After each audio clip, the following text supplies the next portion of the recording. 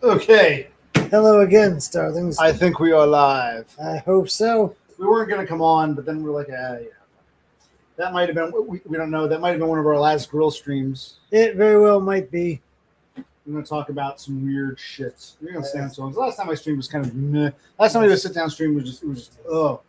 It was like, why am I doing this anymore? Whether they're from a phone or a computer, streams drain me. We did a stream already. You're like Todd, an hour tops and you're ready for bed. Plus, I got up, I worked, I've been drinking, I've eaten. I'm doing my bullshit we had to run around today, which is that recycling yard.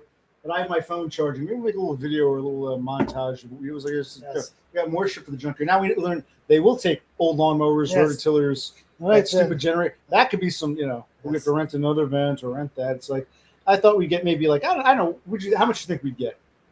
I thought we'd get more than $15. I thought like 25-ish, maybe. 30, yeah, I was like, that's it. Yes.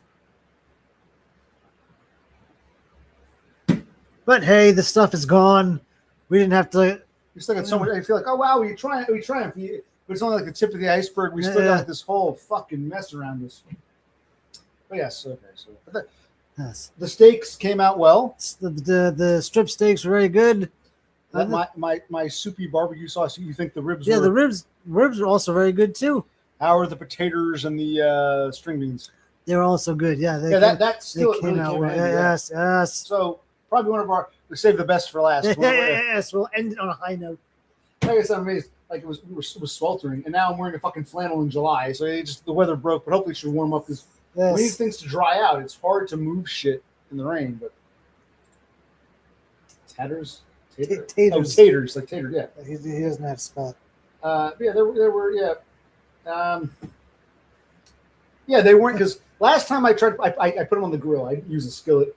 I think we used aluminum. I remember the outside was kind of burned. The inside was still like that starchy. So these were cooked through and through. Yes, they were. Probably should have melted some butter on them. Oh, that would have been nice. But but as they're fully cooked. They taste delicious. I got the second bag. They came out well. I still got some string beans left. I'll take care of those later. Potatoes, potato chips, potatoes. Don't let Trills grill. Anyway, something odd happened. Two odd things happened. I'm not sure what the order was, but we sent the landlord the paperwork, and he's been polite-ish, but he wants us out. I didn't want to mention the water thing. My shrink is always going on about how I'm getting paranoid, and I talk about how people screwed me over here, and a lot of weird parallels between my job and what happened with my family. But as paranoid as I am, it was my brother who suggested. Remember, we didn't tell the landlord about the water pressure issues. That just sort of happened out of nowhere. My brother had a theory. Let's see what he says. Yeah. What if the landlord had the water turned off? Because we see no leaks or damage. It just stopped working all of a sudden. Maybe there's an internal blockage we can't see, but everything appears to be good to go. It's just that we have no water pressure. So I just posited maybe the landlord said, we called the water company and said, turn it off. And he's playing a game with us because one of the things, odd thing happened. I don't know if my brother, I got an email from my mother on July 4th. I haven't spoken to my mother in 2 years. It was very short. The email said, Happy 4th of July. It's a historic day. And I'm like, why is my mother emailing me this bullshit? Has the landlord been in contact with my mother? My shrink says I'm paranoid. I didn't even I just thought this was another setback. I even joked, maybe the people who were watching this did this. Never in a million years did I think but now that I think about it, and why would my mother, the landlord, I could see my father, the retard, saying, I can see the landlord saying, when your son's moving out, you should shut the power off if that doesn't work. That sounds like something our retard father would say. So this is my brother's thought. You think the landlord might know and he shut it off? It's something that crossed my mind because we can't see anything obviously wrong. Everything is intact. There's no leaks, as I mentioned. It just stopped working as if it was turned off. Now, there could be an internal problem. There could be the line from the street to the house, maybe something underground. We don't know. But we don't see any water pooling up anywhere, and we don't see any damage. It's like it was just turned off. Rafferman wants to know if the landlord knows we're planning on moving.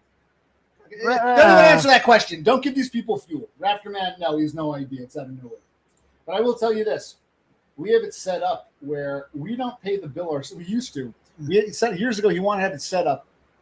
He pays the electric and the water using his electronically, from his bank account. We still get a paper statement. It's not a bill; it's a paper statement, and we reimburse him. So technically, the water and the electric bill are in his name. So if he lied and said, "I'm going to renovate the house, shut it down," it's in his name. He could have done this. Which I was, as paranoid as I am, as much as people fuck with me, I didn't even think of that. I thought, oh crap, another emergency. I don't want to tell the landlord about it. Now I got to call the water company. I have his account number. I can pretend to be him. Hi, I'm the landlord, and see, hey, there's problems here. If they say, well, you asked for it to be shut off, I'll say, turn it back on. If that's the case, I was calling plumbers today. I got my fucking Social Security thing tomorrow. You might be right. The landlord might have shut it off, and he's playing cat and mouse with us. I don't know. Is it maybe he asked to have it shut off effective July 1st. And, the 4th of July weekend, it took him a few days because all of a sudden on that, or at the end, finish off the full week. You're right. Sunday the 5th began the new week. He said, cut it. You're right. It's possible. Yeah. But you were like, I know my shrink is going to say you're getting paranoid. This was you. And now I believe, I'm like, what a fool. This actually makes sense. Think the landlord did this, or? I mean, that's what popped in my head. Why did our mother, did she send you an email? Why haven't we spoken to her in 2 years almost? Why is she sending it? Was just a bullshit email. What game is she playing? It's like, something naughty. What do you Starlings think? I did not ask the neighbors. I could check, but I don't think they have. I don't see anyone. I don't believe. I haven't checked. I could ask. I can knock on doors. I mean, I can't tell. I haven't seen anyone really. No. I didn't see anyone with their hoses or anything, but I have no idea. Well, their sprinkler systems come on in the morning. In the morning, sprinklers come on. So yes, they have, and then they're working normally. Yeah. So no, it's just us. Well, we're not squatters, Raptor. This is why I don't know if some people are trolling or if they're stupid. But this is why I say to Bro C, don't give these people fuel. Do you know who Rafterman is? Well, no, you don't. You thought he was born in 1985. He's from Maryland. Yes, we've seen this asshole 1,000 times. He's asking pretty stupid questions at this point, which I don't know if it's trolling or stupidity. It's pissing me off. Yeah, I'm bullying because I piss people. What was that idiot Dev Pike?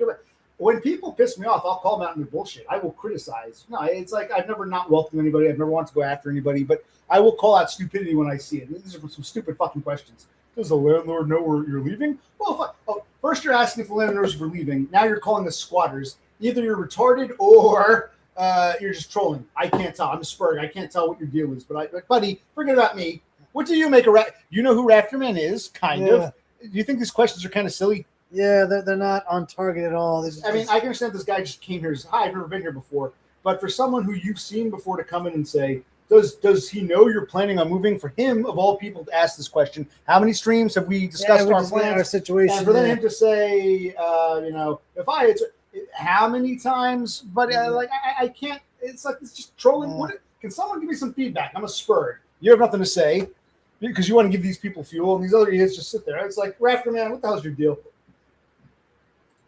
That is true. So I wouldn't call us squatters. If we stopped paying rent, and we still lived here, that we'd be squatters. And if you wanted to cut us off, you could have told us, listen, I'm going to cut. Maybe he was afraid to, but it's like, I'll have to call tomorrow and find. But I got my fucking Social Security. Meanwhile, I'm a bunch of plumbers trying to call because I called today for plumbers. Fuck the plumber. I should have called the water company. Yeah. So, okay. So that's all right. We're not going to be on too long. You got to go to bed. You're so stupid. I'm thinking, okay, we get a bigger van.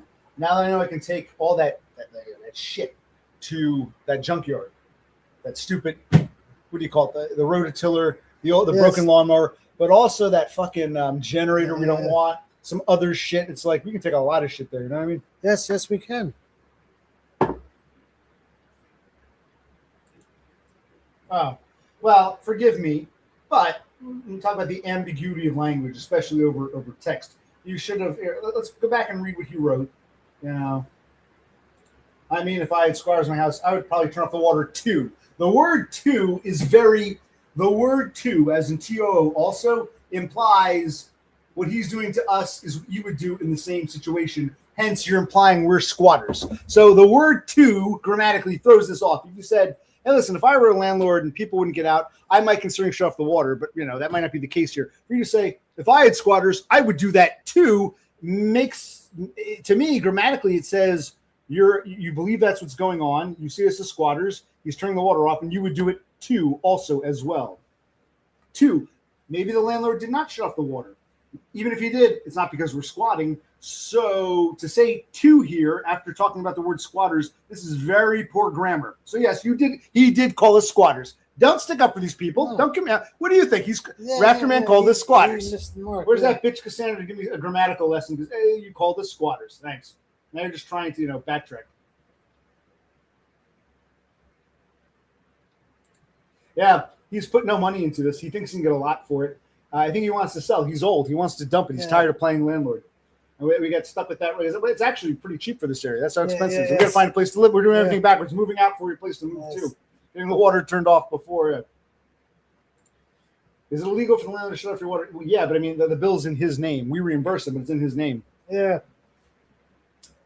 So on paperwork, we really don't live here. So that's on paper, he occupies this house.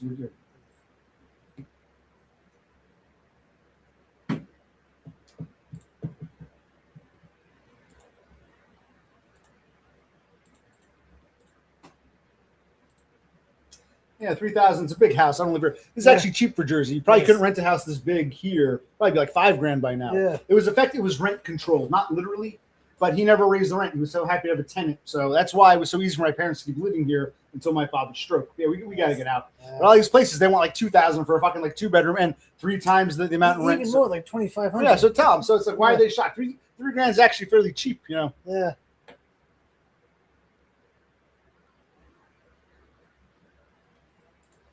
It is. Maryland is expensive. New Jersey is more expensive. Absolutely. Yes. Maryland is more expensive than, say, I don't know, North Carolina. But it's much, less. It's cheaper than Jersey, New York, New England.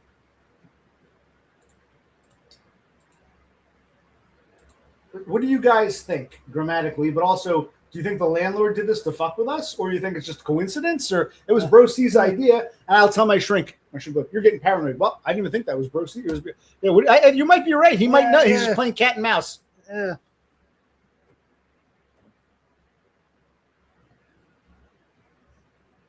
Right. Until you're like north of Boston or like southern New Hampshire, then it gets cheaper-ish again. Maine is cheaper than Massachusetts. But Massachusetts down to Maryland, North Virginia, with heavy concentration in New York City area. I mean, southern New England might be more expensive, but not but this is definitely this. But definitely Jersey's more than Maryland. Absolutely. But no one's answering our question. We just shared a story, and no one's telling us anything about any of these things. No. Time won't give me time. He doesn't. I wasn't even thinking of that, but. Bro C, add to this. He's old. He's an old man. He's my parents' age. He's in the 70s. You even said it might be his children, his kids. Yeah. I think the kids. Let's dump this house. Let's sell it now before you get too old. I want this house gone. It might be one. He's got a couple of sons around my age. Never met him. And he's got 2 twin daughters who are like maybe 10 years younger. Yeah. I think the wife. They wanted kids. The wife took fertility meds. So he's got the sons in their 40s like us and daughters in their 30s. This could be the kids handling old man's affair. They might. Some of the emails, they don't sound like him. They sound like they're more formal and they're coming from like So this might be the kids. So it's not just the landlord. It might be the family playing games. The landlord. I spoke to him not too long ago. He seems okay, but he might be. Maybe he's mentally or physically. Maybe he's falling apart. So even if it wasn't him himself, it could have been one of his kids. Definitely. So even if it wasn't him himself, it could have been one of his kids. Definitely. Well, see now, I try to play the opposite role. Sounds like it. I don't want to be all. Now, I try to play the opposite. Oh, I gotta mute this. My mistake. I gotta mute that. I'm trying to play the opposite role and be like, well, I don't want to be too paranoid. You think it was a landlord? I mean, this is just weird shit. Yeah, Bro, see, you're a genius. But if I had thought of that, if I had said that, no, he wouldn't do that, and my shrink would gaslight me. I'm so glad you came up with the first, because if I had said that, I know for a fact you'd say, no, you're just being paranoid. Yes. My shrink would say the same thing. But now, okay, fine. I'm paranoid. Christ. I'm always being gaslit by people, even my own brother. Oh, you have a right, because I guess I agree. But still, you think it's like, I'm starting to think more and more. Yeah, because we heard that like whistling noise. Mm-hmm. We heard that because there was more air than water. The water gets turned off. You still have some residual water coming through, but now there's more air than water, and that's what we were hearing. So somehow So it might have been, because I don't know when they shut it off. Does it shut off right away, or is it like a day or two of overflow? Because well, that's why I think that he talked, because I can see our retard father saying, "Kill the water. If that doesn't work, kill the power." And he's doing one at a time. Plus, maybe he still wants to communicate with us. I mean, I always text him. We mostly communicate by email. Yeah. If he kills the power, which he could, but if he did that, I'd say, sorry, man. Now you got a dead fridge. You can haul it out. A dead freezer. You can haul it out. Bunch of shit I'm leaving for you, and go fuck yourself. Yeah, if he did that, which he might. I think he'd start more. If he were going to be passive aggressive, he would start with the water first. Yeah. But because he's like back in November, a month before my accident, I had to ask him, "What are your plans?" I had to break the ice. Now he's sending me, "We told you back in November we want to take possession." This has been much longer than we expected. Yeah. I wrote back to him and I said, "Okay, I'm doing well. We're starting to close down the house. I'm recovering. But at this time, I will not commit to a date." Just in general principle. I said, remember, I will not commit to a date. He wants me to put in writing, "I'll be out by August." He wants something in writing, and I refuse. I keep saying, "We'll be out very soon. I will not commit to a date. Go fuck you." I think this might be a cat and mouse thing. Yeah. Yes.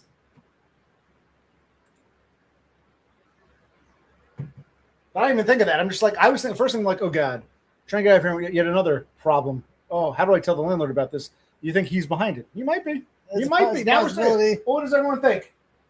8 of you fuckers watching, at least 2 of you can chime in. And it's 1, 2, 3. What do we? Maybe the stream will go dead. He'll kill the power. I'll come back on my phone, which I'll have to charge at the library or something. 1, 2, 3. What are we fighting for? Don't ask me. I don't give a damn. My next stop is Vietnam, and it's 5, 6, 7. Open up the pearly gates. Ain't no need to wonder why. Whoopee, we all going to die. Come on, all you big strong men. Uncle Sam needs your help again. Got himself to a terrible jam way out yonder in Vietnam. All right, I want to hear what Millennial 2. Okay, let's hear Millennial 2. After, man, I'm not trying to be an asshole, but some of the things you say, it's like, are you paying attention? So let's hear what Millennial 2 has to say. That's you wagers. He's going to wager. Maybe. Oh! I thought it was. I'm going to wager maybe, and then you'd elaborate. No. Your wager is maybe. Okay, yeah. Indeterminate. Our conclusion indeterminate. Okay, thanks. Now, Raptorman. Okay. Says he doesn't think the landlord too risky. Okay, I mean, well, fine. If I call tomorrow and they say, "Sir, you called us and wanted your water shut off," then I'll know for sure. If they say, "Okay, well, since who knows?" Right, like maybe the landlord doesn't know the kids played games, which is possible. Yeah. But even though it's in his name, remember, he pays, reimbursed. I get in the mail. I don't get a bill. I get a paper statement. For the last month, here's how much water you used. And for the last month, you $45 in water, and it was withdrawn from your personal checking account. Here's a paper statement. And then I say, okay, we used $45. Yes. The landlord paid it direct deposit. We will reimburse him because we weren't using the water. It has his account number. I can call, pretend to be him, give the account number. I can find out, So if it was the kids, they might have fucked themselves.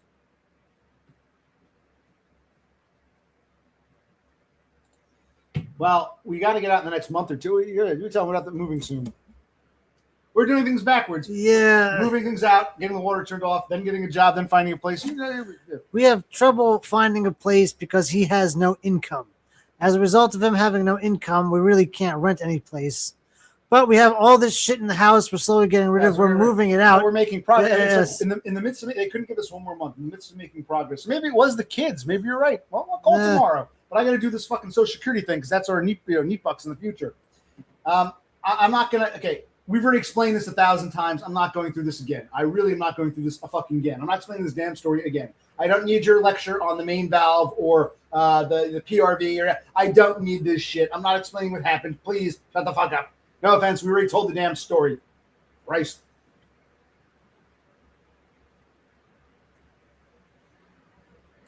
Hi, Gritty. God, this is getting like monotonous and redundant. Christ.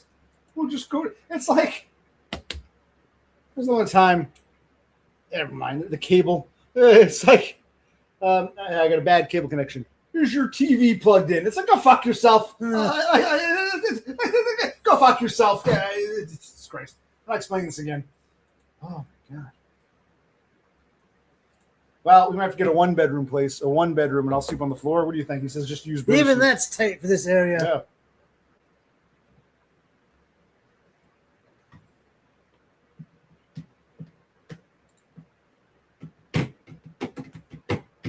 But if we could eventually get on, affordable income housing, then we could afford a nice place, 3-bedroom for like less than $1,000. Yeah. But we have to get on. There's a waiting list. If we don't right now, we don't have enough income.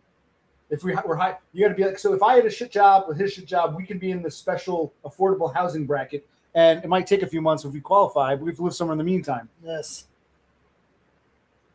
Yeah, a lot of these places want 3 times the income in earnings. We've monthly seen earnings. between 2.5 to 3.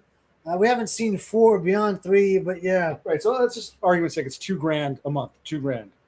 That means you better be earning $6,000 or more before your own personal expenses. So you got to have like $7,000, a month or more just for a $2,000 apartment. That's basically what they want, right? Yeah. You smell something? No. Because the pressure's so low, it took a while for me to put the. By the way, good kindling tonight. It was a great fuel.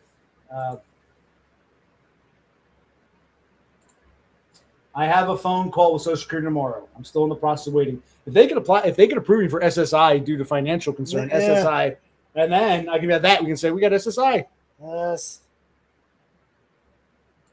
Yes, it is, Rafter man. Very wild.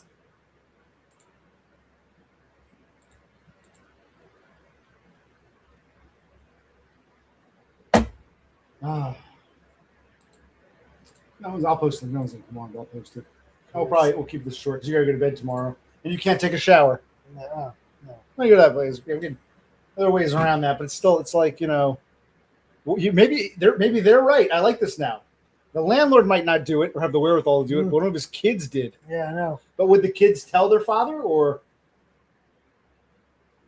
maybe he just entrusts them to handle things?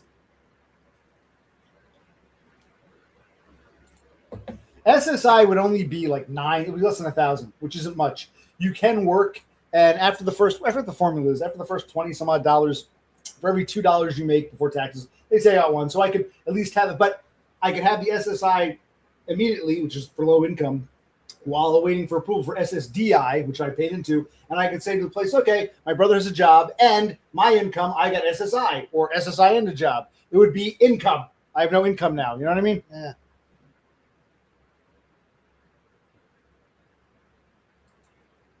I think we still have low pressure. The toilets still work, but we can't get the shower to run. They can't get the sink. The sink still works. It just doesn't fill up as quickly. Yeah. So it's like it's low pressure, which is why. But if it stops the next day or two, it means we're shut off. Yeah. If it just stays low, it means something's probably damaged. He's upset because he's giving me a lecture after we explain the whole situation about we're downstairs in the basement. It's like it's Christ. So he's upset. That's not bullying. That's calling out people for stupidity. It's like calling out stupidity isn't the same as bullying. I can't be nice and polite and say, "Oh, that's a good idea." I'm going to be honest with you. It doesn't mean I hate you or want to humiliate you. It's just I'm pointing out we've discussed this shit. I'm using the alcohol. It's a white man. Yeah, it's like you said the landlord is going to get his wish the other day. Yeah, exactly. Yes. Maybe this is why he or his kids did it. Yeah. Why did my mother email me? Did you get an email from her? You don't know. No, I didn't see anything. Why did she email me? And it was just like a nothing. Like, hi, happy anniversary, historic date. I'm like, what the fuck is this? My mother and I never spoke like that. What did she? I wonder if the landlord somehow got in contact with them when your kids move out. And I have no idea.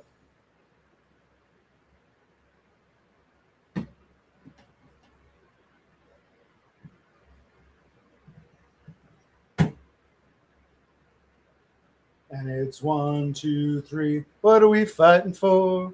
Don't ask me. I don't give a damn. You want more beer? Or are we not running down?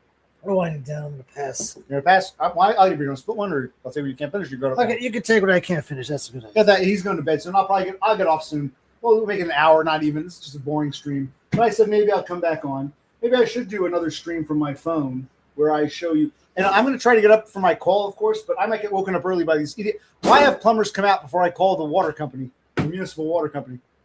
Yeah, whatever you can't finish, I'll just take. Leave that. I'll recycle. I'll put all the food in there. At least we have food for the next one. We'll have food for tomorrow. Yeah, yes. Sounds to cook tomorrow.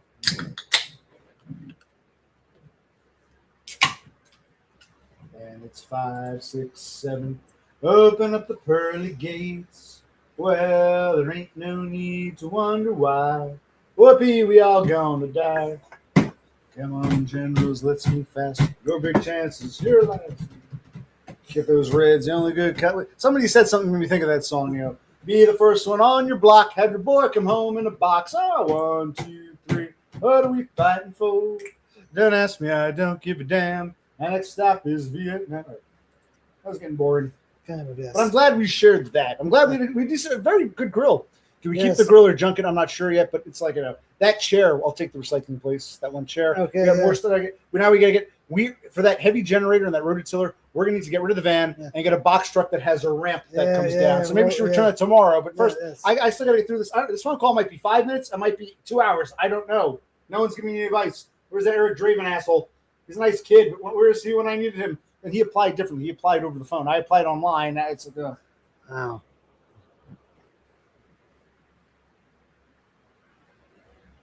Okay. Is that it? Have we said all there is to say?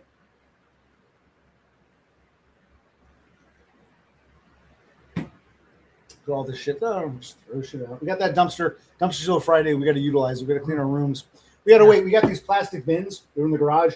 We emptied a ton of shit. We're going to reuse them. I was going to throw them out. Brosi, again, he's smart. He's like, keep them. I'm like, you're right. We'll put shit in this. But now they're soaking wet. They're soaking wet because I told you it was hot as hell. Wednesday, Thursday, Friday. 4th of July was Saturday. It was hot. It was like 100 degrees. Can't complain. It's July. You want it to be like that. And then Sunday was hot. Sunday night, yesterday, it broke. The heat broke. Heavy. This morning, it was chilly. It was like heavy rain. Heavy. It was a gray, windy, rainy day. Rainier than normal for July. It was a very, very heavy downpour. Now it's cooled down, but it's still even just I told my brother, we want to move shit, but even just going in and out of the house and out of the kitchen from the deck. There's tracking mud everywhere. Hey, this is a rainy mess. After all that heat, now we've got this rainy, mucky mess. Going to that fucking salvage yard today was the fucking mess. Yes.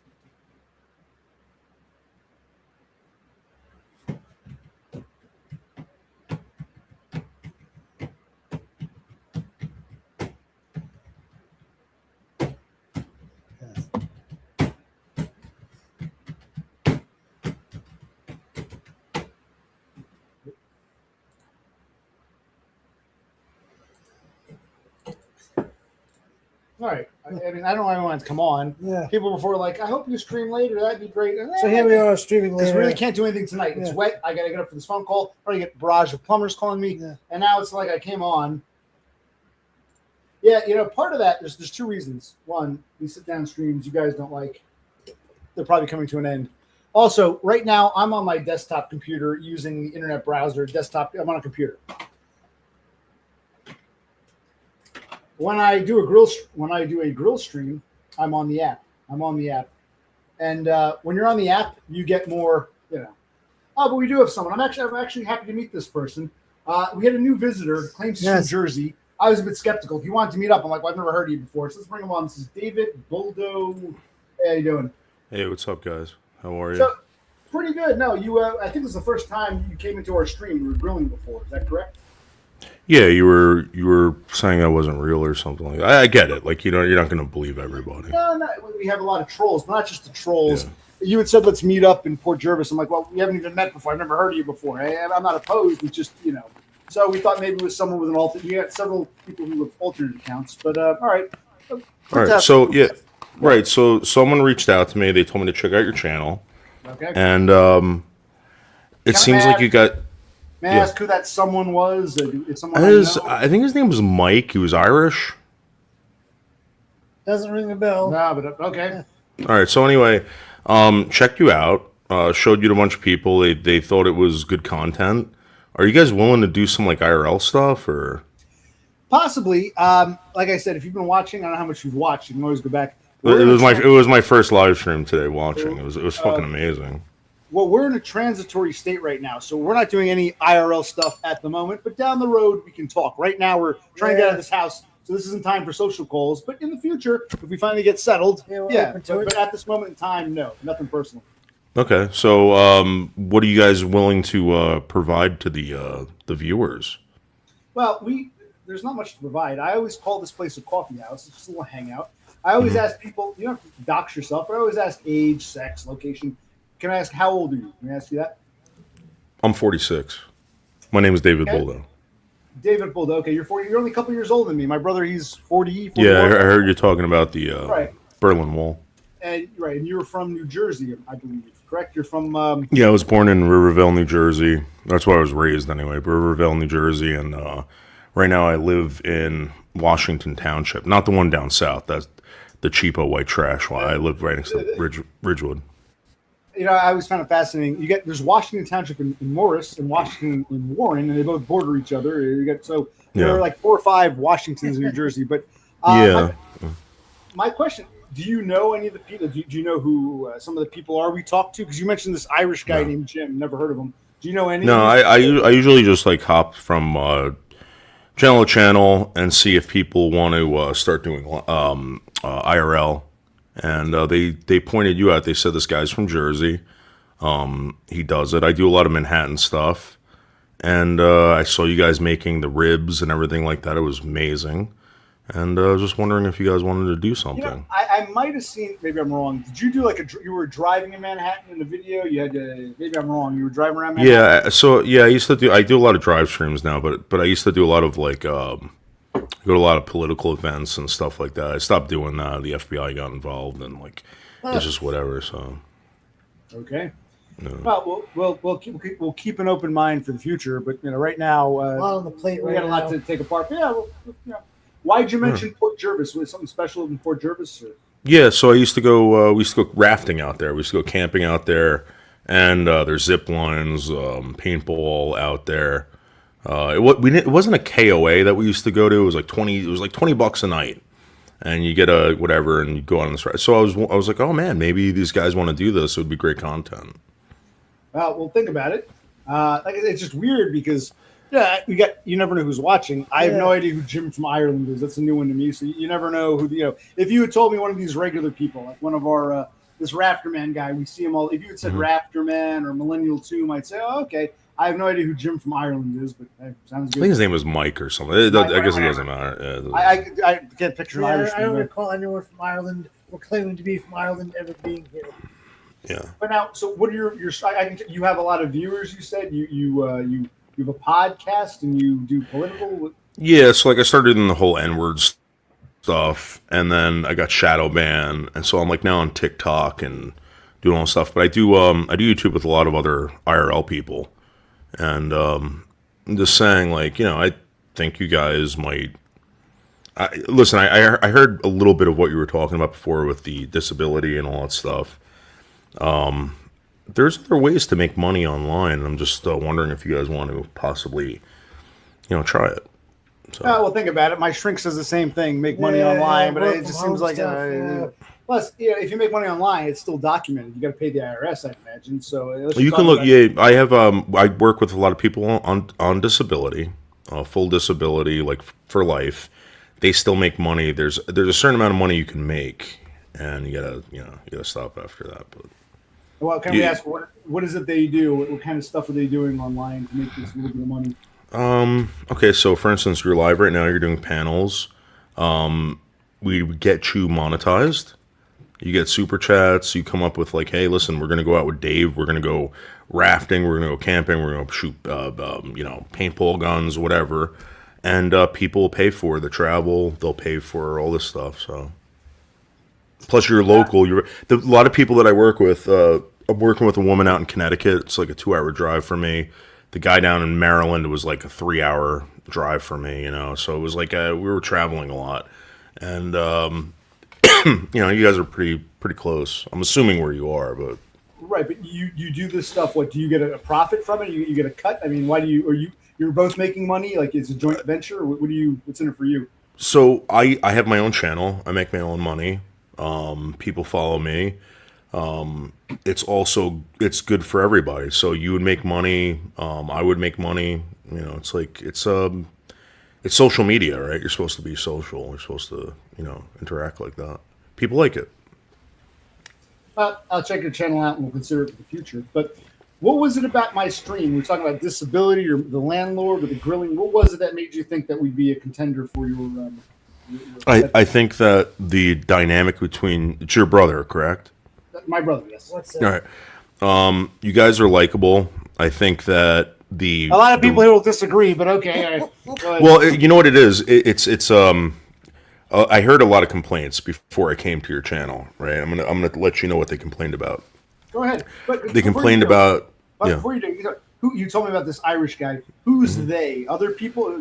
You can be honest. Who are these other? Yeah, I people? was on a panel. And they talked because I was asking this Irish guy if he was going to do it. And they said, there's these two brothers out in Jersey, and they were very interested in you.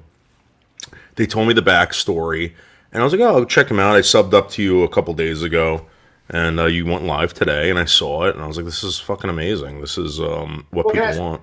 Other than the Irish guy, who are these other people? Can I ask whose panel this was? This is your panel on your channel? I would have to go back in my history. You know what I mean? If you want, I'll do it. I mean, I'll give you my phone number. I'll put it in a private chat for you. Sure. It's just pure curiosity because, okay, I've never heard of the Irish guy. You never know who's watching, but now you're saying they. So I'm curious. You're saying you were a visitor. You were on someone else's panel. Yes. And several people were going on about us, obsessed with us. Yeah, somehow we came up. I have an idea of what panel this is, and I'm not crazy about that. If it's the panel I'm thinking of, I'm not, because we're all these. Well, they had a lot of complaints about you, so I was trying. That's what I'm saying. Yeah. How many people even know who we are? Yeah. So who are some of the other people on this? Whose panel was it? Who was the host? So this was the first time I was on their panel, just like I'm doing this with you. I remember your name because it's very unique, or you at least hear it all the time. I just remember the guy was Irish, and there was probably about 4 or 5 He people. might have been on panel. Australian. He thinks he's Irish. Yeah. Oh yeah, maybe it was. Maybe it could have been Australian. Yeah, Mike from Australia, maybe. He might have been Australian, not Irish. Yeah. Okay. Okay. All right. Wonderful.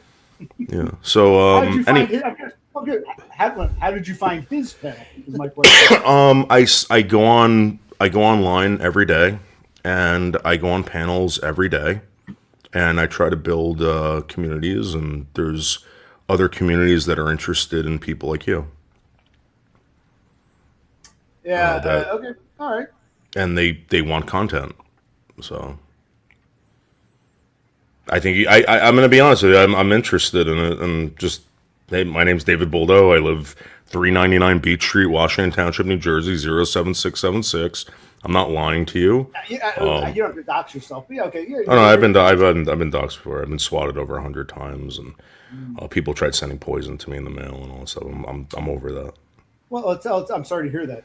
I am curious. That's what we say. That's why you'd be wary. I'm fairly open. The only reason I'm worried people sent you poison. You said this panel you were on. A lot of the people had complaints about me. What were their grievances, and why would you want to work with someone who's all right? So like I was gonna say, one of the major complaints was the narcissism. Which when people say that, my ears perk up because that's how I made a living, being a narcissist on YouTube. I did a lot of pedophile jokes and stuff like that got me in trouble. But when I heard this, I was like, this is fucking great. I saw you guys. I don't think you're necessarily wrong about anything, but the way you present it is fucking infuriating to some people, especially losers, like real losers out there that can't, you know what I mean? And you're actually doing something about it, which is great. And I think at the end of the day, it's jealousy. And I love that. I think that's fucking amazing. Well, I don't know if I'm narcissistic or not. You can be the judge of that. I do have autism. I'm a diagnosed Spurg. And I think a lot of my abrasiveness and I'll call people out and they get upset. Like, how dare he? But if all these people have these grievances with me and I infuriate people, why would you want to work with someone like me if I'm so infuriating? The people I work with are on the spectrum. So I was in special education from 3rd grade to graduation of high school, Pascack Valley High School in Hillsdale, New Jersey.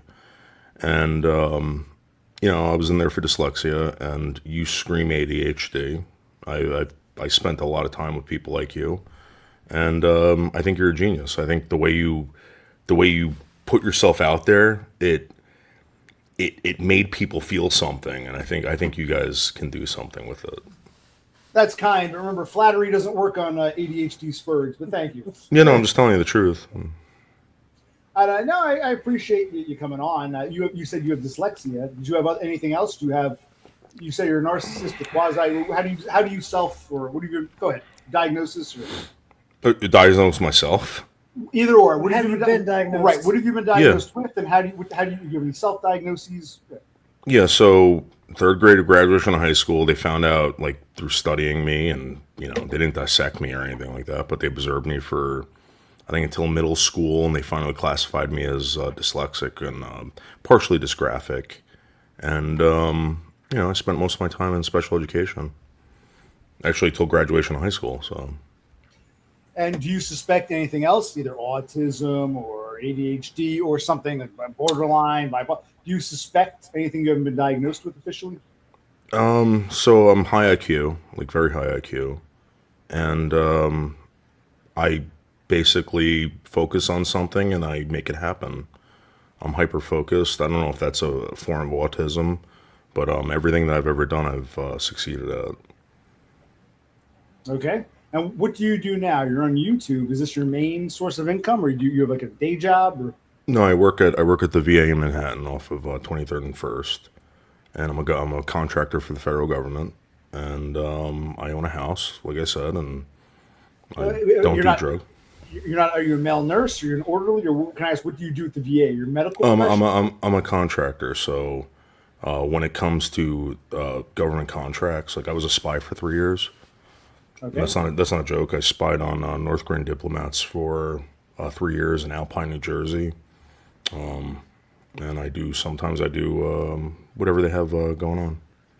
Okay, some of these people, Alpine, that's like the Beverly Hills of the East. A lot of money, a lot of ritziness. Yeah, they won't understand that. But okay, so you were spying on these right outside, right across from the Bronx, basically. You were Rockland County line. You're spying on these wealthy diplomats near to New York City. Okay. Yep. Did you ever serve in the military? Were you in the Army or the Marines or anything? No. Okay. So I have several garbage companies, and one of our customers were Omar Gaddafi. The country is Sudan. A lot of these people that were kind of like on the radar, and we had access to their properties, and I was a spy for 3 years on certain properties throughout Bergen County. I'm sorry. So you had these, I guess, disposal companies, you mean? And the government contacted you and said, "We'd like your property is next to these people we want to spy on." You were recruited because you had proximity. We had access to they were our customers. Oh, so again, like I tell this to people all the time. When it comes to the federal government, they don't break the law. They'll make you. They'll talk to your UPS man, the postal service, etc. Anyone who has access to your house. That's how they infiltrate your house without a warrant or anything like that. So. But they must have paid you something to to spy on these diplomats and whatnot. I don't know about that. I don't know if so. There's certain things I can talk about. I can't talk about, and I can tell you that when I was a spy, it was around 2000. Sorry, excuse me. I'm burping. I'm drinking the C4. It was around 2008, 2009, and I think it was around the time that Kim Jong-un had assassinated his cousin or something like that at those airports with the toxic gel on their face. I don't know if you remember that. Sounds very familiar. Okay. Yeah. And I don't know if these people had anything to do with it. They don't tell you anything. I used to take something to a yard out in Bergenfield, New Jersey, and 3 people in beat up Bonnevilles used to come in from Newark. It was usually 2 men and 1 woman, and they put it in the back of their trunk and take off with it every week for 3 years. These were Oriental-looking people. They look Korean, or I never saw them. I used to get a check from them. They used to pay for the.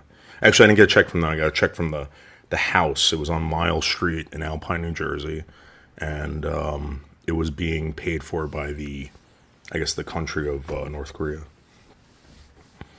Okay, but I would say you don't have to answer, but I would imagine that the federal government is just asking questions. They're probably paying you something to be an informant, so you don't have to answer. But so when you say they don't break the law, it's not just like asking the neighbors, "Hey, are they home? Are these people next door home?" It's a simple question. They say, "Hey, we're going to pay you to keep an eye and do this and that." So they basically it falls on you, but they're paying you to do it. I'm saying it's the general. Yeah. So without telling you again, I was a garbage man, right? I owned garbage companies. We still have the contracts out there in Alpine, and they wanted something. You could just wonder what it was, and you know, without And telling you. Well, and you live comfortably enough from this former profession, if you want to call it that you're the YouTube between YouTube and your former profession. I've been a millionaire since I was like 30. We're very well off And that was because of the garbage companies, or because of working with from the garbage. Yeah. from the garbage companies. Well, I mean, if I owned a garbage company and the Fed said we'll give you $1 million to be a spy, yeah, I guess it was from the garbage company. But okay. And I'll be honest with you. It wasn't. You know, you're not going to be a millionaire being a spy. You'll be a millionaire getting contracts throughout the municipalities. But to be a millionaire in the garbage business, you have to be connected. You know, a lot of, especially in New Jersey, a lot of mafioso stuff. I mean, you know, the waste disposal. You know, I mean, I guess do you come from like other garbage families, so to speak? You know what I mean? Garbage families, or you're connected. Yeah. So the garbage industry in New Jersey works like this, right? So you have a brother, right? All right. So you build up a customer base. You sell it to a company like Waste Management, and you sign a contract saying that you can no longer participate or ever touch garbage again. And they pay you a lot of money, right? And then you say, hey, whatever your brother's name is, I don't know. I'm sorry. Call him Brosi. All right, Brosi. Hey, Brosi, we're gonna go get you you're gonna go get a license, and you're gonna go back and get these customers. But I've agreed never to be in the business myself. Haven't I already sold my customers to a bigger corporation, like you said? So how could he take the customers that I've basically handed over to a bigger company? What do you mean? You just go in there and you solicit. You get a better price. Okay, You should do it. It's legal. I have a garbage company. Mm-hmm. I get bought out, and I agree never to participate in this line of business ever again. Mm-hmm. I can get him involved, give him my list of customers, but I myself can no longer be involved in it. The company that bought me out, the company that I agreed, okay, I want to. What do they get out of it? Because if he can steal their customers, why buy me out? What's the point of buying me out if you can just go? Because you sell to larger companies, like, so for instance, Waste Management, right? And Waste Management is based off of stock. So when they buy a company out, their stock goes up. They extend the longevity of a dumpster, so it's worth more money. It's all manipulation, and they lose the company, they lose the customers. They'll buy another company out, and it just goes on and on and on.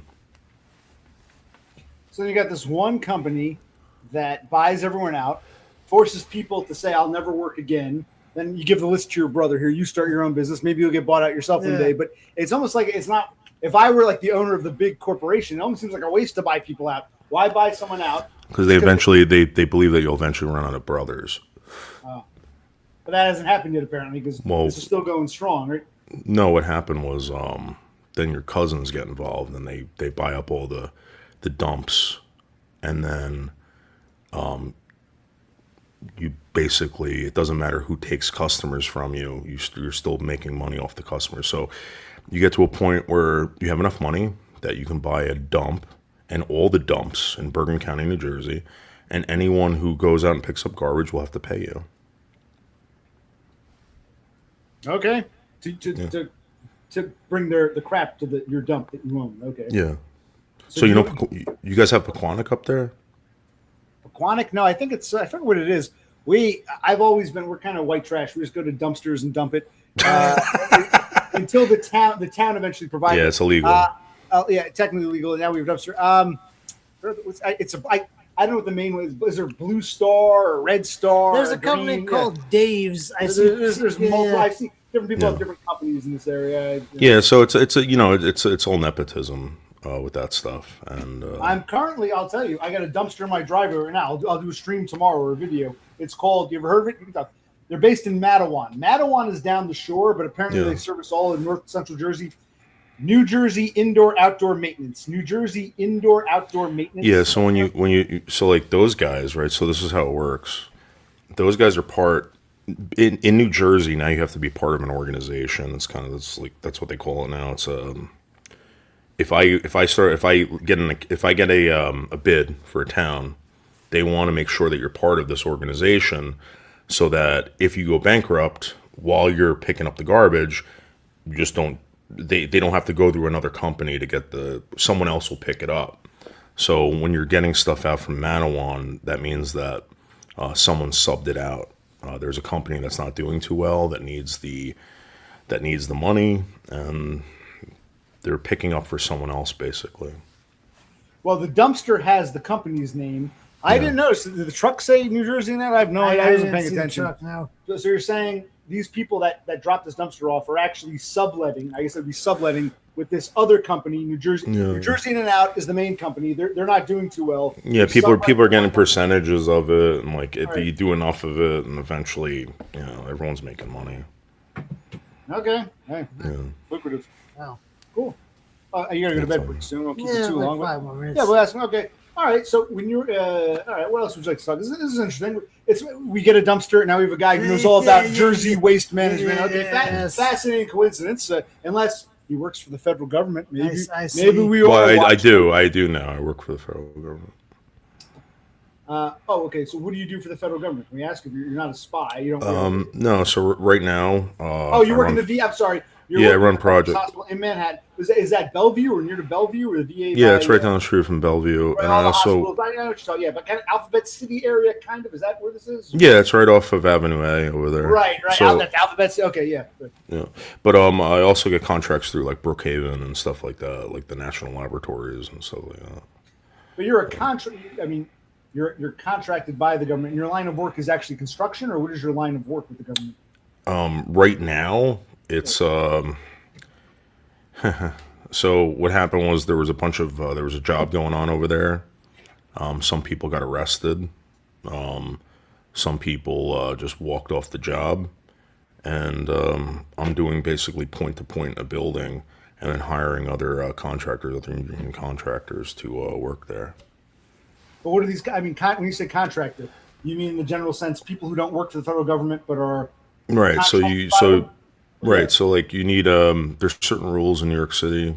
You can't do business, or you can't work on a site without maybe having a union rep there or something like that. So you got to get these guys involved. Well, but I would imagine, for instance, in New Jersey, you can't light a fire on a beach. But Sandy Hook is an exception because it's a federal state park. I would imagine a federal VA would be exempt from the New York City laws because it's a federal building. You're saying no, or? Well, so basically what happens is if you do that and they find out about it, like the union, you'll be banned. They'll ban you from every job. No, I'm trying. Doesn't the because it's a federal? Wouldn't the city laws not apply to a veterans hospital? It's a federal building. I'm saying in New York City, for contractors, but like you were saying, but that wouldn't apply to the federal properties.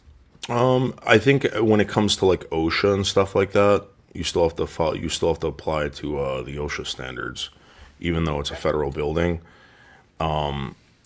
They only allow certain people to work in Manhattan. So, like, if they wanted to outsource, like from China, I don't think they'd be able to do that. Which they've tried. They tried to do it at Hudson Yards. They tried doing that. I want to say about 10, 15 years ago. That's the Naval Yard. That's the Naval Yard in Brooklyn you're talking about. No, Hudson Yards was the big project outside of. The rail yards. You know that rail yard thing? Right outside of Javits Center. Okay. Yeah. And they were, but that wasn't. Was that a federal project? Because that was a city project. Parts of the building were federal. Parts were federal because VA hospital would be federal. I know a lot of the foreigners will understand what we're talking about, but I thought a federal VA hospital would be exempt for any city or state laws like that. But interesting. I mean, technically, yeah. I mean, they could do whatever they want. They do whatever they want. But the thing is when word gets out like that, people will walk off jobs. They won't. So they would have to outsource. Imagine this. Imagine if you were working in a building and the union found out that you weren't hiring union workers. These guys would get a call, don't go to work today.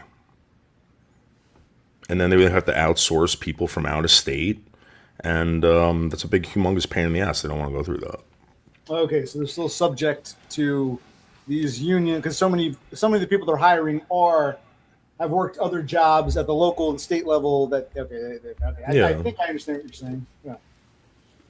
By the way, I don't know some of these people. Do you know this guy Luminardi? Luminardi? No. You know these people? No.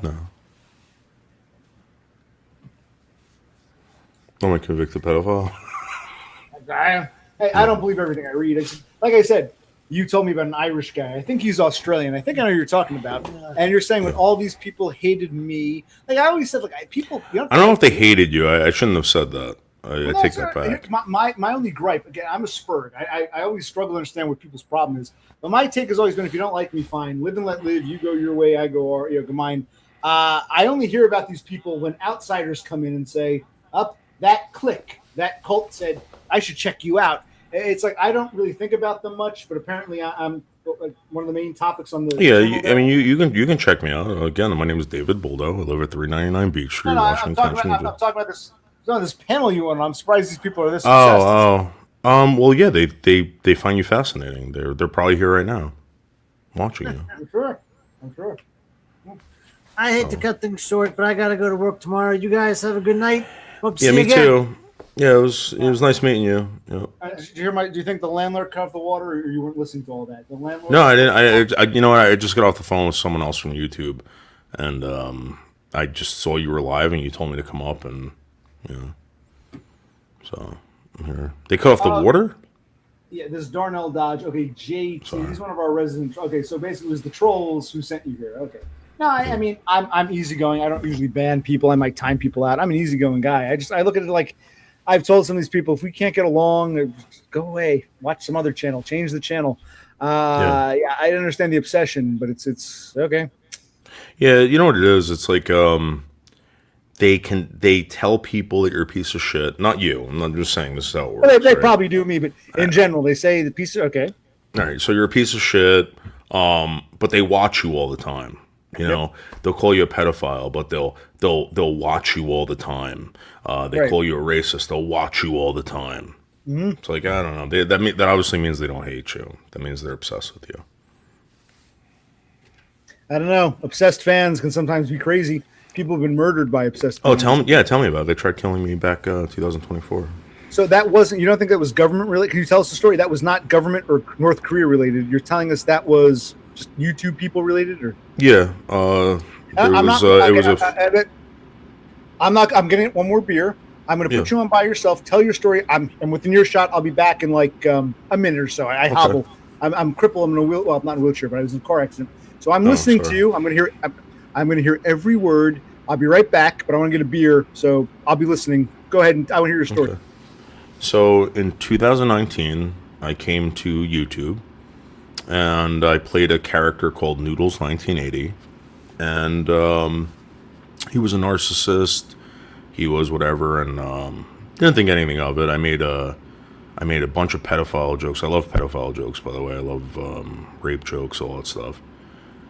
So did Norm Macdonald, and the guys from Family Guy, and whatever. So I did that. They tried to cancel me multiple times. It didn't happen. So they started swatting me and trying to run me off the internet. So long story short, 100 swats later, 200 swats later, multiple threats, etc. Like fucking with my family, trying to fuck with my business, etc. I had the FBI, Homeland Security, Postal Police, New Jersey prosecutors, all this shit. Investigated it. They built a case. Multiple people involved. Turned out that there was a bunch of adults online telling a 15-year-old boy from West Virginia to do all this stuff. And the most disturbing thing about it was that at one time, and you can fact check me on this. Chrissy Mayer, Bob Levy, Aaron from Steel Toe Morning Show, they were all affected by this. This person had targeted a bunch of people on the internet. And the most disturbing part about this was that they had, when they arrested, they didn't arrest, because they don't arrest kids, right? I guess they prosecute and they fully charged. They found child pornography on this person's computer, and this person was distributing it as a form of terrorism online at the behest of some adults from a community called the Boyd and other communities like IP2, etc. It was a major issue. It's still being investigated because of the extent of the crime. It's not investigated. There are going to be prosecutions, but they're building up a bigger case on the people that the kid ratted on, and hopefully, I get to tell the full story with the kid's name and everything, because he's going to be 18 this year.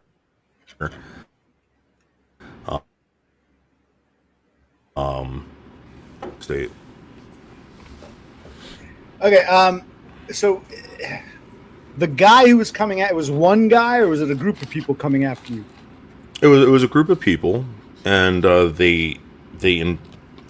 have to watch what I say, because I could be held liable for this, because this is a court case. It's gone. Encouraged. I don't know if it was financially. I can't really say that, but encouraged to terrorize people over the country. Not only me, but multiple people. Again, Chrissy Mayer, Bob Levy, Aaron from Steel Toe. The list goes on and on. They were doing it to Wendy the Retard, a bunch of people like that. And I was one of the victims who went on for 5 years. And they built up a case, prosecuted, and now it's still being investigated because the kid ratted on a bunch of adults from a community. Sorry.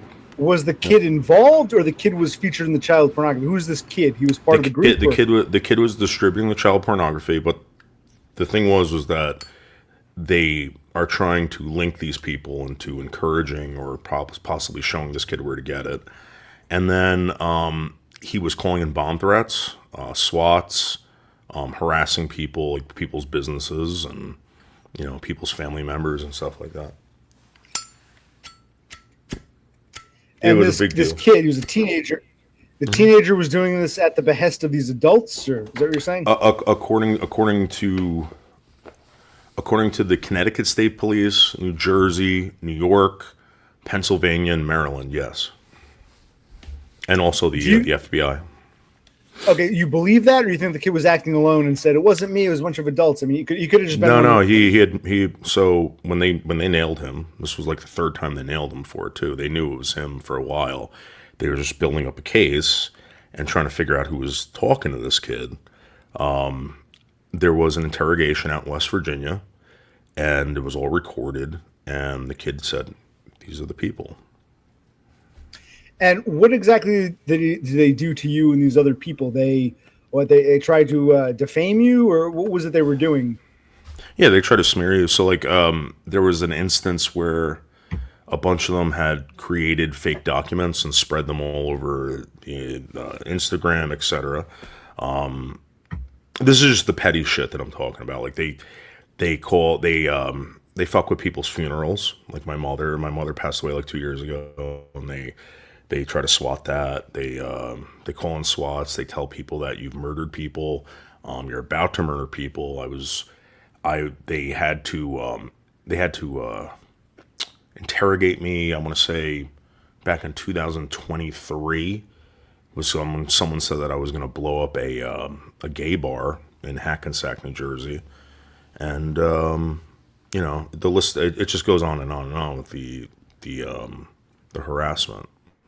So what I did was I just, I documented it. I pushed the county. I pushed the state. I pushed the attorney general. I pushed a lot of people to do something about it. There was a bomb threat, and I said the reason why this happened was because you guys aren't doing anything. I went to the news.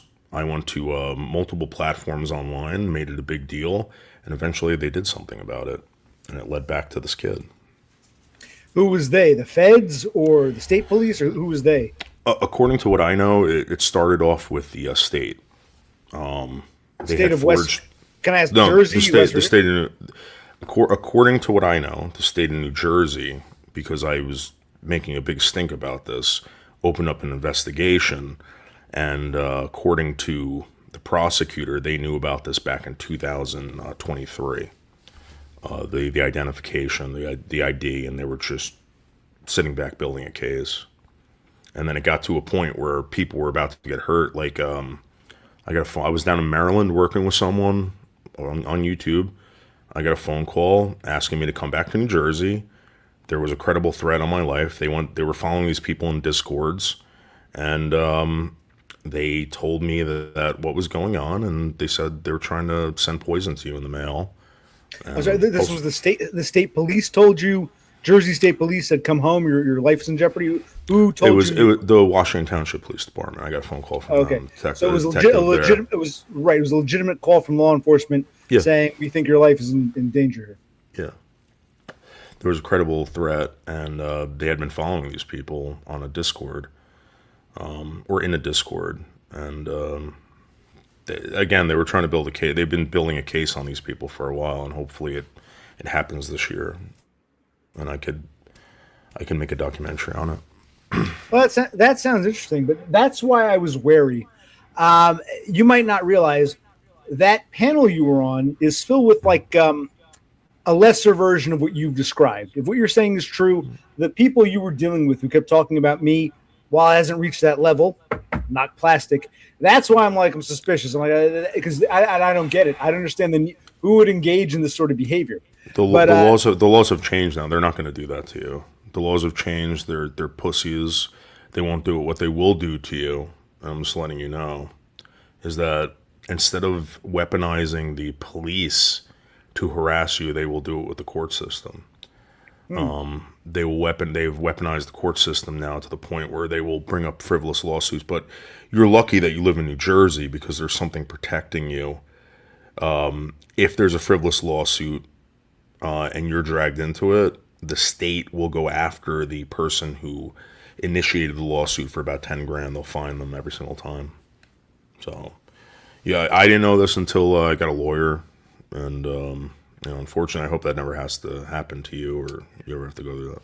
Let's hope. But like I said, the people you were hanging out with sound like the neophyte stages of what you went through. That's why I'm like, I don't understand these people. I don't understand their motives. I'm just some spurg online. But what you're describing, if your story is true, you were hanging out with people who are like the neophyte version of what you went through, which is why I would caution you to be the Irish. I don't care anymore. So like if you do that to me, I'll come after you. I have no problem with it. I'll build a case. I'll do everything. No, I have no problem with it. No, I think you're missing the point. I'm saying people who engage in that sort of behavior, as you can see, you'll go after them. Good for you. You can see how screwed up they are. No. Right. Sorry, go ahead. I'm sorry. I would say the people you were hanging out with the other night who brought you to me, they're like the neophyte. They're that same ilk of people. They're the sort of people you want to avoid. Whether they come after you or not isn't the point. The point is those are the sorts of people with this mindset who I would caution to avoid. That's what I'm saying. Again, I think there's a potential that you might be farmed out a little bit, and what I'm trying to say to you is that you should probably possibly get your shit before the horse. Make sure that doesn't happen to you. Can you elaborate? What do you mean by farmed out, and shit before the horse? You can be a bit more specific. I'll listen. So when someone shows interest in you online, right, like these people do, and I'm not accusing them of anything. Right, but I've seen it before. They try to build lore, right? They try to build a lore. They start a Discord, and they get people involved. All of a sudden, your viewership will go up to like 100 people a live stream. Excuse me. You'll get thousands and thousands of views. You don't know why, right? It will just happen, and you've now become a locale. Well, yes, I'm already a locale, but farmed out. Continue. So what happens is, unfortunately, you will make basically pennies on the dollar that they're making on you. You won't know it. I don't know if you're aware of someone named Cyrax. Very well, and what happened to him I think was horrible. But before we talk about how would I be making pennies on a dollar, who'd be making the actual dollar? Music Biz Marty made over $200,000 off of Cyrax. Cyrax didn't make a fucking penny. How did he make that money off of Cyrex? They really went after Cyrex. He created the lore. He created the the environment, right? And he created Discord, and people gave him money for doing this, and it was a big moneymaker for him. In fact, we did a deep dive into Music Biz Marty, and we found out that his donators, some of them were actually on sex offender registries. And unfortunately, Music Biz Marty died before. I mean, we confronted him about it, but unfortunately, he passed away before there was time to actually expose him for this. And again, people are making money off of locales, and the locales aren't making anything. That's ridiculous. Okay. I didn't realize there was such a, people can make money off of locales. I'd never heard that. Interesting. Yeah, Darlene, I kind of semi-agree with you. Well, I'm sorry, which comment? Her name is Darnell. Which one are you Darnell, talking about? sorry. That's right. If you don't let people manage you, that's true. But there's an opportunity for this gentleman, right, Anton, with IP2. IP2 is bringing a camper out to Brooklyn this summer, and if they find interest in you and you spend 3 days on this RV, you will get a deal with Kick, which will guarantee you $20 an hour just to go live on Kick, and depending on how good you do on Kick, you can make even more money. Doing what exactly? Going live on command? I mean, one thing I always like, I never want to monetize. I stream when I feel like it. If I feel like streaming day to day, or if I feel like going 2 or 3 weeks, I like streaming just whenever. It's meant to be a coffee house. It's already become. It's like there's this whole. You're talking about people profiting off of locales. You can get a camper van. It's like this whole other. It doesn't. Not what I was expecting when I first did my first stream a couple years ago. Yeah. No, I get it. I was the same way. Now I'm all about making money, especially knowing that, I do sometimes I do illustrations. People pay me for illustrations. It's just you can make money doing anything on the internet without prostituting yourself. I mean, it's just, I don't know, man. People saw interest in you, and maybe you don't realize how important that is, but it might not be important to you, but it's important to someone else. And what I'm trying to say is, like, you might not want to make money, but someone's going to make money off you. It's not going to be me. I'm not going to do it to you, but just full disclosure. Well, I was like you said, they say there's no such thing as bad press. There might be negative attention, but I don't think anyone's interested in this bullshit. And I think they are. Okay, maybe. I can guarantee you. But again, that's I'm just tired, dude. I'm sorry. I gotta go to work in a few hours. I'll let you go. But what is it? Okay, let me ask you this, guy. I'll check out your channel. Can I ask you? You're working at this contracting job at the VA Hospital in Manhattan. But you still, what is this, like just supplemental income, or you do it for fun now, or what is the point of your channel? YouTube is supplemental income. YouTube is like it's like a hobby. So it becomes a hobby, then the hobby becomes expensive because you get more interested in it, and it pays for my StreamYards, it pays for my phone, it pays for my car, for the travel, etc. I'm blowing through like a car every 2 years. I gotta get another car soon. How do you make money? People just give you money to buy a new car. It adds up like a donation thing, or how do you get the? So what I do? I don't buy anything. I finance stuff, build credit, etc. And I use the YouTube donations for whatever I can. Like, for instance, let's say I make $1,000 a month. All right, I'll pay off my phone, I'll pay off my StreamYards, and I'll pay off my car. So you got a nice little side gig here, about $12,000 a year, just going online and. Yeah, I mean, if I push it, yeah, which I was doing, and again, it becomes exhausting. I mean, what you're doing, what I'm trying to tell you is that there's better deals out there. Like, you can, you get a thing with, Fascinating. Fascinating. Not trying to sell Next, you on anything. I'm just trying to let you know. no, I appreciate the advice, but would you like to? What do you like? Because you work at this VA hospital in Manhattan.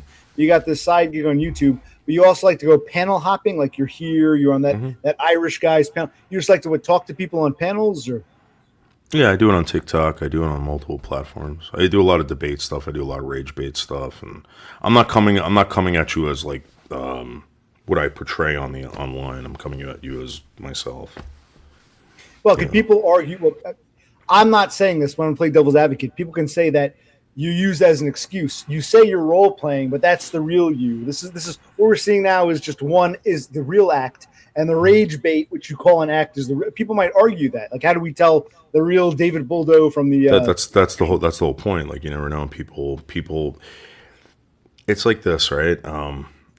If you're an artist, right, you create a piece of art that makes people feel a certain way. You can't tell them how it makes you feel, as long as it makes people feel a certain way, and it stays in people's memory, and whatever. And I'm telling you, you have the narcissistic touch. But that's that. A lot of people tell me I'm a Did you like narcissist. that? Did you like Here's what I'm saying. Here's the funny thing about it. People tell me I'm a narcy or a narky, and they mean it as an insult. You're saying being a narcissist is a good thing. Okay. I think it is. I think it is to perform. Debatable. Yeah. I think it is. I think it's great. I think it's funny as hell, and I love that you were. What the fuck were you throwing in the grill? Were you throwing shreds of paper? Yeah, from a shredder. There's stuff I shredded. We call them.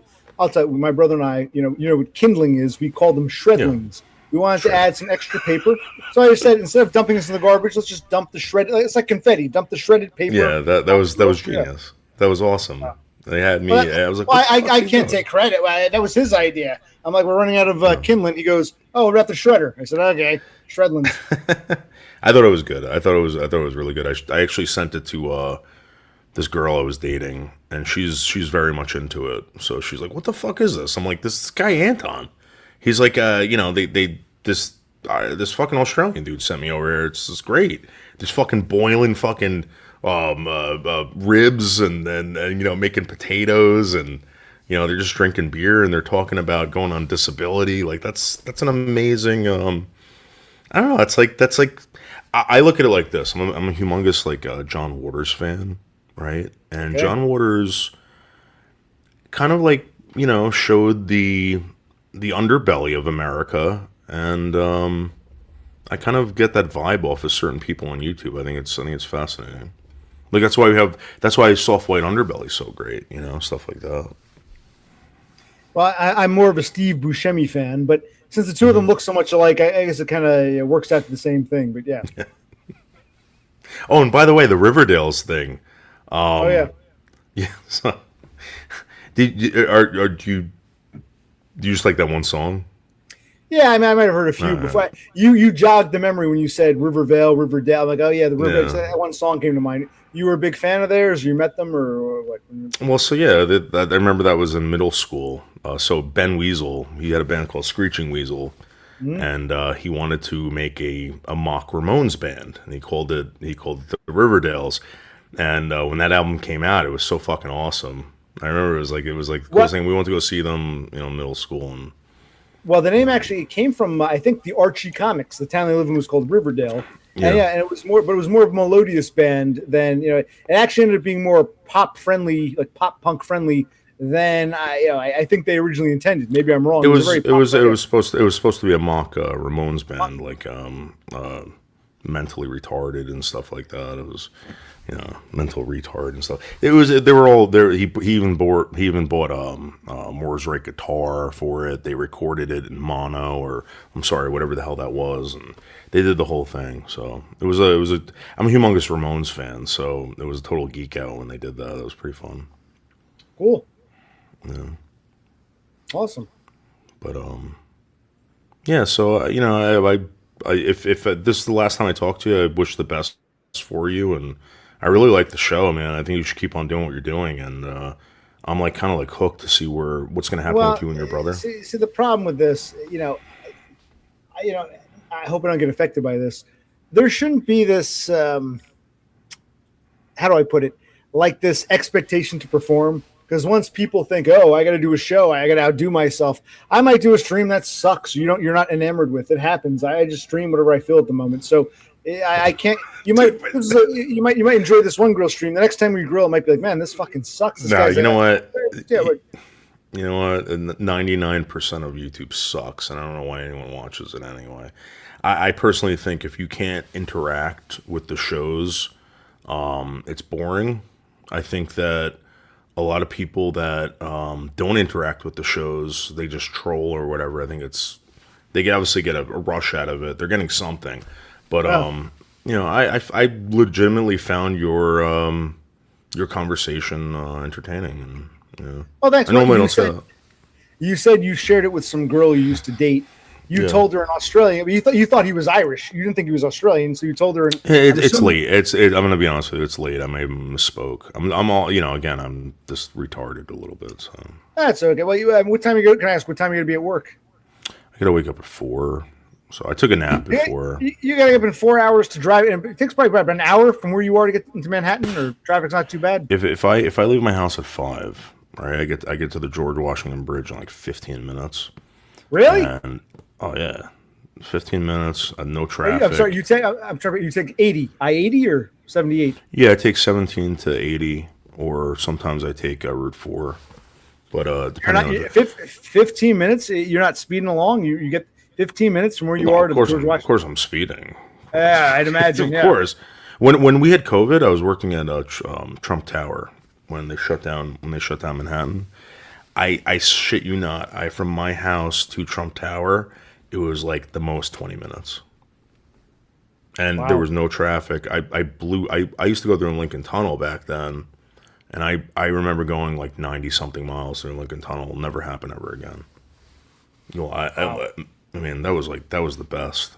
That was the best. I'm gonna ask, what were you doing at Trump Tower? You were a contractor, or what was your job? Yeah, I was a contractor back then. So.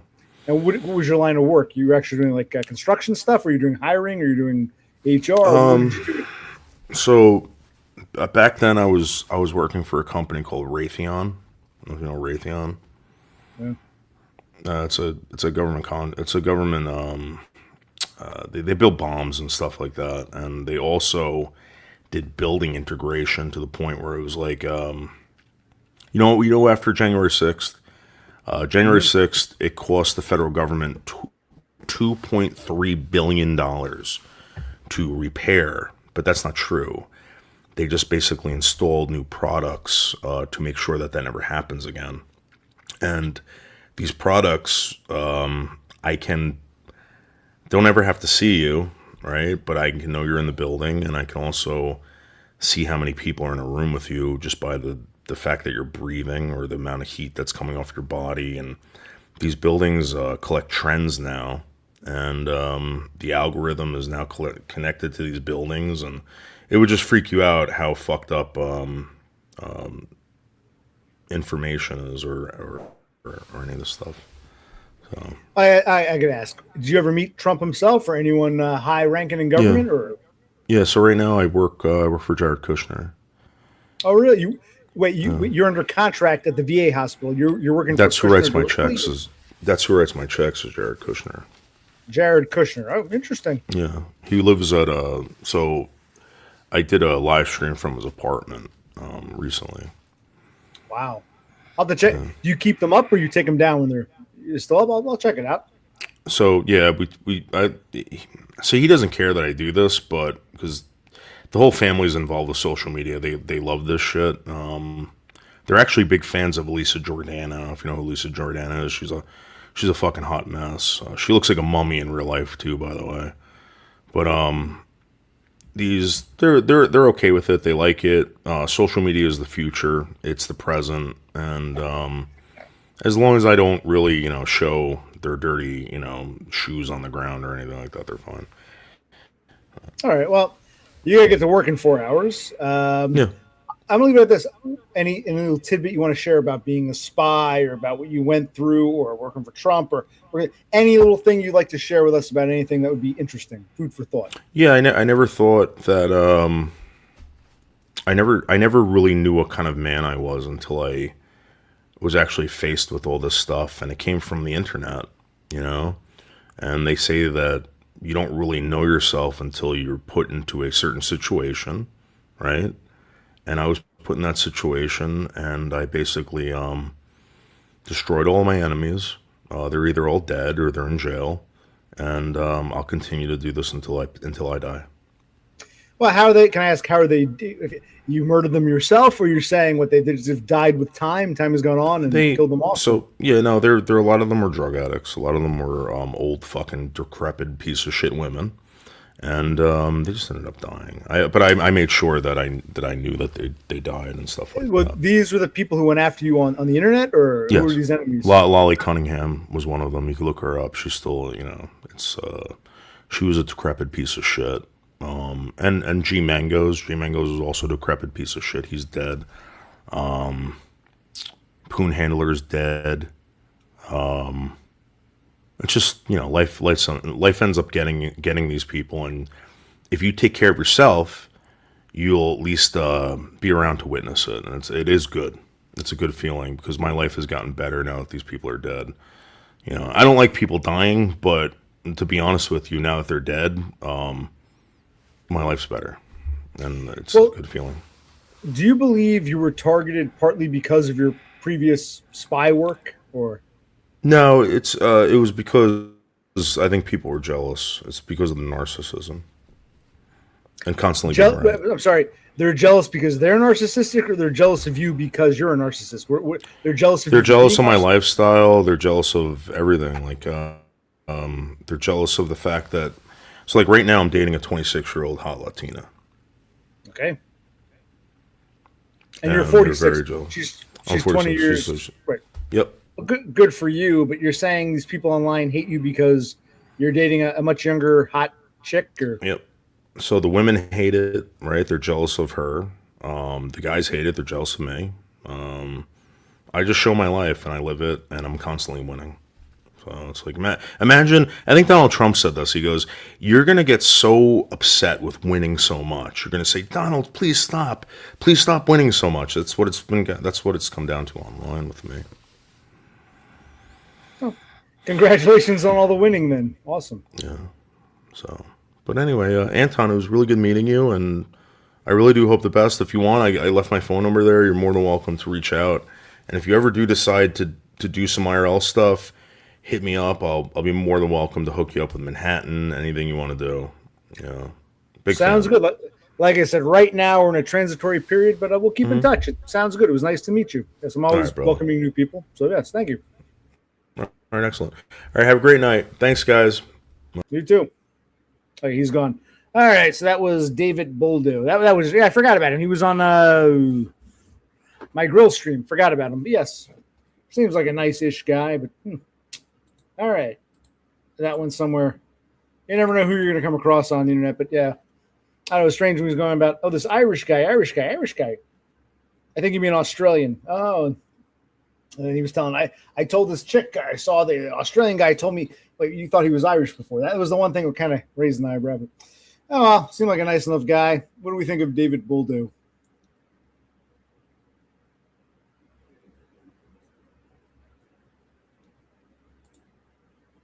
Right. He destroyed. Yeah, that's what I asked him. What do you mean by destroyed his enemies?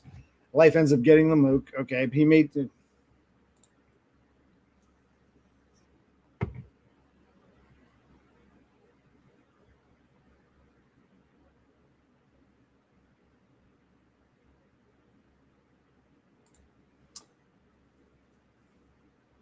All right. He's recruiting. Possibly. I try to give people the benefit of the doubt, but yeah. So you Darnell, you say you've warned a few people about, please, I saw recruited there to do that sort of things. Can you elaborate? Yeah, I agree. Darnell, I can't understand you. Can you elaborate? Yeah, I can't understand.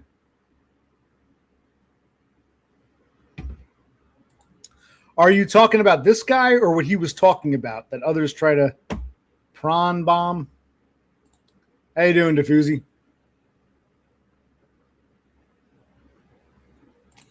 Right, Peoples, you're saying you would see You tried to warn a few peoples about peoples you saw recruited there to do what sort of thing? On his channel, they would hunt people to exploit to get them to do that sort of. What sort of thing? What are we talking about? I'm lost too. Rewind back. He went to bed about 20 minutes ago. He had to go to work.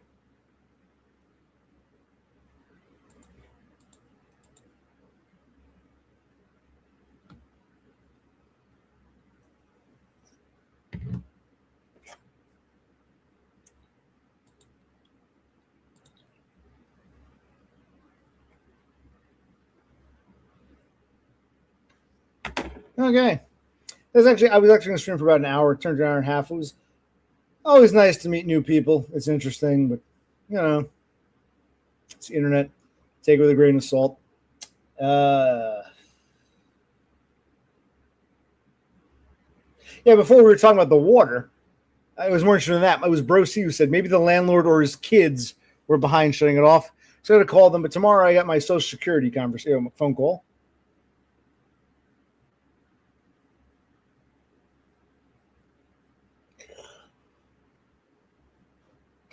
Yeah.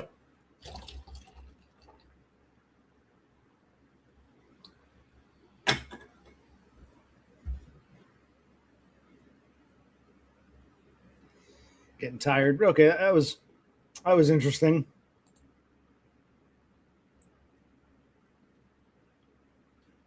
You always say you got to go, but you're still here an hour or two later, so you don't want to type it again. Well, the first time you typed it, we couldn't understand it. Do my challenge on Sims. But hey, this dude came on before you did. You got to pay your dues, Darnell. You got to pay your dues. No, I was like meeting new people. It was interesting. Yeah. Hold on.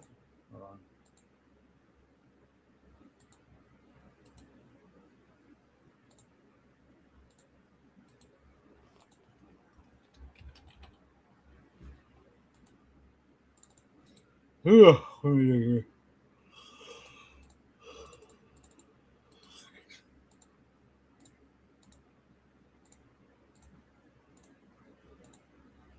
I'm getting tired. Well, yeah, from what he kept going on about an Irish guy, and we thought maybe he meant an Australian guy. Then later he said, "Oh, I even told this girl I used to date to check out OC because this Australian guy told me." I'm like, wait. You told me before you thought he was Irish. Several times he was Irish. I speculated he was Australian. Then later on, yeah, this Australian guy told me. That was a little, He says it's late and he's tired. That was a little fishy. Supposedly, but what he described sounds like does sound like DBF's panel, but who knows?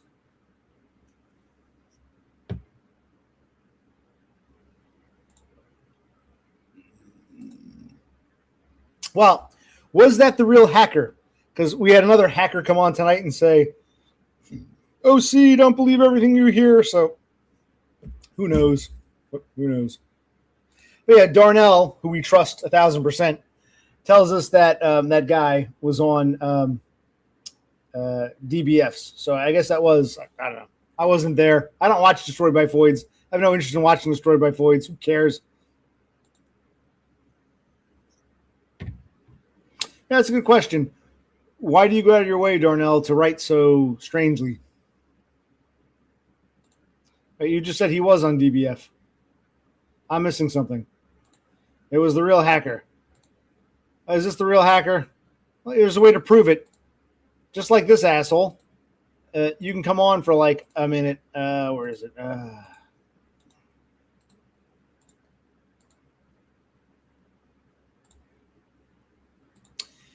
Matt Black's is Destroyed by Voids. DBF. To me, he'll always be Destroyed by Voids. DBF. Whatever he calls himself. Just like it all starts with a yes will always be dumb. And what's she called? Damona? Whatever. Donda will always be OC's biggest fan. These people want to change their names.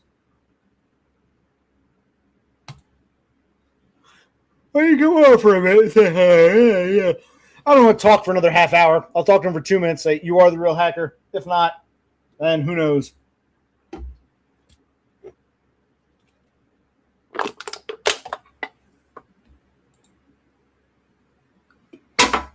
Of course, you're the real Diffusi. You're a 3275. The alt account is 3257. So I keep my eye out. Yes, there's the Diffusi copycat clone. Yes, I keep my eye out.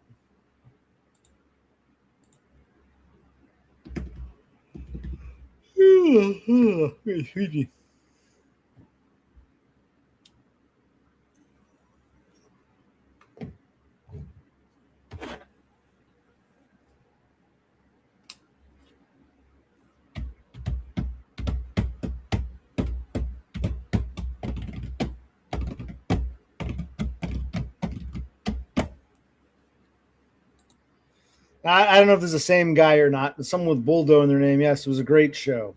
A great show. Yep, it was wonderful.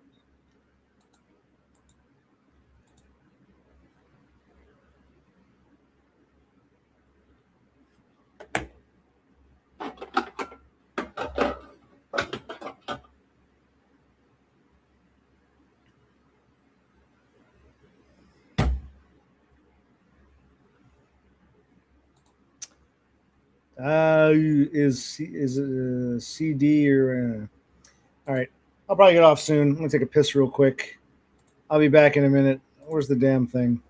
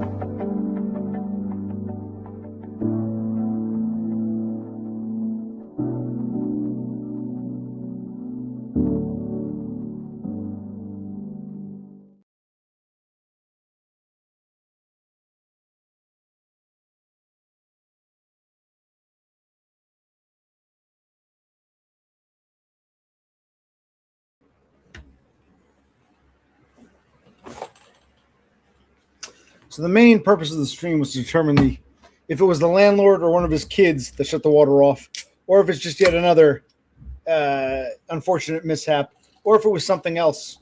And why did my mother email me after 2 years just to say Happy 4th of July? I wonder if the landlord's been in communion. I don't know.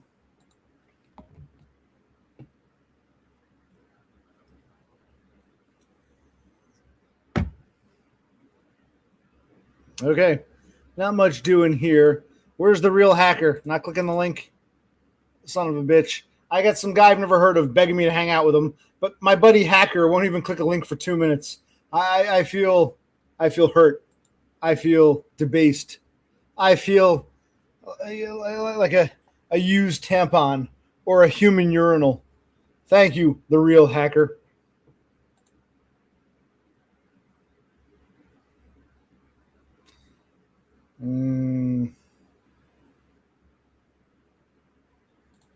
No idea. Okay, all right. I'll get off soon. Any last thoughts? Anything we want to discuss? It was nice. It's always nice talking to new people. It was nice to talk to that guy. Yeah, I forgot he was in my grill stream. I forgot about him. We had so many clones and trolls and shit that I was like, who knows? When I'm grilling, I don't have time to read all your comments. So, but the grill came out well. The steak was delicious. The skillet, you guys were right for the few of you who mentioned that. The vegetables and the potatoes and also the string beans in the cast iron skillet on the grill was delicious. Probably better than the oven. It had a real nice taste to it. That one other steak was kind of meh. And the ribs, I think they're underdone. My brother says they're fine. They taste a little. I should have left them on the grill proper for another couple of minutes, but.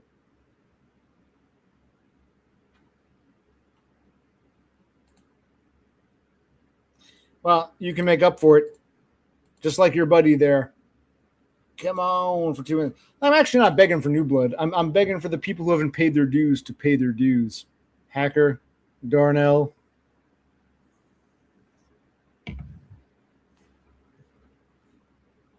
And I get the song in my head. Hey, Buldo. You know, sheepdog standing in the rain. Doom, doom, doom, doom, doom.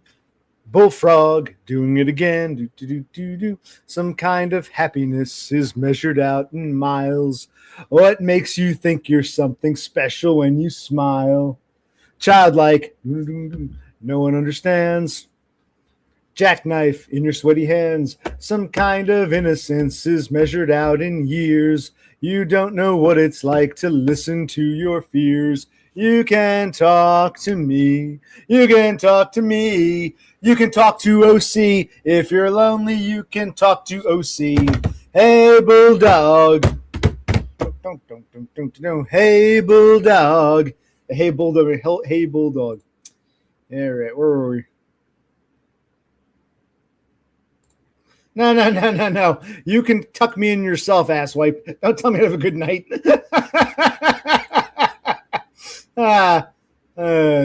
Is the real hacker? Who the fuck knows?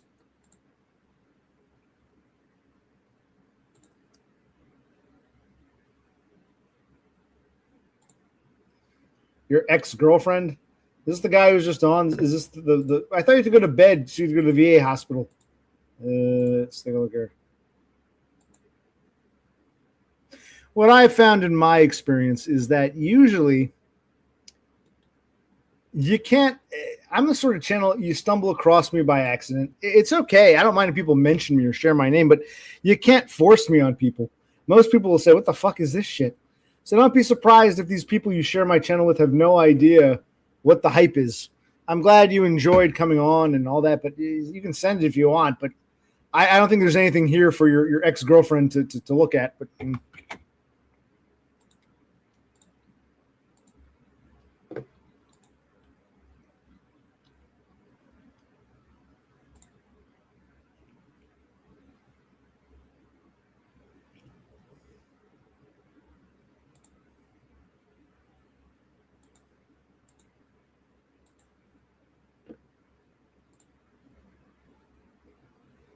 okay.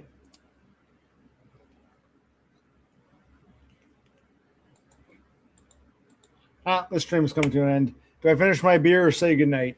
You decide.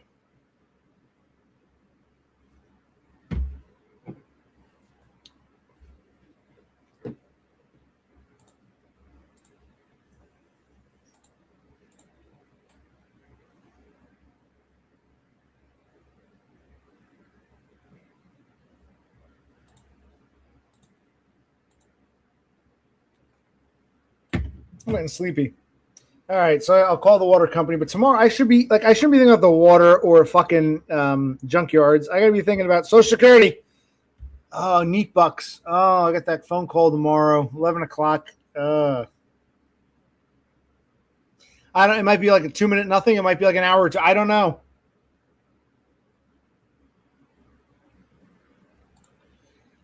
Let's tell you what. Next time I open a new vape, these last pretty long. These last for maybe close to a week. And these are cartridges, last a few days. So it's hard to answer that question. How many vapes I go through a week.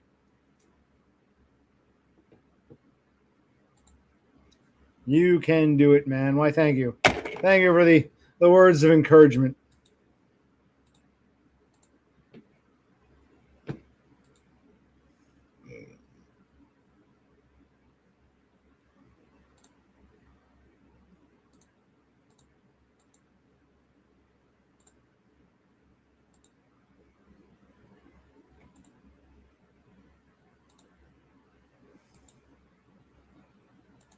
I was getting tired. I'm like, yeah.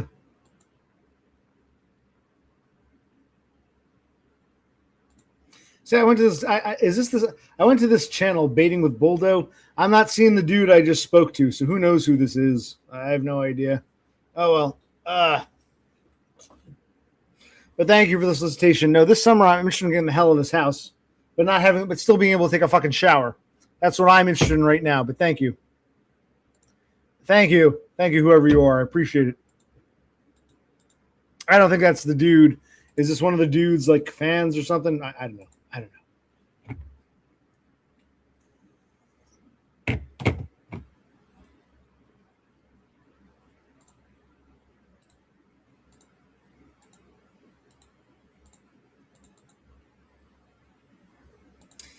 Click the link. Come on for a moment and say hi. It's me again. Yes, I am baiting with Buldo. Oh well. This is just getting to be a waste. I was actually thinking this maybe, like I said, if I have to kill my cable or take all this room apart. So I said to my brother, I said, we're too tired to do anything tonight. Plus, I got to do this fucking phone call. We might not do another. Hold on a minute. Hey, that is you there? Yeah, that was me. I can't see your face. It sounds like you, but I can't. Well, I'm laying down in bed right now. But yeah. Well, I clicked on your channel real quick. I'm not seeing your face in any of your videos. You don't usually put yourself in your videos, or? It's not true. I put myself in the videos all the time. I just perused. Okay, so you're the guy who just came on. I can't see your face, but we'll believe that's you. Okay. Yeah, no, you got to get some sleep, man. You got to be at work in like 3.5 hours. I'm going to keep you up. I don't get in a car crash. Oh yeah. I was gonna try to see if you were interested in maybe getting like some girls on panel like in the future. What do you think about that? No, I'm opposed. Here's why. I don't chase anyone away. We've had some girls on, but I don't know what kind of channel you're looking for. That this isn't meant to be like I don't know. Hey, the chicks are here, the girls are here. This is just whoever come as you are channel. So I don't want to coerce. I'm not sure coercing anybody, but I might come on one of these days when you do live streams. Do you ever do panels? Mm-hmm. I'll come on. I'll come on. I do a lot of political stuff. If you want to do that, I do a call-in show. I do all this stuff. So you're more than welcome to come. I'll send you. Like I said, man, if you want to reach out to me on that's my real phone number. You're more than welcome to reach out. I can send you the links. You come up, or you can call up when I have the shows.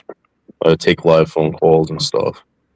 But sounds good. I'll subscribe, and if I see you live one day, but like I said, my brother and I are going through a transition process. So right now, I might not be streaming much longer. I might take a stream break, if I don't have internet access or I take the room apart. So that's why I wanted to stream tonight. I'm glad you came on because I want to do a few streams before I might not be able to stream for a while.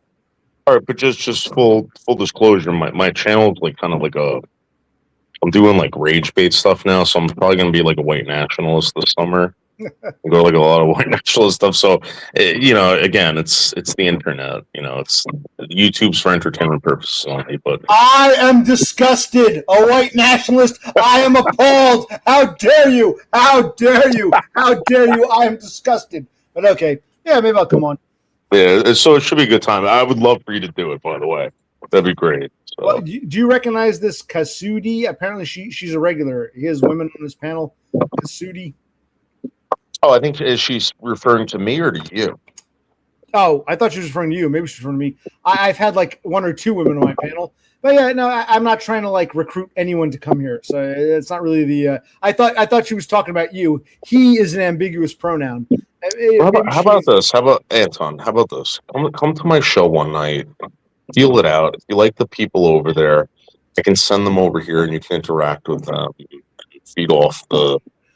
Vibe, whatever. Listen, it's fine. I'm not opposed. Listen, it's perfectly okay to recommend me. If I come up in conversation and someone says whose occupational click, by all means you can share. But I always tell people, I've told other like the Irish guy you met, I said, don't recruit. I don't want recruiting. Yeah, recruiting. You can mention me. I was watching this guy OC who's doing a grill, his brother. That's cool. But don't say, hey guys, everyone go see OC now. I'm not a fan of recruiting. You don't have to recruit anyone on my behalf. I'm dead serious. So I don't want to like, obviously I don't want to push in or something that, you don't want to do. No, I said let people, if you mention me in passing, that's fine. But let people find me organically. No need for recruiting. No need to encourage people to come here. Okay. This isn't for everybody. What I do isn't for everybody. It's a talking house. Yeah. And if I can, Mike, I'm sorry, dude. I was really tired. I normally don't do that. I'm usually spot on. And if I said Irish, I apologize. I was so tired. That's okay. I apologize for Mike. They're all the same. Irish, Scottish, Australian.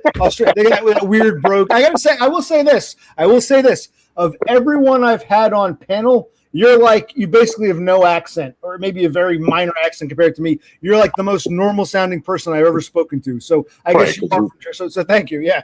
Yeah, we say coffee, dog, water. Mm-hmm. Anyway, Anton, have a great night, man. I'm gonna watch the show. I'm gonna continue to watch. But thanks. I'll probably get off soon. Like I said, I can't be forced to perform. There might be some good shows. There might be you might have like a string of duds before you find something. So don't put too much faith in me in this show. But thank you for the kind words. Thank you. Well, thank you. I'm here riding it out, experiencing it. I'm loving it. So, All right. good night, man. I'll post a link to your channel so the others. You could have waited a sec. I was going to say before I say goodnight, I'll post a link to that guy's channel so you can check out David Buldo. Where was it? Hold on, give me a minute. I got to find it again. Go to channel. Here, for those who want to watch, I guess that was him. Here's the channel for David Buldo. Oh, Kassandra, you said I thought either you checked him out or you'd seen him before. When you said he, I thought you were talking to me. You should have said at David Buldo. OC has had women on his panel before. You should have clarified. Too ambiguous, like before when Rafterman was getting very ambiguous with the word "two" and squatters. We can have grammatical. I really am tired. Jeez, we can have grammatical lessons either way. Okay. No problem, Buldo. For someone who has to go pretty soon, you're still hanging out here, Darnell Dodge. Always an excuse with you. See, that's a woman, or a woman with a Y chromosome. We could have come on, but she wouldn't even come on for 2 minutes, like that hacker asshole. Why can't you people be more like David Buldo?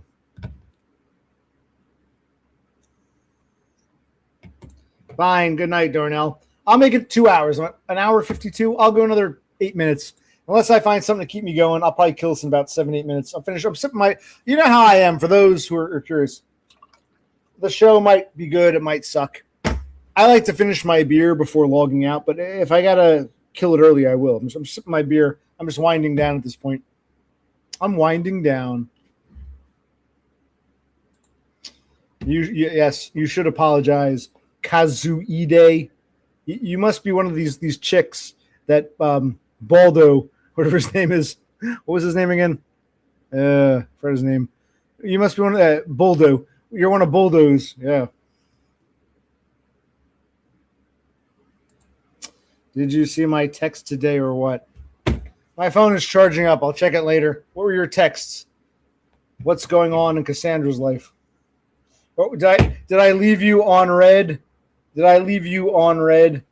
I got another. This is why I don't want to call that. I don't want to call Buldo because once I have someone's number, like with Dumb or this Kasuda Day, once I have someone's phone number, if I don't respond to them right away, it's you left me on red. I didn't know what that term meant until a week or two ago.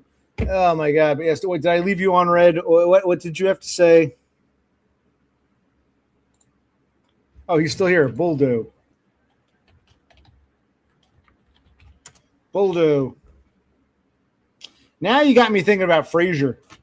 Remember the guy on Frasier in the radio station who did like the sports show after Frasier? He'd have that gong. Psh, Bulldog. Hey, Bulldog, please. I'm trying to finish. I still have 2 more minutes. Doc, sorry, Doc, get off here. The Mariners just won the game. Maybe we sing the Bulldog. Hey, Bulldog.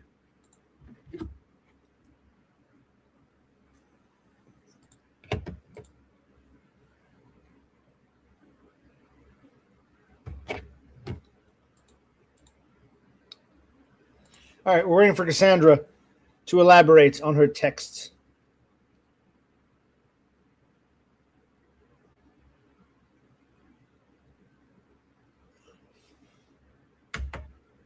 Well, we're waiting.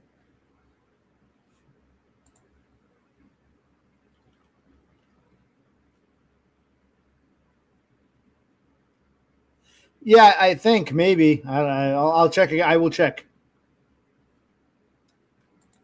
Now I'm thinking, do I have to get another unit, move everything out, and sell it? Like, get out of the house. We're doing everything backwards. Get out of the house first, find a job, find a place to live, and then try to sell the shit down. I don't know, because I want to throw it all out. But, I'm like, I don't know if I have time to do, especially if this water thing was Brosy. My shrink says I'm paranoid. It was Brosy who was like, do you think the landlord or one of his kids did this? I never thought of that.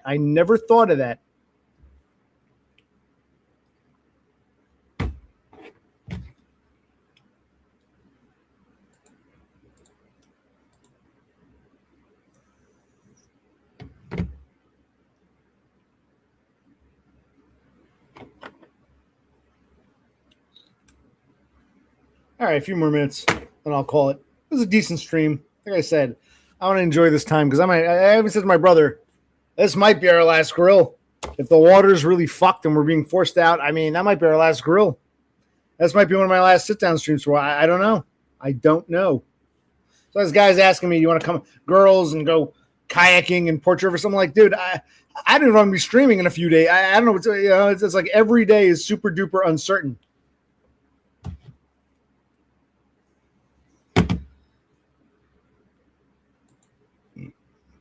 Kassandra says she's kind of in the same position. Okay.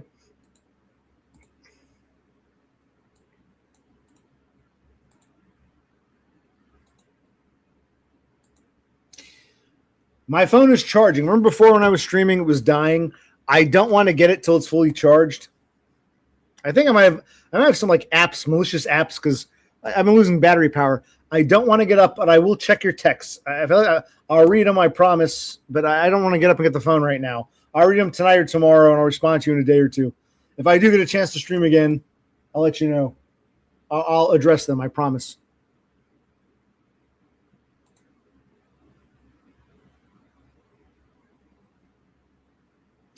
Well, I'm going to get off soon. If you want to come on, you can come on for a few minutes, but why is there no camera? You can at least show your face for a moment. Guys like Buldo and Darnell Dodge have never seen your wonderful face. So can you at least show it for a moment? You can do what Todd did. Show your face for a minute, say, yes, it's me, Kassandra, and then you can go on voice only. Tell me what you want to say. We'll end it with that. Okay, that's good because I might not stream again. So, yeah, if you want to come on, you can show your face briefly, not the whole time, and then you can tell me about your texts. Go ahead. I'm getting tired. But then I come on and have one more beer. We'll see where we're going. I'm getting tired. I'm amazed. At the junkyard, my brother, it's not his fault. He's just a shorter guy. It's a good thing I can stand again. He was a big help getting the stuff in the van. When we got there, as a spurg, the junkyard was chaotic. There was shit all over the place. There were what are those giant cranes and shit for a spurg. He was, I think, being small. He was a little intimidated. And I said, step aside. I had to grab the shelving units out, throw them. But I'm getting older. I don't have the kind of, I still have the strength, but I lose stamina much more quickly. Darnell Dodge says, dang, you're still going? Dang, you're still here? I thought your phone was dying. You have to clear the memory, Darnell. Click the damn link. I want Kassandra and Darnell Dodge. Oh, wait, is that the right link? I'm sorry, that's not the link. That's that Bulldog's channel. That's the link. There we go.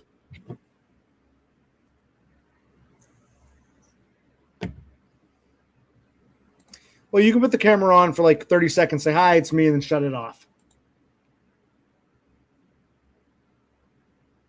Yeah, it's always, what is it? And like, what was that Game of Thrones? The monsters are coming. They're coming. The monsters or the dragons or whatever the fuck. Like years later. Okay. Oh, I gotta get off soon. 2 hours later. Oh no, my memory is dying. Another couple hours. Oh, Jesus Christ. Well, you can click the magic link with Kassandra. I would. Hey. We were just telling Buldo that we have some women here. I'd love to see Kassandra. Let's show him Kassandra and Darnell Dodge.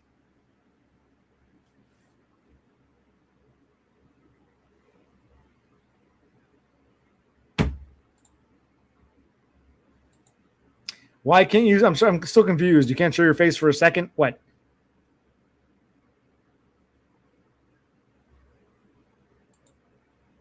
Well, I will give Buldo credit. At least he showed his face. He had the balls. JT wanted to come on in the midst of that, but he didn't pay his dues. I'm not taking him on. So, no, I think if you want to show your face for 10 seconds, I'll let you on. If not, I don't want to see you. How's that sound? If you want to show your face just for a moment, I'll show you. I'll bring you on. You can do voice only after. Show your face for a second. I'll bring you on. If not, ain't going to happen. See, this dude's got to get up and go to work in Manhattan in a couple hours, man. He's one of those New York City executives. He wants to see a female face or two. Darnell, Kassandra, you got to show him that, this channel is worth a damn. Kassandra, you can show your face for 10 seconds. When I see your face, I'll bring you on. If not, fuck it. Come on, ladies.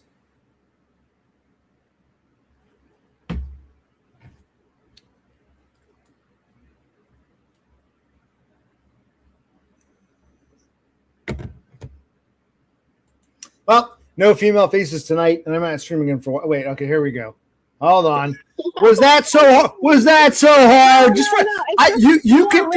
You can do voice, but prove it's you. Was that so fucking hard? It's me. Okay, I proved it. All right, are we good? Can I turn it off? No. Give me a P.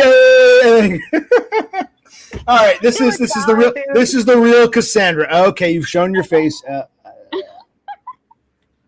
I've been like crying to my grandparents. I'm just not in the mood to be on camera, but I'll talk. I want to talk, but that's okay. Like I said, you can just show your now. Is this so hard? Just for a few seconds.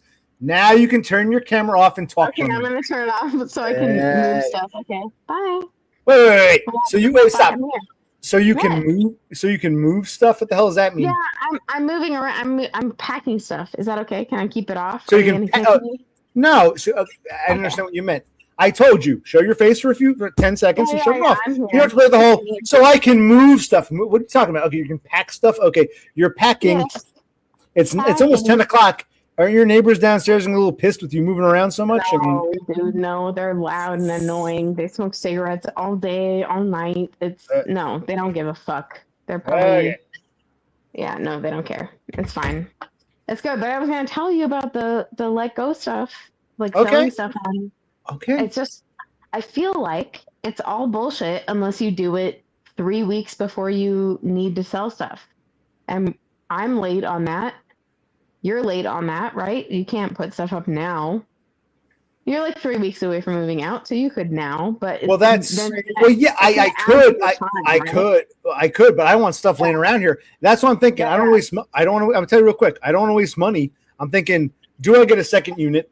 Put all the shit I want to sell in it, and then take my time after I move out. Like I'm doing everything backwards. Move out, then find a place, then get a job, then sell the shit. I totally understand. That's why I wanted to call in, because I was like, all of a sudden, out of like, after weeks and weeks of wanting to sell stuff online and being like, or like how years of living here, I've been like, oh, I really want to sell this on Let Go or Offer Up or whatever, and then. Oh, time comes up. We got to move. Time to move. And I feel like, oh, well, nothing's going to sell in a week. So I'll put it up.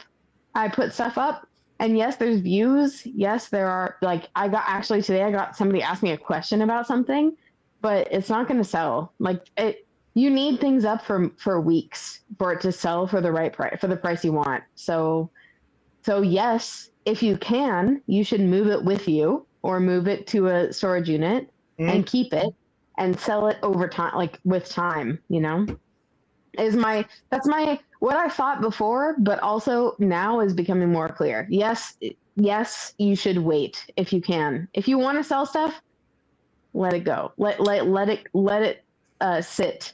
But you have to put it up. The sooner you put it up, the more time, passes. Well, I'm sorry if I left you. I might have clicked on your text, but I get a bunch of texts. Like one is saying, I'll tell you, physical therapy. You have more physical therapy. I click on all these things, so I will go back and read. I was just joking with you. I was just kidding around. Seriously, it's true, but it's okay. Just tell me, what was the gist of your text that you sent? I said basically, I put stuff up on. I said I put stuff up on OfferUp last night, but just so you know, Let Go, which I thought was a valid place to sell stuff, has been bought up by OfferUp apparently, and most of the Let Go community, like anybody who uses Let Go, is in like Turkey and like 3 other countries. So my app on my phone is stuck in Turkish. And I cannot change it to. There's no way to change it to English, so I can't. So wait. I'm sorry, I'm confused. OfferUp bought out Let Go. Yeah. But Let Go still exists in Turkish only. So Let Go still exists, even though it's been swallowed up. But it's Turkish only. Yeah, you can still use the app, but it's in Turkish. It'll be like in a fucked up link. It could be in Turkish, or I think. I'm sorry, forgive me. I could be wrong, but like Icelandic or some of like 3 other random languages that are our resident linguist can't tell Turkish from Icelandic. Okay, but anyway. No. My app is in Turkish, but many other people who have had this issue, their apps are in like Icelandic or like some other random language. I don't know the other ones. I just know mine is in Turkish. Yeah, I'm Okay. a linguist. I know what my language. I know the language I'm seeing. I immediately looked it up to make sure I was right. It's Turkish, Okay. but I can't change it no matter how many like settings I go through, the app settings and my phone settings. I cannot change it to English, and also no one uses Let Go in America anymore, so it Right. doesn't matter. But you're So saying it's pointless for me to even fix it. right. You said let go, the one that's all in Turkish, right? It was bought That's out by OfferUp. offer up. So it's just a subsidiary. It means nothing. It's just kept around for a few weird locations. Yeah, So for what some happened? countries. Yeah. Right. So let go doesn't exist basically. What is going on with offer up? Offer up. So I put up like 6 things on OfferUp. I think it was 5 last night when I or this morning when I texted you. But yeah, last night I put up like 5 things, and I got, I guess, like 70 views. People saw the things, so it's like 20 per thing ish, and less for some and more for others. But there's no like offers or anything. So I just feel like, and I've looked at OfferUp before in my area, and I've never wanted to buy anything. So I just feel like it's a bad, like I was so down. I thought like, oh, somebody will buy everything. Like the things I have are not bad. Somebody will want them. But I think Facebook Marketplace is probably a better shot. So do you plan? Well, do you plan to use Facebook tomorrow? Will I get a text saying I'm on Facebook Marketplace now? Do you plan to use Facebook Marketplace? So my last message to you was, oh, I got this much whatever engagement, but nothing really came of it. If nothing ever comes of it, I will put them up on Facebook Marketplace, just because I don't want to have to. Well, I didn't say this, but just because I don't want to have to move them. But I will probably move a lot of the things I want to sell to Colorado, and then try to sell them from there too. So well, you're doing. I'll let you know how. Like I'm saying, get out of the house first, keep the shit, and then try to sell after. I don't have time. You said time. Yeah. You ever see that show? Both. Well, you ever see that show, American Pickers? American Pickers. These guys who go around trying to buy shit. I think so. Yeah, I think so. Is there a service? I'm asking you and everyone. Is there a service where you can call some guys to come to your house, look around, and make you offers in cash and shit? Like I can call them up, say, "Come to my house, look at what you want, make me an offer. If I agree, you haul it out, give me the cash." Is there like There must. I feel like there has to be something like that, but I had the same feeling for so many things, and I'm wrong. So I feel like there has to be something like that. There maybe isn't.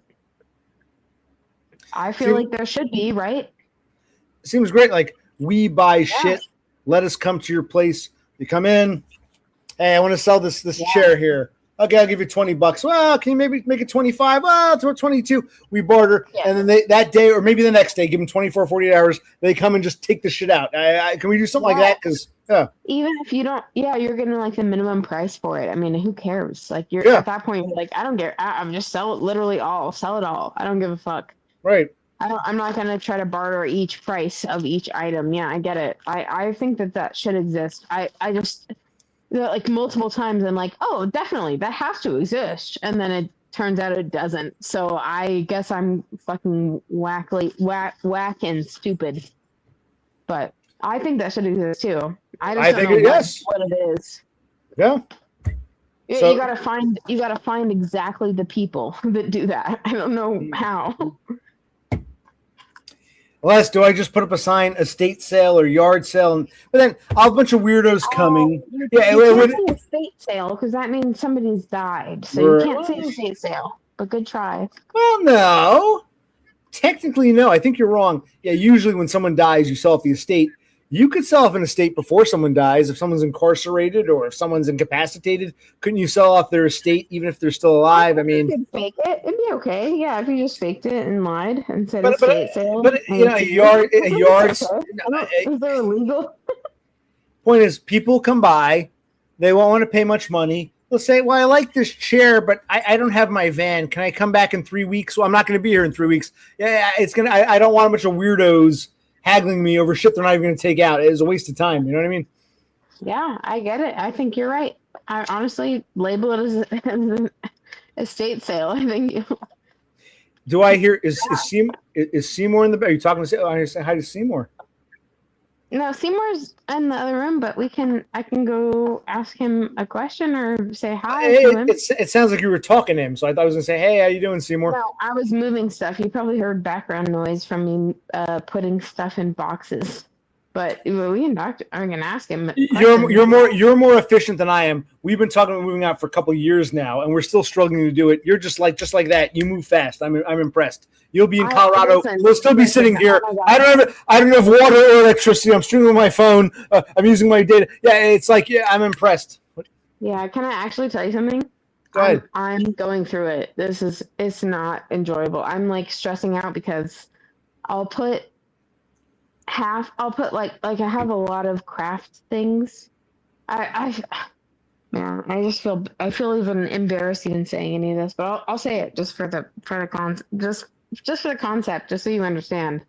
I have like craft things, I have teaching things, I have learning like notebooks that I've used for language study, and I have teaching materials, and I have a lot of just random shit that is all in my brain different.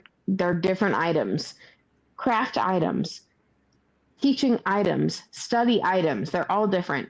And sometimes, and I'm really good at packing because I'm good at like Tetrising things. Like I can fit a lot of stuff in one box, but I have the issue of not wanting to pack things from crafts in with teaching or teaching in with learning. It's been not fun. I'm stressing myself out with barriers that I create in my head, and then I walk away for a couple hours and drink some beer, and then I come back and I'm like, fuck it. So you're hearing me saying fuck it and putting shit in boxes right now.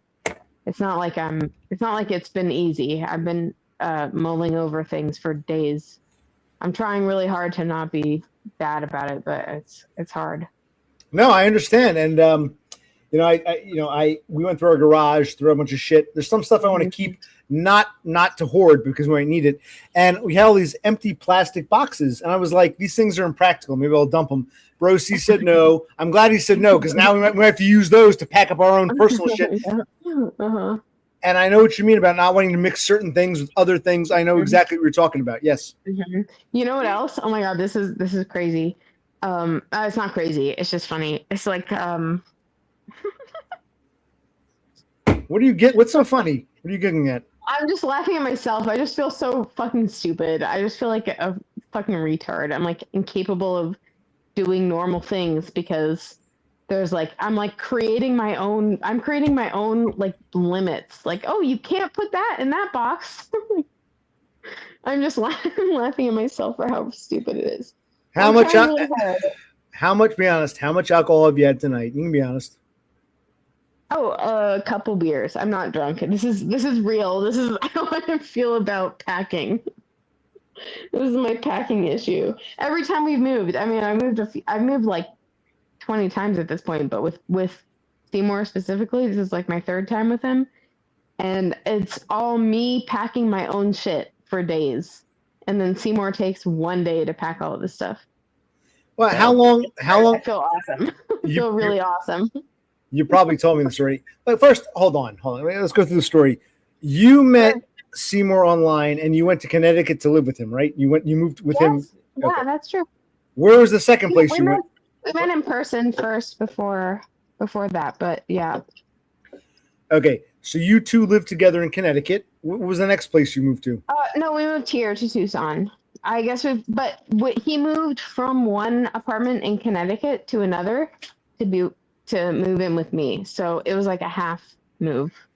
So wait. So this is only the second time. This is only you and Seymour. You've only lived in two places together. The Connecticut apartment, and now Tucson. Lived in two places, but he moved from a third place, and so the concept of me saying three places is like him moving from that place to the place with the two of us, and then also from there to here. So it's like, yeah, it's two places, but it was like three moves for him. No, because you didn't live with him. He wouldn't have moved if it wasn't for me. So I was like helping, I guess. I don't know. This is like that's fine. Two moves. I won't. I'm just saying places. Well, you moved from the OC, Orange County, to Connecticut. But I'm saying, as a unit, you moved. What? Not accurate, but Oh, from Washington State, or where'd you move from? I moved from LA, Riverside County, actually. So I mean, yeah, it's the same thing. I mean, I'm not trying to split hairs. No, It's split the bullshit. hairs. Split the hairs. So you weren't in. Riverside County, LA County, and Orange County are three it's like three corners, you know. Not really. So If you're up yeah, in well, Lancaster, I'm Lancaster, explaining to you. Maybe you don't or know. I'm you're explaining down. to you. Wait. If you're out in Barstow or something like that, you're nowhere near each other. These are pretty Also, big counties. that's basically exactly where I was. Yeah, with my grandpa in Corona, which is basically near Barstow. Okay, and you moved to Connecticut to be with Seymour in his new apartment to accommodate you. From Barstow, yeah. So- So fully from West Coast to East Coast, like coast to coast, actually. Yeah. So you lived together. You were in Connecticut for how long in the apartment? About a year. Not even, yeah, a year, I think. And how long About have a you been? year. About a year. How long have you been in Tucson now? 4 years. So you've lived here for 4 years. Wow. Yeah. Okay. Yeah. So this is your Connecticut with Seymour, and now Tucson with Seymour, and now Denver. Have you secured Yeah, an and apartment? before that, just so you know, before that I was in California for 3 years, but in 4 different places, like 4 different cities in California. And then before that I was in Washington for 5 years. And then before that I was in California as a kid before I was 18 years old. So I've been a lot. It's not like it's not just like, oh, just Connecticut and Arizona. It's like there's a lot to it. I moved around a lot of times right before I moved to Connecticut. Okay. Have you and Seymour secured a new apartment in Denver? A house, actually, yeah. You're buying or renting a house. No, renting a house? Mhm. Wow. I know. Oh, I know. It's really nice to date somebody. Be engaged to somebody, about to be married to somebody who has a good job with a good income. I feel like I'm cheating. It feels bad. You in are. some ways. You are. Yes, but okay. It feels bad in some ways. I would have liked to have earned it myself, but hey, I'm a woman, so I shouldn't want to earn it myself, right? exactly. But No, anyway. wait. It's not. It's not that. No, hold on. Let's stop. It's not that I'm you. joking. No, I know you're joking, but it's not that you shouldn't want to. It's that if it doesn't work out or you can't, you've got the cheat code. That's the difference. So I'm not saying you shouldn't want it for yourself. That's not what I'm saying. What I'm saying is you've got. If it doesn't work out, at least you have the cheat code of spreading your legs for some dude who's got the money. So, and that's not a criticism, more of an observation. So, no, I didn't say, oh, I'm a woman, so I shouldn't want that. You can want that, and if it works out, great. If not, you can spread the leg. Hang on for a second. Just like grant me enough. Hold on for 1 second. Grant me enough understanding. I wouldn't just.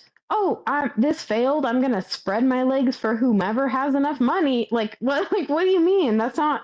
I'm scared. I don't want to do that. I got really lucky that the person I liked is Seymour, and that's not. That's not fair at all. Before this, it's just not fair. It's just painful to hear it. I can't not argue. I have to argue. I have to put in some kind of argument against what you're saying. That's not how I feel at all. Is that I would not just abandon ship, spread my legs for the next richest guy. That's so crazy. No, I'm not saying. I'm saying is you might try to make a go of it, and that's great. But if you can't, you've got plan B. Plan B. My plan B is my grandpa. Yeah. Well, that's what I was about to say. If take care of him till he dies. Let's say you get to Denver. Just putting this out there. No, stop. You get to Denver, and Seymour says, "Wow, these Colorado women are great. I'm rethinking everything. Let's not get married. In fact, we can be in a throuple, or you can move out. Let's say it fell south. If that happened, you'd be back in Orange County with your fucking grandparents. So I mean, don't play pretend with me. My grandpa isn't in Orange County. He's in, like I said, in Riverside County. You'd be back in South. you'd be back in Southern California with Grandpa, not making it on your own as an independent woman. So don't give me that shit. Don't give me that shit. Yeah. But, you know, I'm talking I about Plan B. I was making it on my own before I met Seymour. It doesn't sound like you were, but okay, I'll give you that. I was. I left who I call fuckboy, my ex, and was making enough money to make it on my own. But I didn't. I was like, well, fuck this. I'm moving in with my grandpa. And I moved in with my grandpa for a while because he was alone. And God, if only I had been there a couple years longer, he would have like survived a lot more bullshit. He like fell. He had like knee surgery a couple times and fell and broke his shoulder right after knee surgery. Like if I had been there, it would have been fine. I love spending time with my grandpa. It would have been okay. I would have loved it. It's okay. It could have all been fine. I didn't need a partner. It just worked out really well. It was just a nice thing. And my grandpa, for the first time in my entire life, was like, you should do it. You should meet Seymour. You should move in with Seymour. You should do all these things with Seymour. It's time for you to take it, take the chance. Do it. Time for you to take it. Time for you to, okay. But have you ever lived on your own, or was always with? No, I've always been with someone. Right, yeah. Yeah. And I was Seymour, always with fuckboy. That's the name I'm going with. And if Seymour dumped you tomorrow, you either move back with Grandpa or you'd be with some other fuckboy. Yeah, right. I'd probably move back with my grandpa or my grandma who lives close to me. I'd probably move with my grandma. Hence, all the stuff about making it on your own. You could want that, but if it doesn't work out, which it probably won't, you can be back with a grandma or grandpa until you find another fuckboy. That's all we're saying. We're just saying. So my grandparents were my parents. So it's like anyone moving back in with their mom or their dad. My grandparents were my parents. I can't move it. I can't move with my parents. I move them to that affordable. But you're like fuck them. You're like 15 years older than me, right? So I understand. But your parents are old. Not watching. Right? They don't have any money. They're poor and they don't have any room. But my question: did you hear what I said earlier about the water and that weird email from my mother? What do you think about the situation, or do you have no idea what I'm talking about? I missed probably the first hour of your stream tonight after you came back from grilling because I was on the phone. Okay, here's what we're gonna do. I'm gonna another beer and take a piss. I want you to have the floor just for a minute and tell this. I'm listening. I'm within earshot. I'll have one more beer. I want to tell you. I want to hear your opinion since you're here about the water situation and my mother's weird email. And you can tell me your water shit was fucked up, but I don't know exactly what the problem is, and I don't know that's we're gonna just if you can wait. But I want you to talk more about packing and how is this move the most nerve-wracking of all the ones you've done, or what? Okay, I can talk about it. I guess somewhat, yes, because I have more stuff now.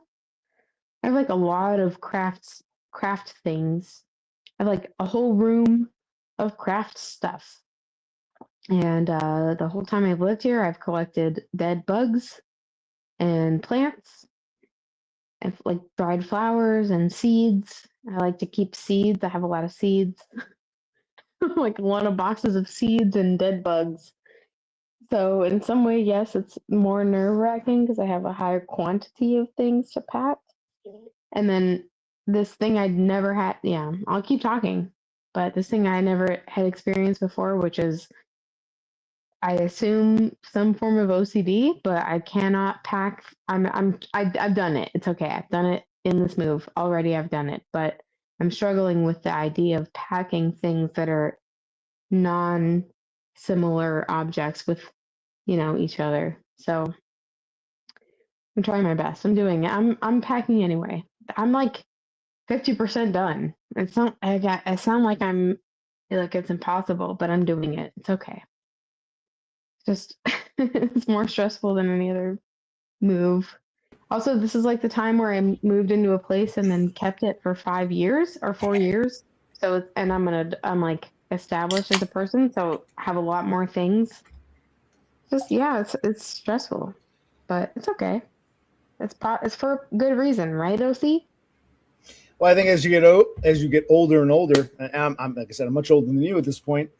All of those, like the OCD or whatever, it comes back with a vengeance. It haunts you more. It affects you more. Just like physically, you can't lift and lug like you used to. Even the problems you always had become more intense. So I have OCD too. What? I hurt my knee really bad, and I can't like. Yeah, I hurt my knee so fucking bad for no reason. I don't even know what. I just can't. How did you hurt your knee? I don't know. I don't know. It's just in a lot of pain. I've been putting like ice and stuff, but it's fucked. I don't know. I don't know what I did. I slept bad. I'm old. I don't know. It's time to have kids and get it over with, you know. Move into a house, have kids and get it over with, because I guess I can't move anymore. Spread your legs and tie them down. Spread your legs and tie them down. That's so crass, dude. It's so crass and horrible. Crass but honest, right? It's just horrible. No, that's like so bad. Why do you have to make it like that? Well, it's not about. It's more. It's not just. It's not you. No, it's not. It's not even you personally. We're just talking in general sense. Acknowledge these things are real. That's all. In the same way, splurge your juice. Is that good? Do you like that? You like saying? Well, you know, if I were Seymour, I would say yes. Disgusting.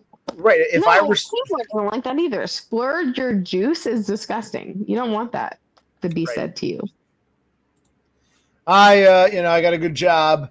I found some chick. I'm going to splurge my juice and tie her down. So I got a chick for. Yes, if I were of that caliber. With men, it's different. There's a whole, caste system. Yeah. And I'm not up at Seymour's level there. So I can't splurge my juice. What? That's the thing. I think that's what people complain about in general. There's a whole strata. Some men can splurge their juice all over the place. Some don't even get a chance, and everything in between. Women, it's much more narrow. Women have the ability to spread their legs. Not all men. The men who can splurge really splurge, and a lot of men don't get the chance to splurge their juice. So it's like apples and oranges, but you're missing the point. But right. No, I feel like you're missing the point. My point is all of that is gross to say. Like I respect you as a person, you respect me as a person, sort of. Maybe you don't as much as I do you, but it's like we're friends. Like, you say crass things to the other men. Maybe you try to be somewhat respectful to the women just for the concept, right? Just for the grander purpose. What women? You and maybe Donda? Who are all these women? Who are all these women? Wait. Yeah, I mean the three women you talk to in your chat. I'm not saying like, oh, there's so many women. I'm just saying like to some extent, be a little less crass. I'm not even saying it for your sake or for my sake, but I'm saying spread your legs is worse than saying, I don't. There's other ways to say it. It's like, yeah, splurge your juice is disgusting. Like, I wouldn't say that about you. Well, you can't say it about me. I don't have the option to splurge my juice, so it's a moot point. It's a very moot point, like apples and oranges. So the debate is kind of, you just don't like pointing at instead of saying what is. Well, technically, you could splurge your juice without a woman. So that's actually, I can't spread my legs for no one. So it is more crass for me to say it about you, actually. But what that means is that it's a bad. Okay. You can't spread your legs for no one. So spreading your legs has a direct point, locking a man down. Yeah. As crass as splurge your juice sounds, splurge your juice can mean a lot of things. Just any man can splurge his juice with or other woman. So it's not, again, apples and oranges. So forget about crassness. Splurge your juice does not compare by your own admission to spread your legs. You can spread your legs as a safety net for a man. A man can splurge his juice all he wants. Doesn't mean anything. So it's kind of like apples and oranges. But okay. I'm only talking about the feeling of the words. I'm not talking about the actual action. But speaking of feelings, supposedly this bish. You talk about the two or three women who come here. Allegedly, Damina is Donda, but I thought Donda called herself OC Superfan. Wouldn't you be a little upset if someone said, well, wouldn't you be upset if someone said, Kassandra is my favorite person, and they changed their name to, spread my juice or whatever, splurge my juice? Wouldn't you be a little offended? Why would she change her name to something so stupid when she had a great name in OC Superfan? Speaking of the two women that sad. I wouldn't feel offended. I would feel kind of dejected. I feel dejected and sad and offended and disgusted and all around, But But I understand. Yeah. No, I'm shocked. Why is she not OC super fan? I'm shocked. Good. There we go. Yeah. Why are you not OC super fan, Donna? Yeah, exactly. Exactly. The 2 or 3 women who come here, I mean, you know. I am shocked actually. I won't lie. I think it's strange. It's a little strange, Donna. Donna, what are you doing? I'm like half joking and I'm half serious, really. Yes. There's always seriousness even when you joke. Yes. Yeah. I'm half Of joking. course, she triggered me. She triggered you, Kassandra. We're all triggered. She triggered this baiting with Buldo guy. And he doesn't even know who she is. We're all triggered. Darnell Dodge is up in arms. We're all triggered. Yeah. Oh, I'm fucking triggered, dude. I am triggered. I am twitching with trigger, you know? Exactly. I'm triggered.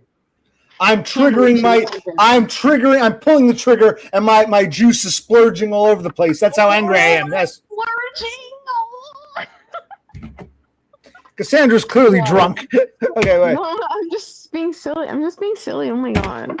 Are you drunk? How drunk are you on a scale? Probably. I'm more. I think that trip to the junkyard and lifting the lugging took a bit out of me. Plus the rain. You know, this rain really got. I told you were paying attention.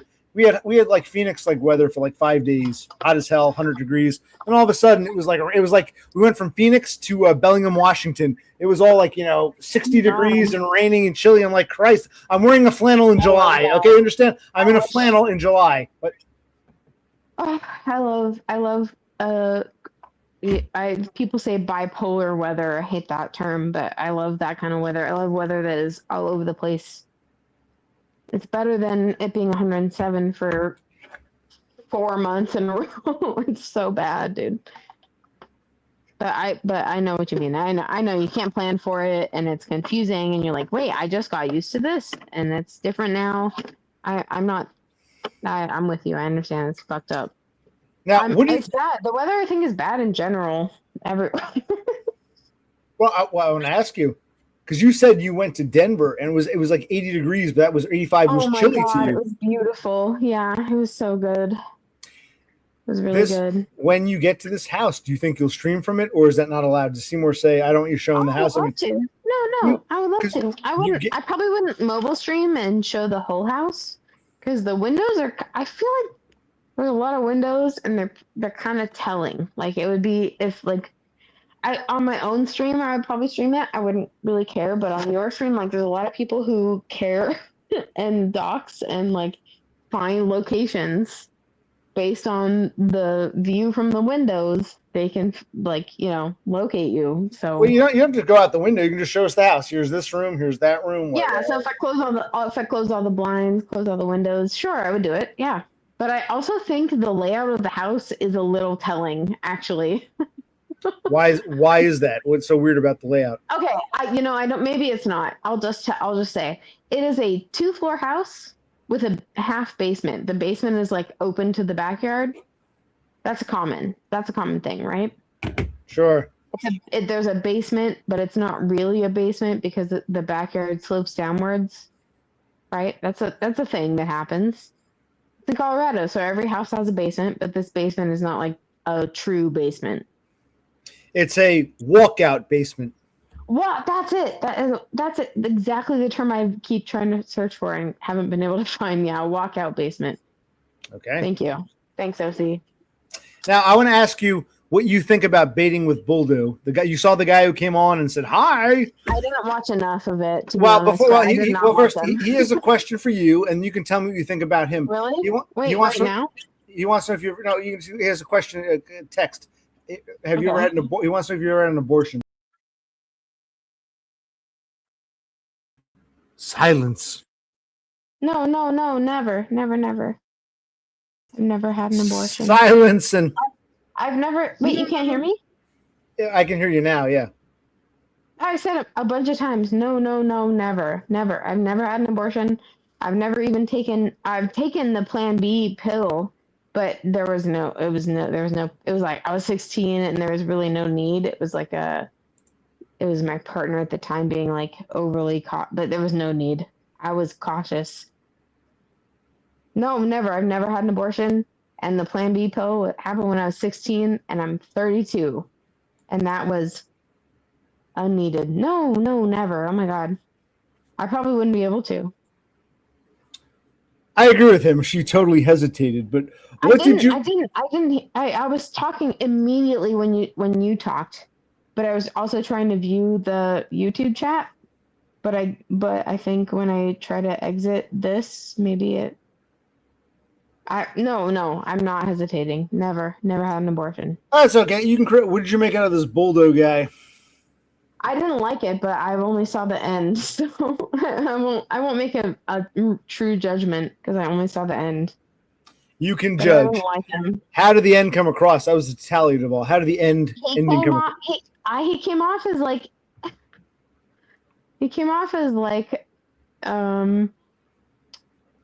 oh, I haven't had enough time to think about the words that would match my feeling. He came off as like he's trying to come off as some way. Which is bad to me. Like if you have an intention, and I don't know. To be honest, I didn't catch enough of it to make a good faith judgment. But the overall feeling was a bad one. I didn't like it, but it could just me being it could just be me being a woman and like, oh, I didn't like that. I could just be an emotional reaction. But my emotional reaction is I did not like that. But I'm not gonna shit talk him. I didn't hear enough, to be honest. So well, no, it's not about shit talking. It's about more. You have an opinion. You can share your thoughts and ideas. Yeah, I would really like to listen back and develop my opinion based on the entire thing. But I felt very like I did not like every time he would say something, I was like, I don't like it. I'll say something, but then I'm busy. So, but it again, like I would rather listen to the whole thing and then tell you what I don't like about it. Okay, it's really hard to say what I didn't like. I don't like how he talks, to be honest. I think he talks kind of like it's kind of like, I hate to say it, it's kind of like JT. Like, he talks like he knows everything. But again, I didn't listen to the whole thing. So it was a brief amount of input from him in my brain. And it sounded like a guy who thinks he knows everything and he's telling you what he knows because he knows everything. But you've become smitten with JT in recent streams or some shit, right? Mm-mm. That's what I heard, and that's such bullshit. I mean, it's like such bullshit, and you have nothing to back that up. You have me telling you one time, wow, I was kind of surprised that JT said some things I didn't hate last time. Like on DBF stream, I was surprised he was saying things I kind of agree with. Isn't that crazy? And you're like, wow, you're so smitten with JT now. You're on his side, huh? Like, no. That's not what I said. No, but you're doing the same thing to me. What I'm no, because I'm gonna be very honest. I raised an eyebrow. I said, huh, and I said to you, okay, Kassandra, you can believe what you want, talk to you want, but how many times have you been taken? Is this true or not true? I asked you, how many times have you been taken advantage of by people you thought weren't so bad? Did I not ask you that? What? Twice in my whole life. Right. So I said, you want a number? Twice. Okay, but I said be cautious, and that was all. It was Banks is an asshole. Banks is an asshole for different reasons, but I'll give Broken Clocks credit. When Banks said it, I'm like, independent of my observation, Banks is picking up on this too. I just wanted to point that out. Okay, so it wasn't just me. Okay. No. Unfair, totally unfair. Never talked to Banks personally. I think I've talked to Banks one time personally. Like, it's just, okay. No, I asked you about that Buldo guy You didn't talk to him, but you can have an opinion. You don't have to talk to Me Banks, or he doesn't have to talk to you to have an opinion. You can have an opinion of these people. So Me Banks had an opinion based on his observations because I'm not in these other chats. You and Me Banks and the Buldo guy are all hanging out with Destroyed by Foids, the Irish guy. So I'm not there, but they have a opinion, just like you have a opinion. So okay, they observed. It's not they've observed like you. I don't know. It wasn't just my observation. I said, "Be careful, Kassandra." Wait, did the Buldo guy say anything about me? No, but he said he found me through DBF, and you were telling me about JT's. I've never seen his name ever in DBF streams. I don't know who that guy is. I don't know him. Okay, you're missing the point. You can have an opinion of him. No, I think you are. Or maybe we both are. Like we're both missing each other's points. My point is, I have no concept of it. JT, I fucking hate the guy. I'm trying my best to be normal with him, but I fucking hate the guy. I'm trying. I try really hard to not hate people. So okay. Giving him a lot of chances. I fucking hate the guy. And then, wow, all of a sudden, in one random stream, he said some things I was like less angry about. I was like, wow, I was actually surprised. You asked me, oh, JT, you think, I think the context was, oh, is JT like fucking me over? Is JT like trying to fuck with me? And I'm pretty sure I told you, yes, he's probably trying to fuck you over. But I was surprised to find out some of his takes are not as bad. Like I didn't have a problem with some of his takes. But it doesn't mean he's not fucking with you. He is still fucking with you. I know it. Like I said, you're literally taking the entire concept of me interacting with JT and one thing I said and conflating everything to, oh, Cassidy is pure JT fan all of a sudden. When did I ever say anything that was pro JT? Okay, just by saying, hey, this one time, no, you asked. No, you asked. Oh, so okay, keep going. Right. So you asked, and I gave you an answer. Yeah, I don't like JT, but surprisingly, he gave some interesting input the other day on DBF stream. I was so surprised. I didn't hate everything he was saying.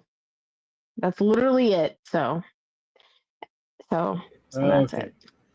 Yeah. Baiting with Buldo says, "Is this girl retarded?" Yes, she is. Yeah. No, listen, I've talked many times about broken. Really nice of you, OC.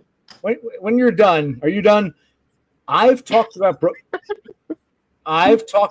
broken clocks. You can say this guy's an asshole, but I like that point. That's fine.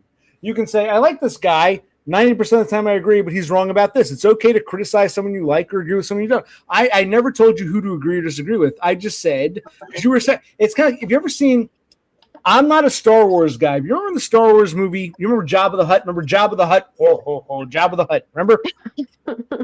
You guys remember Jabba the Hutt? Luke Skywalker breaks in and he hypnotizes that guard.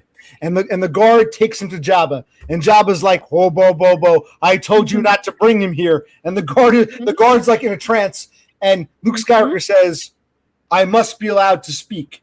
And the guard says to Jabba, "But sir, he must be allowed to speak." And Jabba's like, "You fucking idiot!" That's what it was like. It was too much like, "Wow, JT has to." It's like I must be allowed to speak. Master, he must be allowed. That's how it came across. Like, duh. I'm like, okay, Kassandra. Wow. Bro, and Me Banks picked up on that. You can agree with someone who's otherwise an asshole or disagree with someone you like. That's fine. It was the whole, Jabba the Hutt. Why did you bring this asshole here? I told you not to let him in. I'm Luke Skywalker. I must be allowed to speak.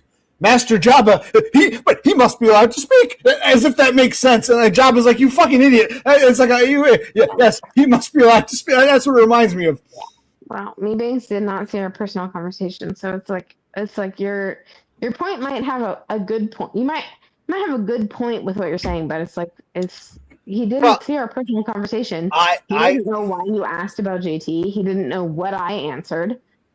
So that's literally the only time I've ever said anything positive, except for during that stream when I said, "Wow, I'm surprised JT is saying things I kind of agree with right now." It's like the only time I've ever said anything in positive for JT. You can Clearly, you Banks is paying attention to a lot of streams that he doesn't come out about saying he's in or watching or whatever. So it's like it's bullshit. I like you're saying he knew our personal conversation and is reacting to that. No, that's not what I said at all. First of all, you can agree with, even if you think that 90% of the time this guy's an asshole, but I agree with that one point. That's fine. I talk about broken clocks all the time. That's fine. I just said, be careful. And that was the end of it. Unrelated to our personal conversation, me Banks observed something. So I'm like, we had a personal conversation. I said, be careful, Cass. And I thought, that's weird that Kassandra, but whatever. I thought nothing of it. Then I saw me Banks' unrelated concept, unrelated to our conversation, his comment, which is kind of in line with what I was thinking. I'm like, so it's not just our personal conversation, because you and I, Kassandra, had a conversation. You and JT and me Banks and whoever the fuck else were on a different stream. I wasn't there. So it's about you and me, or you and me Banks. Unrelated. I'm like, wow, me Banks is having the same unrelated observations that I'm having. Interesting. No, listen for 1 fucking second. I'm like trying to express something to you. I don't like JT. I've never liked JT. I have outwardly spoken against JT. Every time JT shows up, I'm like, oh God, here's the baby spoon-fed bullshit. Like every fucking time I put the baby and the spoon emojis in the chat because fuck JT. It's like bullshit. I don't like it. It's not fun. He like drags down everything. He bothers me. Like, but it's fine if JT wants to show up and no one's gonna kick him or he gets to talk. That's fine. I'll still put the baby in the spoon. Good. We all get to talk about our feelings. We all get to express ourselves. I don't like JT. I will say it forever. I've always said it. Okay. But then on top of that, oh yeah. Go ahead. I don't want to interrupt you, OC. So. No, you had a good point. You were going to say on top of that. Continue. I want to hear. Yeah, on top of that, all of a sudden in the only other live stream I watch, which is DBF. I watch you and DBF. That's basically it as far as the Starling commute goes. Like if you're talking about the Starling commute, you would include probably like a few other people that I don't watch, I don't view, I don't know. But you and DBF are the two common ones because you're both my friends, or like I thought we were friends. At multiple times I thought we were friends, so I go to your streams all the time. In DBF stream is when I saw, oh, JT is there, great, awesome. Like, kind of want to die because it's it makes me sad, or like it's like unfun. It unfunifies the experience. But go to find out, JT is saying things I agree with. I was like, wow, that's crazy. Then you messaged me on Discord. What do you think is going on with this JT guy? What's going on with JT? Who is this JT guy? And I'm like, well, like I've said before, I don't like him. But I will say, by the way, in the last stream, I was surprised. I didn't hate everything he was saying. Some opinions he has, not horrible. I think he has some good opinions. But like you say, some people can be bad or fucked up people or broken clocks, and they still say things that you agree with. It's okay. It's okay to acknowledge those things. Now, as I recall, I was critical of JT. You had left some comments on one of my chats saying, well, JT had some good points in that DBF stream. JT has some great points. So I asked you, okay, what are these great points that he has? And I never got a clear answer. And I said, be careful because you're easily manipulated. That's how I recall it. And I saw those comments and I asked you the question. I let it go. To see me Banks, unrelated to me, to see me Banks leave similar comments, maybe say, okay, so it's not just me. Others have observed it. So I could say, like before Todd, I thought I was the only one who thought that way. There are others who think that way. Interesting. Apparently, so it wasn't just me. I'm thinking, okay, others see it too. Unrelated to me, even me Banks, who's a screwball in his own right, broken clock. He see, okay, that's all. No, that's fucking ridiculous. No, you're being silly. No, it's fucking ridiculous. Literally, wasn't a thing. Well, this whoever this bitch is, this cunt Dominia wants to know what his great points were. And maybe he did have some good points. I'm not saying don't talk to him. I'm just saying I remember you were kind of praising him in the chat, and I'm like, huh. So I asked you afterwards, I'm like, why are you praising this dude? What's and you're like, well, he had some good points. And then to see Mebanks, that's what I'm getting at. Mebanks is a broken clock as well. Maybe JT is too. You can agree and disagree without liking or disliking someone. But I remember thinking, even Mebanks observed it, so it's not just in my head. Okay, because I'm not in those DBF chats. Oh my god, it's like endless. Yeah, I don't even remember. I think they're about like women or something. I don't remember. It's been a long time. They were not spoken as comments about why JT is awesome. It wasn't like it's like so ridiculous. This is all such fucking bullshit. I was not talking about why JT is good. It's like, wow, I was surprised. Yeah, he said some things I didn't hate. Literally in that context. Wow, I'm surprised he said some things I didn't hate. So like, what are we doing? What are you're asking me to prove why I don't hate him? I do. No, you don't have to love or hate. You can say a broken clock can be correct sometimes. I said that so many times. Right, like, it was a weird enamoring. I'm like, wow, this bitch is enamored. Man, she's easily manipulated. And unrelated to that, I don't talk to Mebanks. Mebanks came to the same conclusion, so I can't be totally off base. Fascinating. That's all I'm saying. You're saying, oh, you love JT. Oh, you. It's not even about JT. It's about your malleability. I think that's what we're observing. How easily manipulated and malleable you are. I think that's ridiculous. You're being a fucking dick. Like, are we not friends? You don't have any fucking idea. You have no concept of like a conversation we're having about, wow, I'm surprised about this thing about this person that I thought we all hated, but wow, he said something nice. He said something good that I agree with. Crazy. I am rage baiting you. No, I'm having a spurg debate with this bish, and people just see it as rage baiting.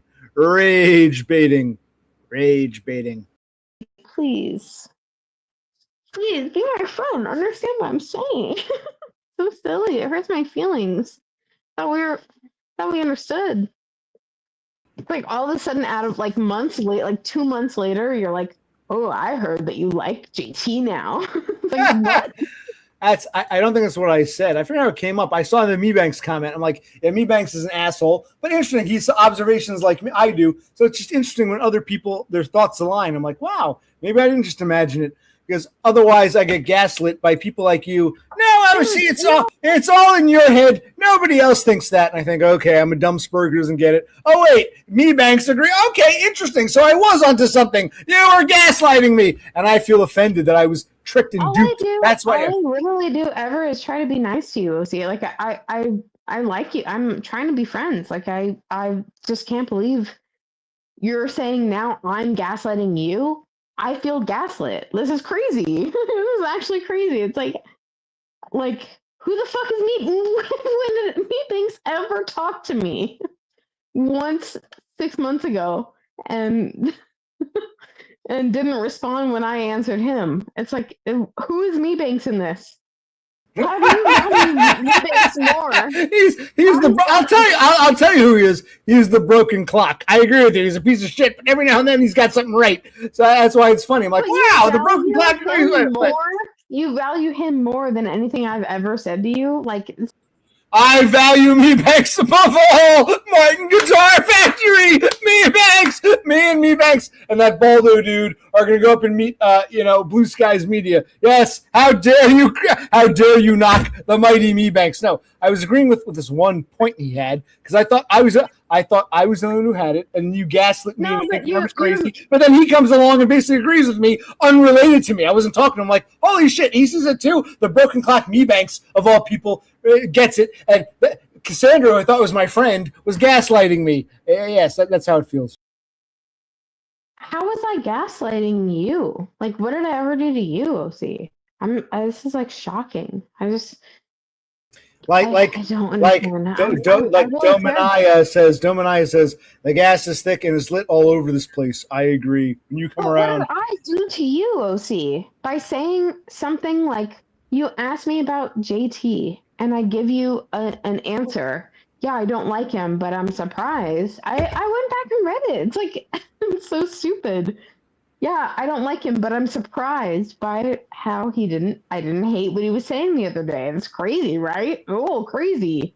It doesn't Crazy. fucking matter, also.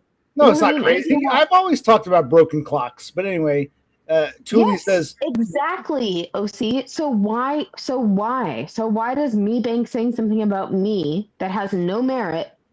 Why are you now all of a sudden like, oh, that's what I've been thinking this whole time? Why didn't you say that to me? You said Well- be careful around him. I said, okay, I understand. I'm not opening myself up to him. I'm just saying it's crazy that I thought I hated him so much and he's saying things I don't totally.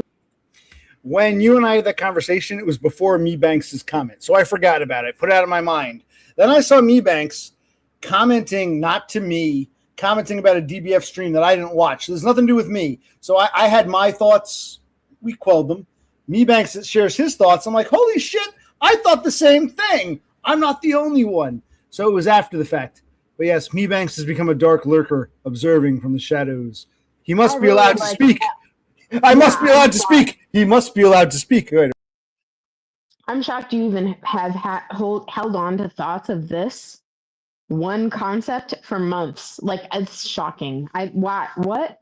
I've been outspoken against JT so many times, and like, again, I will allow someone to redeem themselves. I'll be friends with anyone, even if they upset me. It's okay. I'll be whatever, quote unquote, friends. It's okay.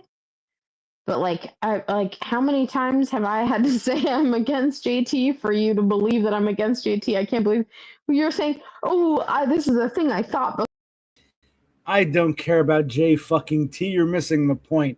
I had a thought. I was shot down. I said, okay, Spur got it wrong again. Totally unrelated. Sometime later, someone else had the same thought. I'm like, wait a minute. I was made to feel a fool for thinking that. I wasn't the only one. This bitch gaslit me. That's what I'm talking about. All right. bullshit.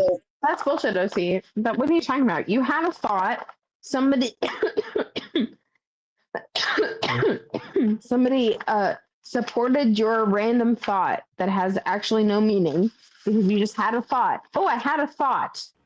Yes, the gaslighter always say your thought has no meaning. But I mean, I don't know. A lot of us have this thought. Maybe we're wrong, but you're just missing the thought. That's the gaslighting part. That's what we're talking about. I didn't need to call in, OC. I think we're friends, right? I think we're friends on a grander level. Why is it about like calling me out for what? For saying I didn't hate one night of JT comments? Like, I don't really understand. Like, I don't really understand what is the problem. Like, what is the conflict here? You don't like that I don't like that Meebang said something against me that you were like, I felt that too. You feel a camaraderie with Meebanks, so you don't like what I'm saying in opposition to Meebanks. Well, I think I will say this. I will say this. Like you said, I thought we were friends. I don't have camaraderie with Meebanks. When a friend like Kassandra tells me I'm nuts, and then a weirdo like Meebanks kind of independently corroborates, it's like, how come the asshole broken clock is more aligned with my thoughts than my so-called friend? That's, I think, what a Spur thinks. Hurtful. Actually, hurtful as your friend, OC. I've never called you nuts. So really awesome. Really cool of you. Yep. What do you mean really cool of me? How dare you? I've never called you nuts. That's great. You apologize now for any, because I feel offended now. No, you apologize. I'm not saying I'm sorry. You apologize now. We're nuts. gonna let Kassandra have the floor so she can apologize for hurting my feelings. I'm not apologizing. I never called you nuts. Never did anything to hurt your feelings. You're my friend, OC. I wouldn't call you nuts. It's ridiculous. But I understand, maybe, sort of, why you might latch on to me being stuff, I guess. I don't know. I'm trying my best, dude. I did not. Latch on to? I wasn't even thinking about Meebanks when he left a comment. I'm like, huh, interesting. I'd forgotten about that. That comment aligns. Forget it. Now you're gaslighting. Latch on to it. Me. I thought we were friends, Kassandra, but it's okay. I've never called you nuts. We'll leave it at that. No, dude, that's ridiculous. I feel like this is ridiculous. If you want to be friends with a Spurg, there's going to be some ridiculousness. That's fine. I know. I agree. That's fine. But this in this moment, it feels kind of like you're ignoring like reality, or like just for the sake. Who thinks this sounds like gaslighting? Oh, you're ignoring reality. Sounds like gaslighting. A moment like this.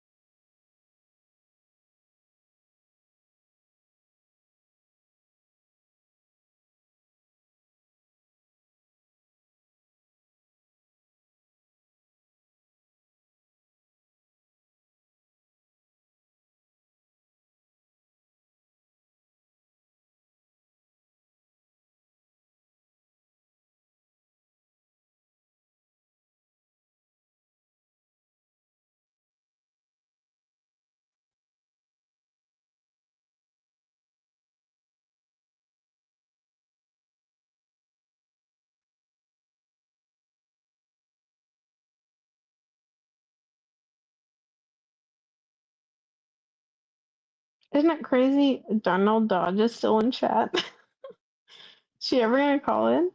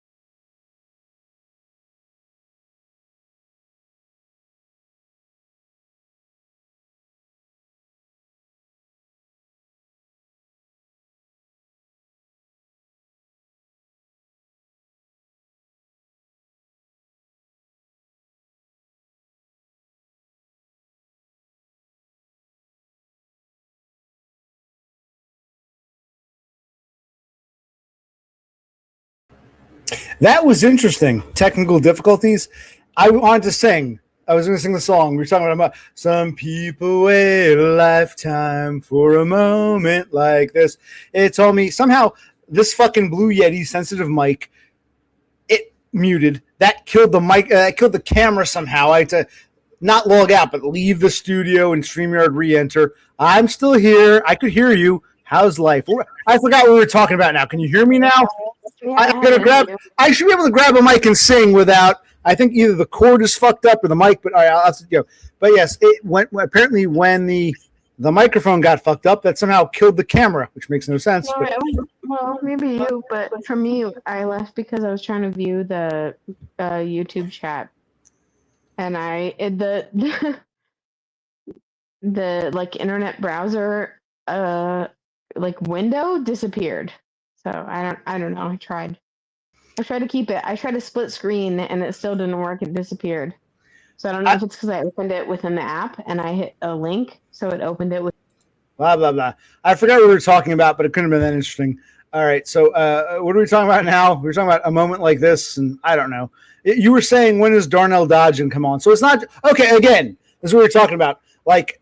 Me Banks, man, but I agree with this point. I agree with you on this point. When I say, hey, Darnell, why don't you come on, pay your dues for 2 minutes? No, OC, I'm busy. I think, well, maybe I'm putting pressure on. But it's not just me. Others agree. You agree that Darnell Dodge should come on. So it's not just me. You know what I mean? I think Darnell Dodge is gaslighting me. You know, we're talking about gaslighting. What do you think? No, Darnold Dodge is definitely gaslighting or something. I mean, no, I'm too busy, or something's wrong, I can't. That's bullshit. It's all bullshit. All bullshit. I gotta leave soon. That was like fucking 3 hours ago. It's like, yes, I remember my phone is full. So yeah. Yep, it's every time. Oh no, I can't call in because no, it's all bullshit. Every single time. I don't know what even the excuse is. 90% of the time, I don't know the excuse. It's always bullshit. It's always stupid. See, and it's upsetting because we all call in, like we all deal with it. We all like, I don't want to show my face. Deal with it. Yes, deal with it. Yeah. We all just do it. So get over it, Mitch. That's fine. I mean, I don't like it. I don't like having to call in, having to show my face. I'd rather having. Oh my God.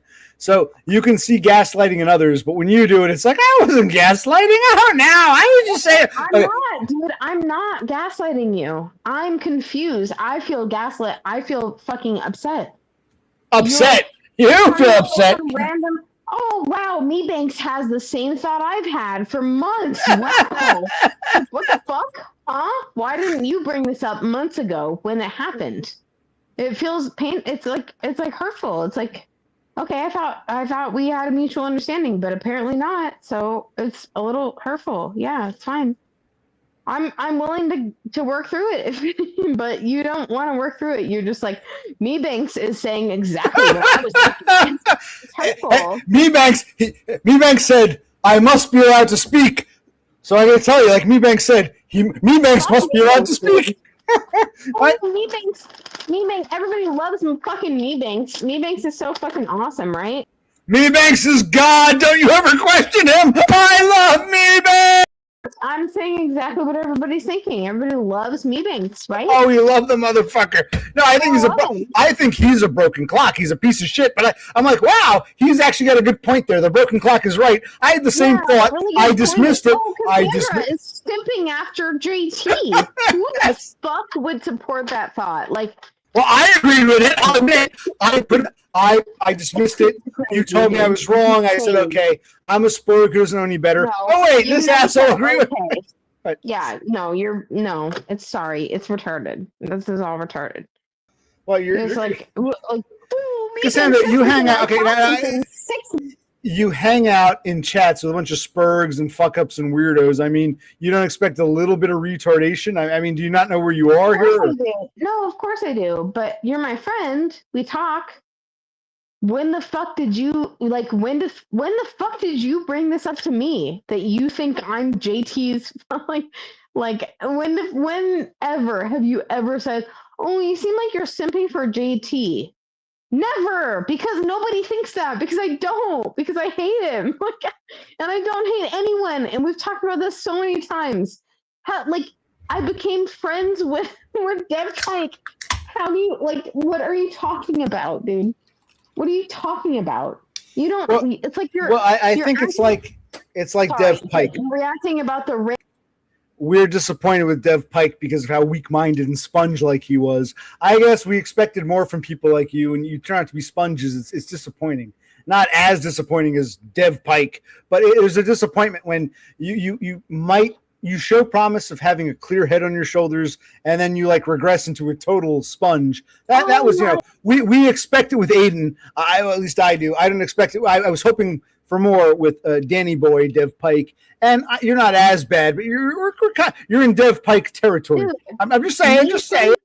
Oh my God, dude. Me saying anything positive about JT was months ago, and it was about a random stream. This is so ridiculous. And also it wasn't even positive. It was like, wow, I'm surprised I didn't hate what he was saying. Fine. Maybe I was 1,000% wrong. Well, I'll go back. Okay, it was all in my head. I'll ignore it. Okay, fine. 100,000. Yeah, fuck you, asshole. I mean, what the fuck are you talking about? What the fuck are you actually talking about? You have no, what the fuck?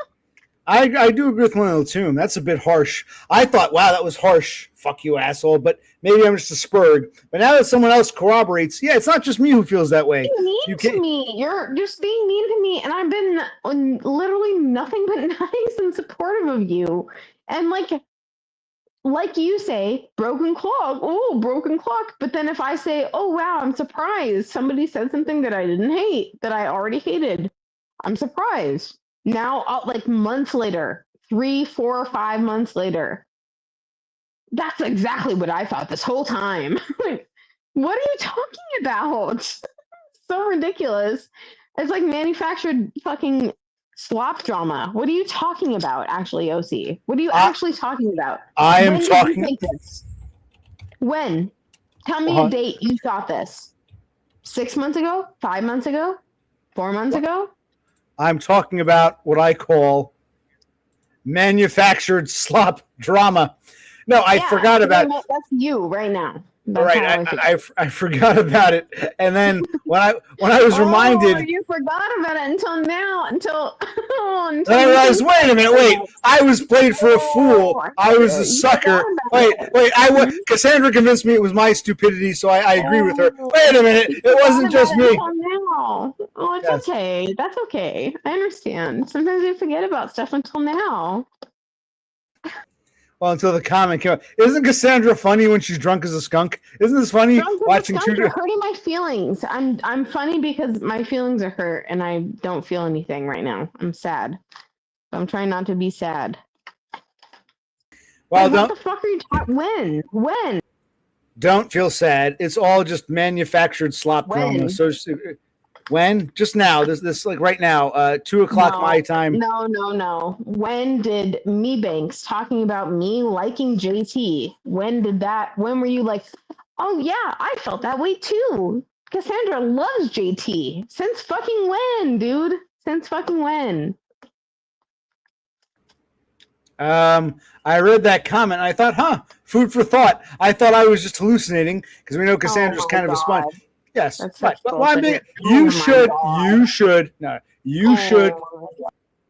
should admire my honesty, but we can't even do that. We can't even admire each other's honesty. You don't like that you don't hate me. You want to hate me. You want to find any reason to hate me. That's what I think. I maybe that's not true, but I just what else? What other reason do you have to just come up with random reasons to hate me? And this is the Dev Pike nonsense. Oh, you hate me. You're bullying me. No, I'm severely disappointed in you. Now I'm hearing Dev Pike. Okay, all right. Go ahead, Dev. Oh my God. I didn't even say bully. I didn't even say it. You're just literally hurting my feelings. Look what Dominia says. Kassandra, you've hurt people's feelings. You really hurt OC's feelings. Everybody hurts feelings. Let's everyone love one another and stop hurting people's feelings, Kassandra. I agree with this Dominia bitch. I think her name is shitty. Yes, she hurt my feelings. And you agree. You agree with me. Unless you were just lying. She hurt all of our feelings when she changed her name from OC Superfan to whatever the fuck this is. Yes. That's true. But actually, I was talking to my grandma about this tonight because she was talking about my grandpa hurting her feelings. And I was saying, yes, we all hurt each other's feelings. It happens. Our feelings are based on random stuff and sometimes not the person that you're reacting to. So I totally understand. And I agree with that fully. But then there's no problem. We're all some feelings were hurt. No. Some people are right. Some people are wrong. We won't name names. It's okay to say, hey, maybe we all have feelings. Maybe I was right. Maybe I was wrong. Maybe you were wrong. Maybe you were wrong. Maybe you were wrong. No. It doesn't matter who is right. Let's not bicker and argue. No, that's not the point. No. Okay, what is the point? What is the point then? Tell me. Enlighten me.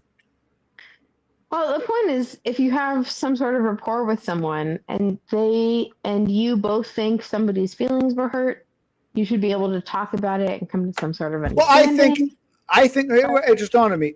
Like you said, JT is a broken clock. You agree with some of his points. I think Mebanks is the same. He's a broken clock, but that wasn't a bad point. We're just agreeing with some broken clock points. We all do that. That's understanding of what he's been correct about is that all of a sudden I'm a JT. I'm like simping for JT, which is what you've said for the last 10 times you've talked about JT and me in the same sentence.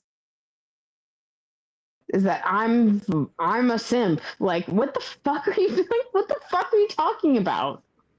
It's like, that's hurtful, regardless of my feelings prior to you and your feelings prior to me. That's like unfounded, not fair. It's hurtful. From what? When did you feel this? When? Like, why? I forget now. I don't feel anything anymore. Right. So it's all bullshit. Yes, it's all bullshit. Let's put the bullshit. Move on. So stop pushing it. I agree. Quiet. I agree with this bitch. Let's sing Kumbaya. Why are we still going on about this nonsense? I just said let's not bicker and argue over who was right or who was wrong or who was wrong or who was wrong. Or it's like Just say, okay, I'm sorry, you're right. I never actually thought that. It was just just say something that makes anyone else feel like you're not. You're watching a drunken Spurg who's like going through like a move out meltdown, which you have no clue of, apparently. Sarcasm. So I mean you have some leeway. Oh my god. I don't even know when I'm being allowed on because I'm walking away from the phone. Let's pick now. Am I talking? Let's pick on Darnell Dodge. Why won't this bish come on? You tell me. Darnell Dodge? Because I don't know why. I don't know. I don't know enough about her or what her right. I don't know why. Right. Yeah. Well, I think maybe the answer is that the story is not as interesting as it's been portrayed. And so there is a fear that the character does not match what's been portrayed in the past. But I don't know. That's always what I think. I always think, oh, they made such a character out of themselves. Well, I think that's where JT, Darnell Dodge, that Bulldog guy who came on earlier, they seem like they're characters. And we all mask to some extent. But that's why I don't want to monetize. The guy's flat out telling me that Buldo guy, yeah, right now I'm doing a rage bait, and I'm going to do a white power thing. It's like you're just playing like a costume changes. Like, I don't get it. I'm just me. I'm a Spurg, So I agree with you in that sense, which is why I was so concerned. JT is playing a character. Darnell fucking Dodge is playing a character. Buldo is playing a character. I was hoping that you weren't a character, and when you started to fall for characters, I was a little like, a little disconcerting. Stop! I'm not. Stop. It's so hurtful. Fine, maybe I misinterpreted, but it seemed like you were falling for a character again. Why? Because I said, wow, some things JT said wasn't as horrible as I thought. Like, what? If you have the wherewithal to say, oh, broken luck, like, why can't you listen to what I'm saying? I'm saying something interesting. Wow, isn't it interesting that JT said something we don't hate? I don't hate. Maybe you could listen for a second. But I'm not saying it's a good thing. I'm not saying I love him. I will listen to anybody. I don't mind. I'll agree with broken clocks when they're correct, and I'll disagree with people I like when they're wrong. I'm not criticizing that. I just said be careful. I left it at that, forgot about it.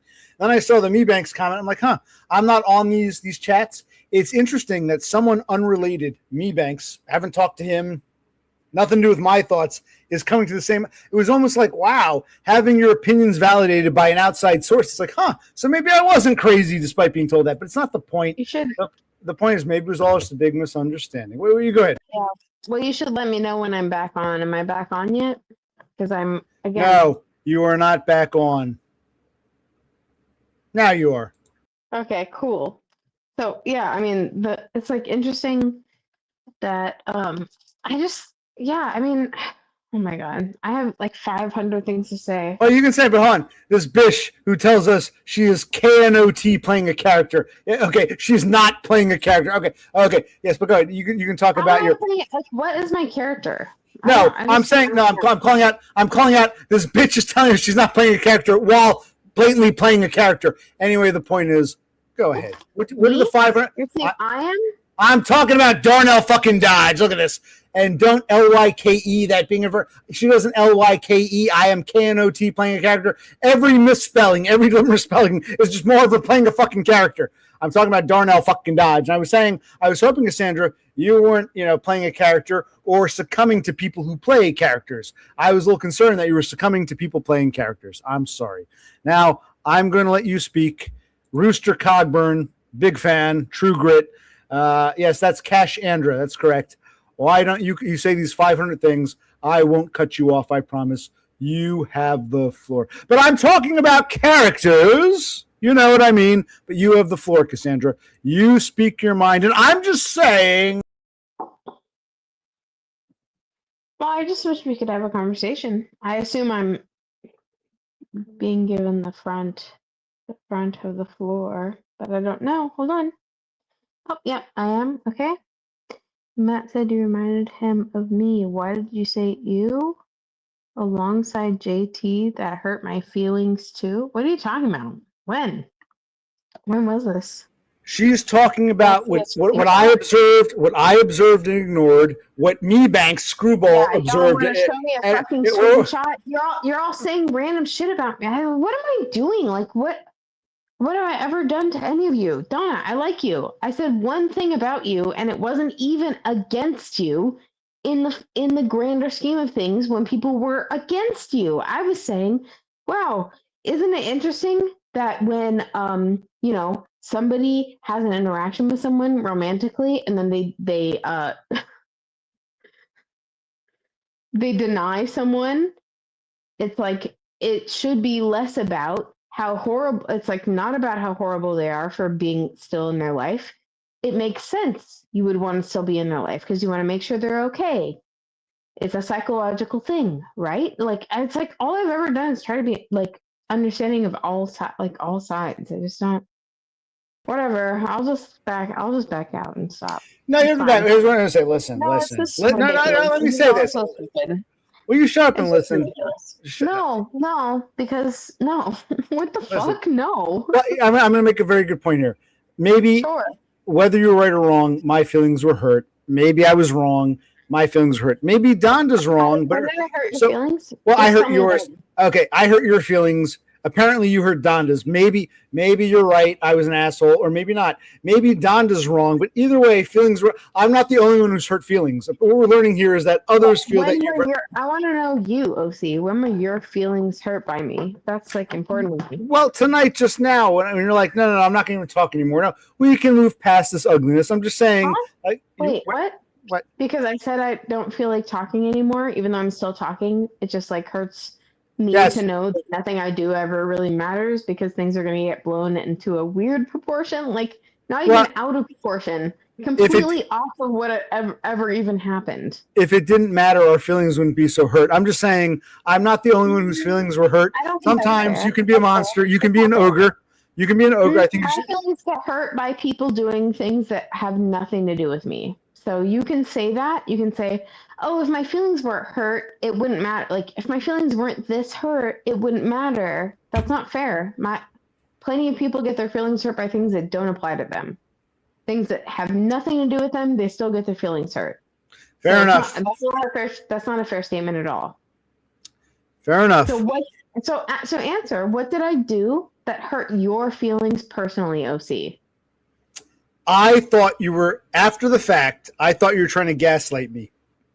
I'm kind of a dum-dum socially, and I you told me it was all in my head, so I forgot about it, and I'm like, wait a minute, I'm not the only one. I thought I was being gaslit right? Like, thinking back, I thought I was being gaslit. So you think the concept of me being anti-JT and then telling you, wow, I didn't hate this thing he said, and then months, like it's been like 3 months later, you bringing it back up and me telling you that's not the way it was. Is that the gaslighting or the original thing of me saying I didn't hate what he said? There was no gaslighting. It was all in my head. I misunderstood. I'm a spurg. I think you need to have. I think what upsets me most is that you people forget I'm a spurg sometimes, and I don't know what's going on socially, and no one keeps me in the loop. and I got to like kind of put things together. So I think what I'm really upset about is just being a Spurg who doesn't understand social interaction. I think that's what this all boils down to. Oh, see, that's why I'm asking. I mean, I'm being dead serious. I'm being dead serious. I think there was some social. I don't know what's going on. I take things at face value, and I think, oh damn, I was gaslit again. I didn't know what was going on because I admit I'm naive. I'm socially retarded. I get it. I want to take people at face value, and then when I think, man, maybe I was suckered again. Maybe I was wrong to think I was suckered. I guess I just think that as a Spurg, maybe once again I was out of the social loop, and that's why I felt like I was being taken advantage of again. I'm insecure because I'm a Spurg and I've got social deficit. Yeah. I think that's what it boils down to. Pushing me off if you just listen. Just stop pushing me off. It's totally fine. I'm totally fine if you're like misunderstood, or if you really think something and you want to address it. I'm fine. I'm okay. It's okay, OC. Like, oh my God, it's okay. It's fine if you misunderstand how I'm feeling or you think the opposite of what I'm saying. It's fine. It's okay. We can talk about it or not. You can hate me and we can not be friends. It's okay. It's all okay. I just want to talk about it. I just don't understand why I feel actually upset because I feel like I'm being misunderstood so badly that it's like, whoa, what all the like the whole point I stood for, which was like fuck JT, fuck baby spoon feed JT. Like I've always hated him. Like it's ridiculous how much. So I feel bad. I feel confused and bad, and like I'm being gaslit. It's fine if you feel the opposite. It's okay. It's okay. I don't hate you because you don't understand how I feel, or because you misunderstood, or I think you misunderstood, or you think I misunderstood. It's okay. We should still probably talk about it. I think it was all put in the background. I think it was all social misunderstanding. But you can say that, but it doesn't really come off like that's how you feel, and that's okay. I'm okay with that too. It's like just want to. I just don't like it. It's like I don't. I'm not asking you to like or hate anybody. I just thought maybe I was confused. I thought, okay, just be careful, be cautious. I thought there was. I guess I misunderstood. I know. I understand. You're trying to like look at. You're like, oh, don't fall for bullshit. Right. I get it. Right. Yeah, it's nice. That's a nice thing. And you said I'm not. And I said, okay, end of it. And then I see Mebanks. You can't believe everything you read, but it was so interesting how unrelated to me, Mebanks is like, wow, Cassandra's falling for his bullshit. I'm like, wait a minute. I thought the same thing, and I was told I was wrong. Was I socially gaslit again? Am I the dumb Spurg who doesn't get it? I felt like a fool. You made me feel. Maybe he was wrong, but that's what it felt like. No, but like 6 months later, what the fuck is he talking about? What are you talking about? I don't know. I wasn't there. I have no idea. Maybe he just made it up. Who knows? Right. Right. So you should take it up with the person that they're talking about before you take it up with Mebanks. Or you take it up with Mebanks, he doesn't answer. So what are you talking about? What is anyone talking about? It's like so ridiculous. I agree. And I understand it on terms with like, I don't know, sorry, Off Grid or Penny Pounder or like random people who are just being trolls. Like I understand, but like I'm just trying to be normal, be like I don't really understand what I did to make Mebanks say that about me. Like I don't know what interaction I ever had with Mebanks that would make him have a judgment about me in general. Well, I don't know either. You're right. Maybe I broke my own rule. I believed what I read. You'd have to ask Mebanks himself. Who knows? Okay, all I know is Mebanks is a broken clock, and I'm like, oh well, maybe he's right about this one. I don't know. I'm just sensitive because I'm a Spurg. You had the feeling first, and that's more important to me. That you had the feeling that I was on JT's side, which I just don't understand. It's not about taking. It's not about taking sides. Like I told that asshole Dev Pike, you can be friends with whoever you want. Just be cautious. Okay. Hang on, that's not what I meant. I meant like you thought I was taking JT's side or something. Like not maybe that dramatic, but just like you thought I was like all for JT now, and I'm curious as to why. Like when just because I said. I think Tully's right. She said, I think it was the Spurg who thought, oh man, I misjudged the social situation again. I feel so foolish. I think it was just my Spurg insecurity flaring up. Yeah, that's okay. I'm not even gonna. I wouldn't hold it against you. I would never hold that against you. But I just don't. I don't feel good. I don't feel good just accepting like, oh, Kassandra fucking is JT simp now. Like what? Since when? I feel confused and lost, and sometimes I will completely slough off bullshit that's said by trolls in chat. I don't care. But this is not that. You held on to this. You cared. You were like, no, Cassandra's on JT's dick. Like, what the fuck are you talking about? Fine. Just kill me if that's how it seems. Oh my god. What the fuck? Not at all. I think it was a Spurg. Yeah. Okay. I appreciate that. That's fine. I'm good. I just don't want to be viewed as on JT's dick. That's horrible. This terrible name, this Daminia.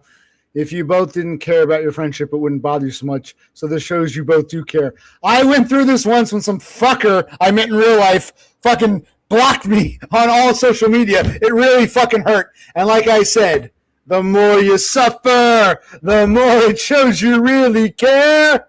Right? Yeah. Yes, I agree. Oh, that's so sweet. Aww.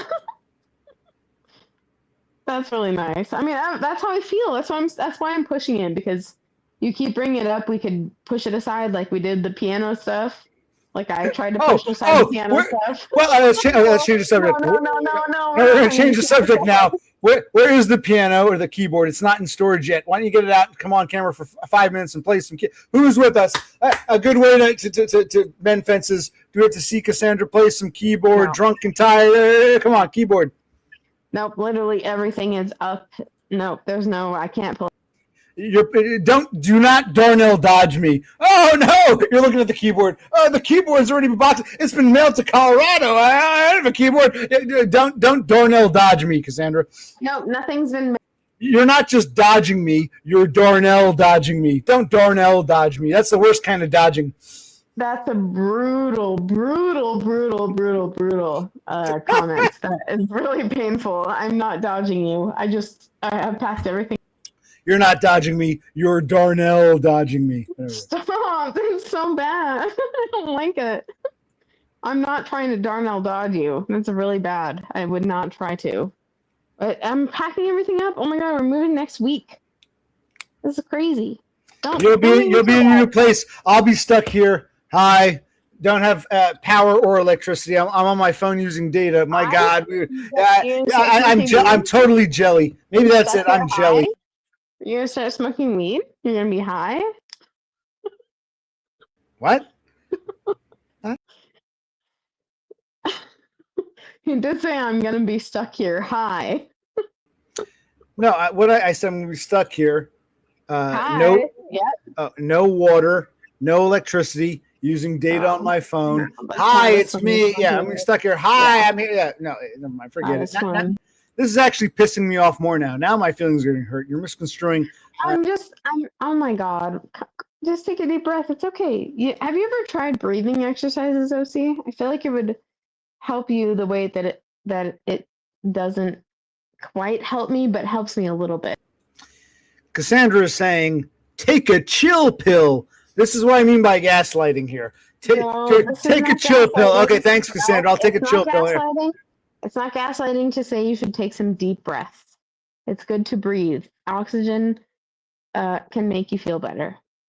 Take a lot of deep breaths in quick succession. I feel better now. Thank you. Yeah, good. I'm glad. Okay. I'm gonna step away for 30 seconds to go pee, but I can also leave if that's better. No, I'm winding down. I might have one more beer, maybe not. This was fun. Okay. It was more entertaining. What? Isn't that crazy? I'm out of beer. We have no more beer. You packed it up. It's with your keyboard. No, it's not packed up. We drank it all. We'll get off soon, but go take your break, and we'll talk in a minute. We'll wind this down soon. This one on this actually, I think I've had Kassandra on longer than that Bulldog guy. This turned to a longer stream than I thought it would, but oh well.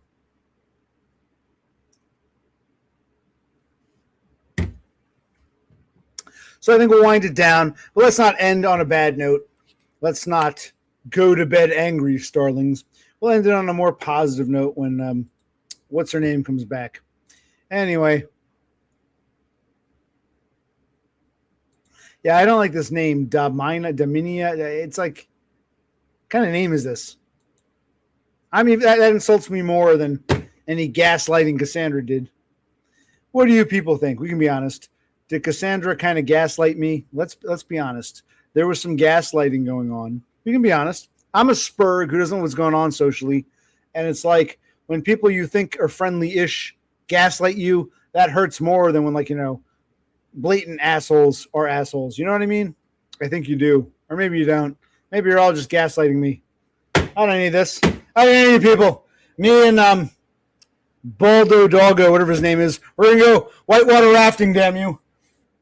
How dare you? How dare any of you? What else is up? We don't have to talk to Kassandra the whole fucking time. Someone else want to say hi, or should just end this now? Because I'm running out of things to say. But I got my call tomorrow with the Social Security. That's not until like 11 o'clock. But I have some plumbers calling me. Got a call. I wonder if the landlord killed the water or one of his kids trying to force us out. That was my brother's idea. They say I'm paranoid, but Bro C might be correct. The water pressure. Yeah, it needs to sing to end it on a positive note. I'm back, but you don't need to talk to me the whole fucking time, so.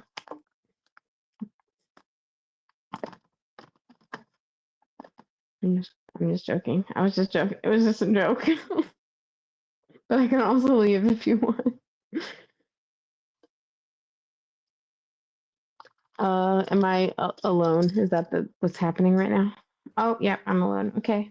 I'm giving you the floor. You want to talk about what else would you like to talk about? What's on your mind? I don't care. Do you have any questions?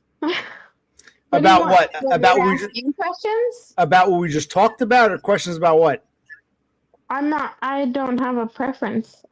You gave me the floor, but I just called into your stream. So I'm busy doing things, and I'm down to talk. I'm down to chat, but you give me the floor and you're not even here. I don't know what to talk about. I'm not a streamer. So I'm trying to help. You got questions? You have something you want to talk about?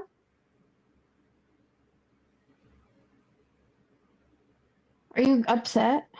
No, I'm not upset. Okay. I'm trying to think of something to talk about. I think we're winding down. I can't think of anything to say right now. Yeah.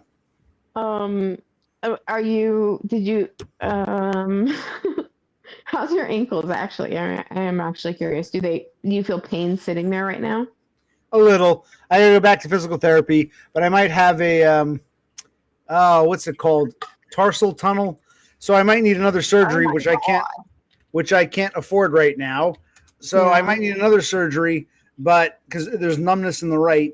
So I might have a tarsal tunnel unrelated. Yeah, don't care about pain, right?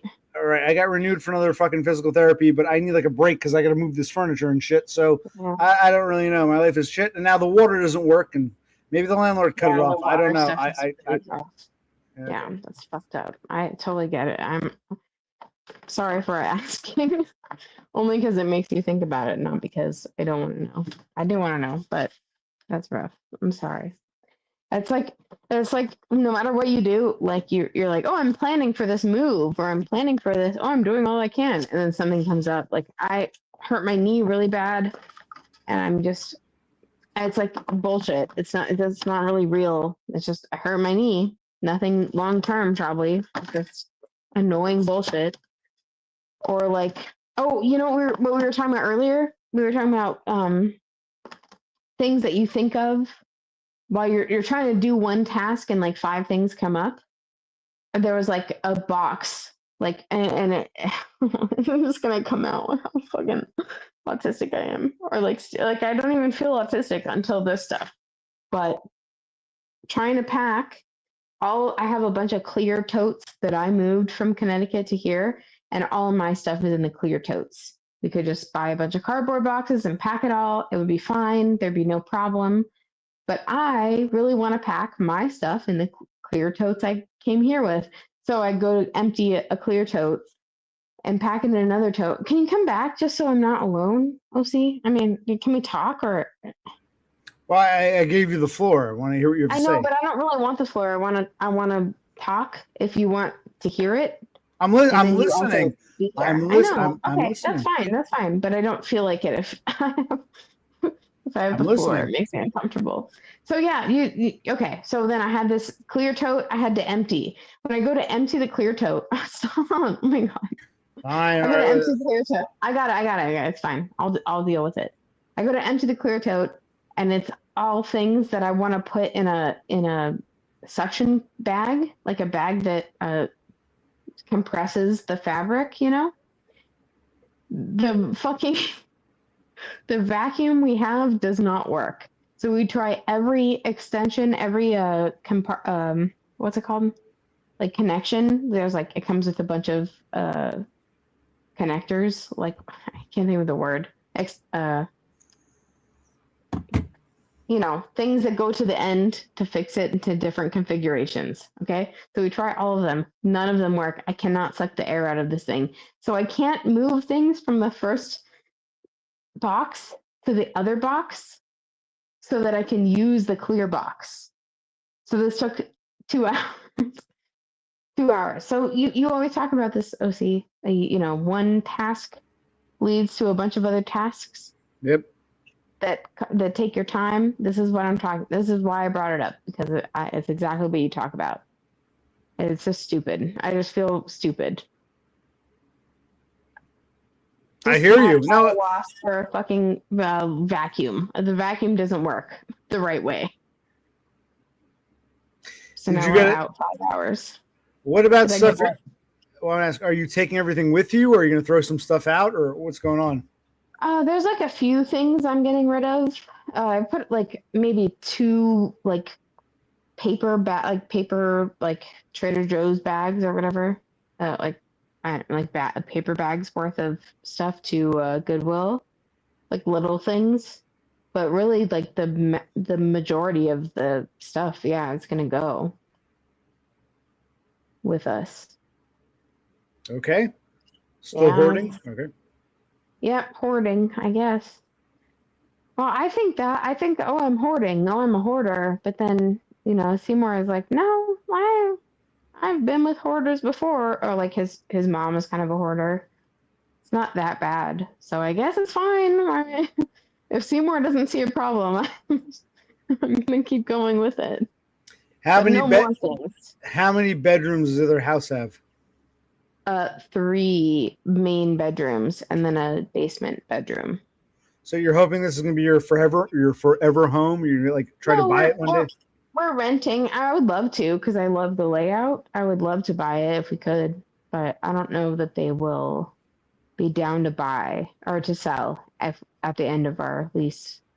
If they would, I think if the area ends up being good, I'd be down, but I don't know if it's gonna work out. I mean, we went there for 3 days and checked out places, so we don't really know the area.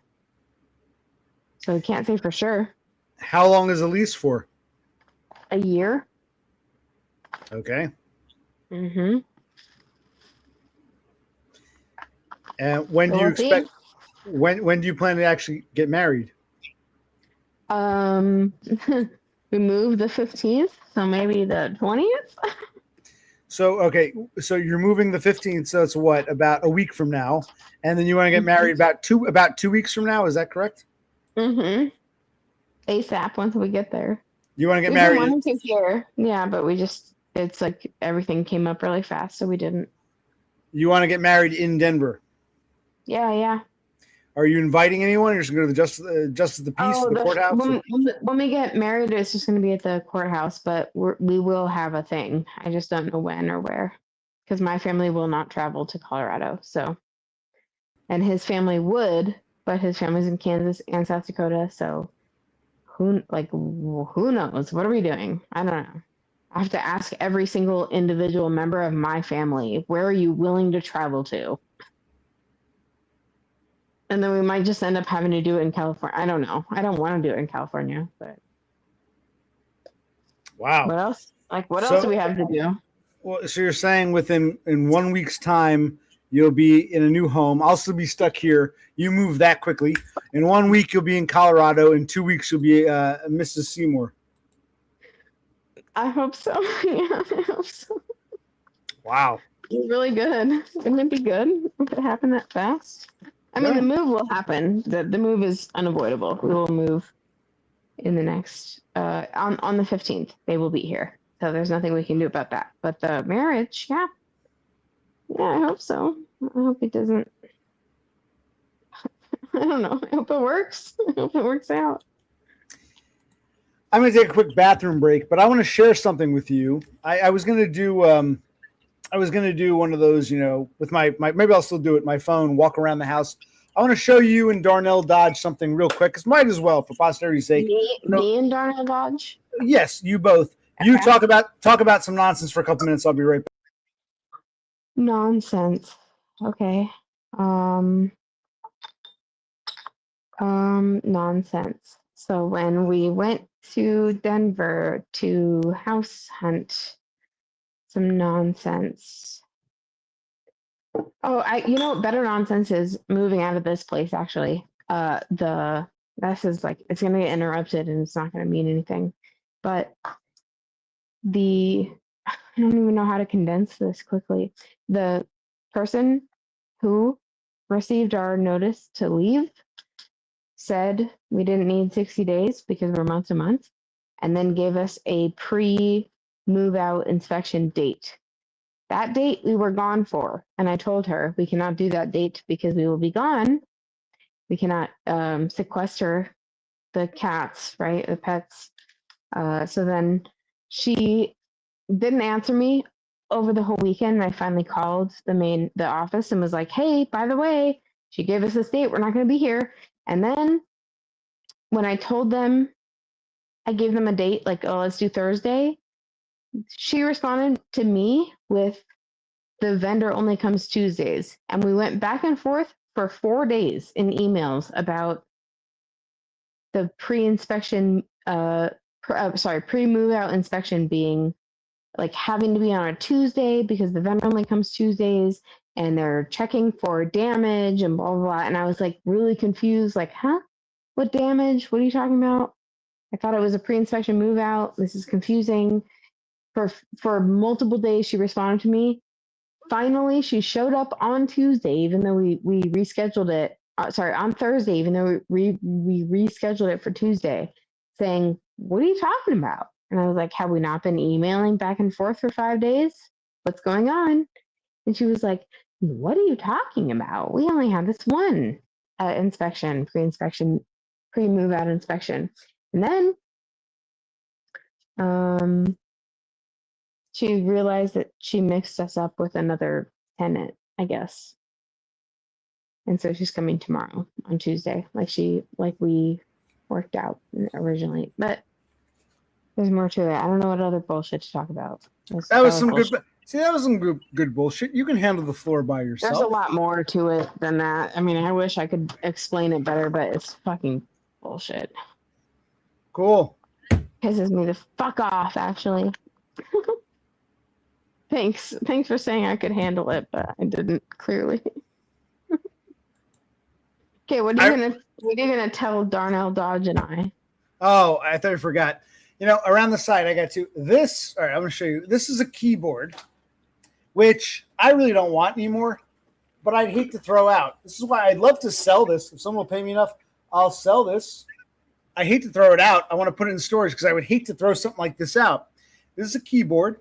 I also have a synthesizer, a true synthesizer. Computer keyboard. This is a musical keyboard. You plug it in, it plays notes. It has pre-recorded sounds. You go to different settings. You can, it's a musical keyboard, piano, keyboard, pre-recorded sounds. I also have a synthesizer. Synthesizers don't have any pre-recorded sounds. You plug it into an amp and it synthesizes. The synthesizer is even bigger and heavier. I would hate to throw them out. I really don't want them. But again, this is part of the reason why I think I need to get a storage facility, because I would hate to throw something like this out. If someone wants to buy it, they can have it. But it's like, I don't want this, but I hate just throwing it in a dumpster. That's why I wanted to share, because you guys were talking about musical keyboards. But what? I put a keyboard up on OfferUp. Wait, how many keyboards do you have? I have 2. Well, I have 1. Seymour has 1. Seymour bought 1 to learn the keyboard when we were long distance. I was teaching him from. Wait. You told me that was in storage. Now you're telling me it's on OfferUp. So if someone wants to buy it tomorrow, you got to get it out of storage. When did I ever tell you about storage? Then get your keyboard out and play it for a couple minutes. I'll plug this in if you want, but it's like, I'd hate to throw this out. The synthesizer's huge, but wait. You're misunderstanding. No, things are packed up. He says just sell it. Easier said than done. But This keyboard does not have a cord. So I'm selling it without the cord. My keyboard is packed up, but it's not really packed up. It's just upright and not plugged in. And also everything is a mess. So I'm not doing any, that's why I didn't call him with camera, because I don't have like a place to sit right now. Everything's all fucked up right now. So. Okay.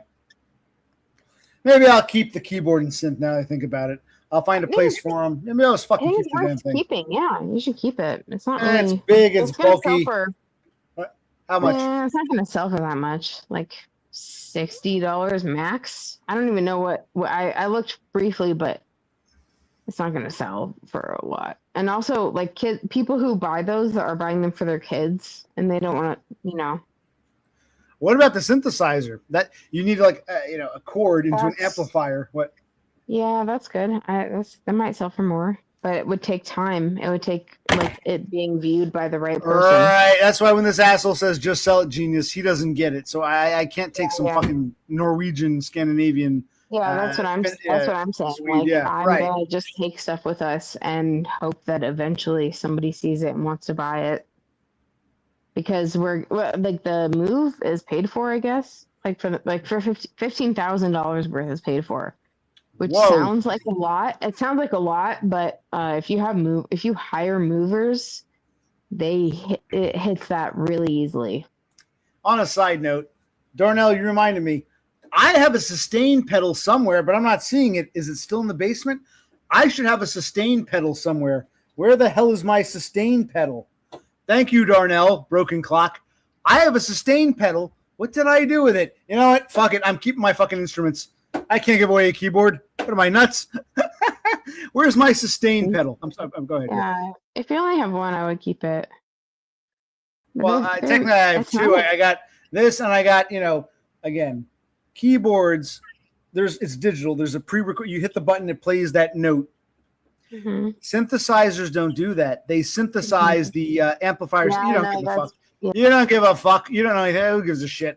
I play guitar shittily. I don't play keyboard at all. But I have a keyboard and a fucking synthesizer. And I wanted to talk musical instruments. And it's insulting. We talked about JT and Kevin Mebanks and Hurt Feelings. And like, this is insulting me more. I want to share. I'm a Spurg. This is one of my special interests. And I'm getting treated like shit by we don't have a lot of women. We don't have a lot of keyboard players. I got 2 bitches who play keyboard, and I'm getting this dismissal. Okay. Well, I'll keep the damn keyboard. I'm going to rent another unit. Fuck it. Let's get out of this fucking house. Thank you. I'm glad I... Hello? Wait, what? You think I don't care about a synthesizer? A synth is cool. The answer is I don't know. It belonged to my cousin. I don't know how I ended up with it. But I got it over there. I'll show you in a minute. I have no idea. I'll plug it in and play it before I leave. I say that, but I'm going to keep the synth. It's big and bulky, and this is big. The synth is even bigger. I'll keep the keyboard here on the synthesizer, but it's like, oh my God, more shit to move. See, Thule, I thought these bitches would be interested. They're not. But yeah, this is the kind of shit a Spurg likes to talk about. My special interests. I'm sorry. What were you saying? I'm really confused. We all are, Kassandra. We all are. Are you saying I'm not interested in the synth? Because I am. That's correct. That's awesome, and you should keep it. I think you're gaslighting, patronizing me, but thank you. I'm not, dude. I'm not. Oh my God. I'm not. Oh my God. That's crazy. It's crazy. I'm not. I don't understand. I wouldn't, if I was gaslighting, it would be really clear. I'd make it clear, obvious with my tone, but I'm not. I'm just. That's what all gaslighters say. Sure. Sure. I'm joking. I thought you'd be saying, "Oh, cool keyboard. That's nice." I Yeah, thought, it's "Oh, sick what's as it?" fuck. I thought That's it'd be cool. I like, didn't know it's what to just think. okay. I'm not, again, I told you, I'm not looking because I'm away from my phone. Right, So I'm sorry I wasn't watching, but I right. like synths. I think synths are really cool. That's awesome. You should not sell it if it's a synth. You should not sell it. If you are interested in making music at all, you should not sell it. It just they got these little like half-size, quarter-size keyboards with a USB. You just plug into your computer, and you can change the pitch and the tone and the key. You can just do that. So in one little thing here, as opposed to this big bulky, it's like a piece of furniture. You know what I mean? Yeah.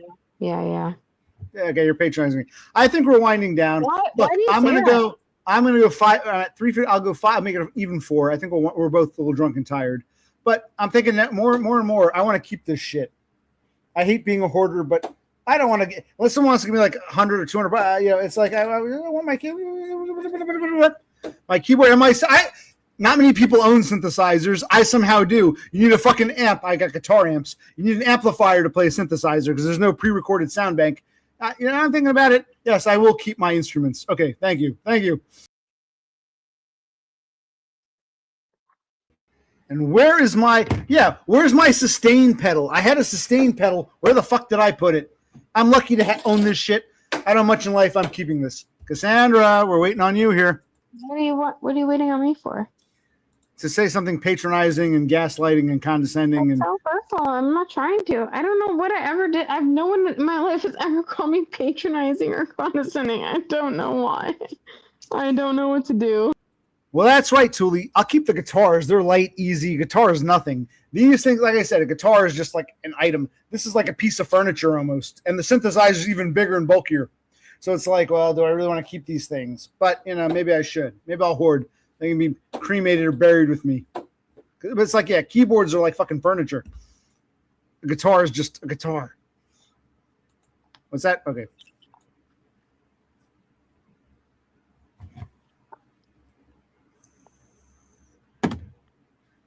Does anyone want my old? I got an old karaoke machine, 2 tape decks. It's going to the dumpster, but maybe I'll share it. I don't know if it works anymore. I can't find any microphones. 1/4-inch jack. Does someone want my 2 tape player karaoke, or should I keep that too? Maybe I'll keep my karaoke machine. Damn it! I want all my musical instruments. Fuck the furniture. I want to play music. You don't give a fuck. I'm trying to share my life with you people, and you don't give a damn. Good. You should keep it if you want to, but also if you don't care about it, you shouldn't put it in the dumpster. You should take it to a Goodwill. At least maybe someone will get excited and buy it for $10 or something, and give the naughty corporation their money that you gave them. You gave them the thing for free, but at least the item gets a second chance. I'm not all for Goodwill. I'm just saying you could give the item a second chance. Okay, good advice. Or don't. Yeah, or don't. All right. So, do you want to come on for 5 minutes and play Seymour's keyboard to show us that you're in good spirits and everything's cool? I literally physically can't. There is no cord. There is no power cord. That's part of selling something. Sometimes you're like, oh, there's no power cord, but it's still $50. Oh no. No, I actually didn't put the keyboard up yet. I took pictures of it and I started it, but everything else that's up has. I'm scared. I'm scared to put something up that has no power cord. And it's like you said, it's almost easier to move first and then try to sell the shit later. You need time to sell. I think you're falling asleep.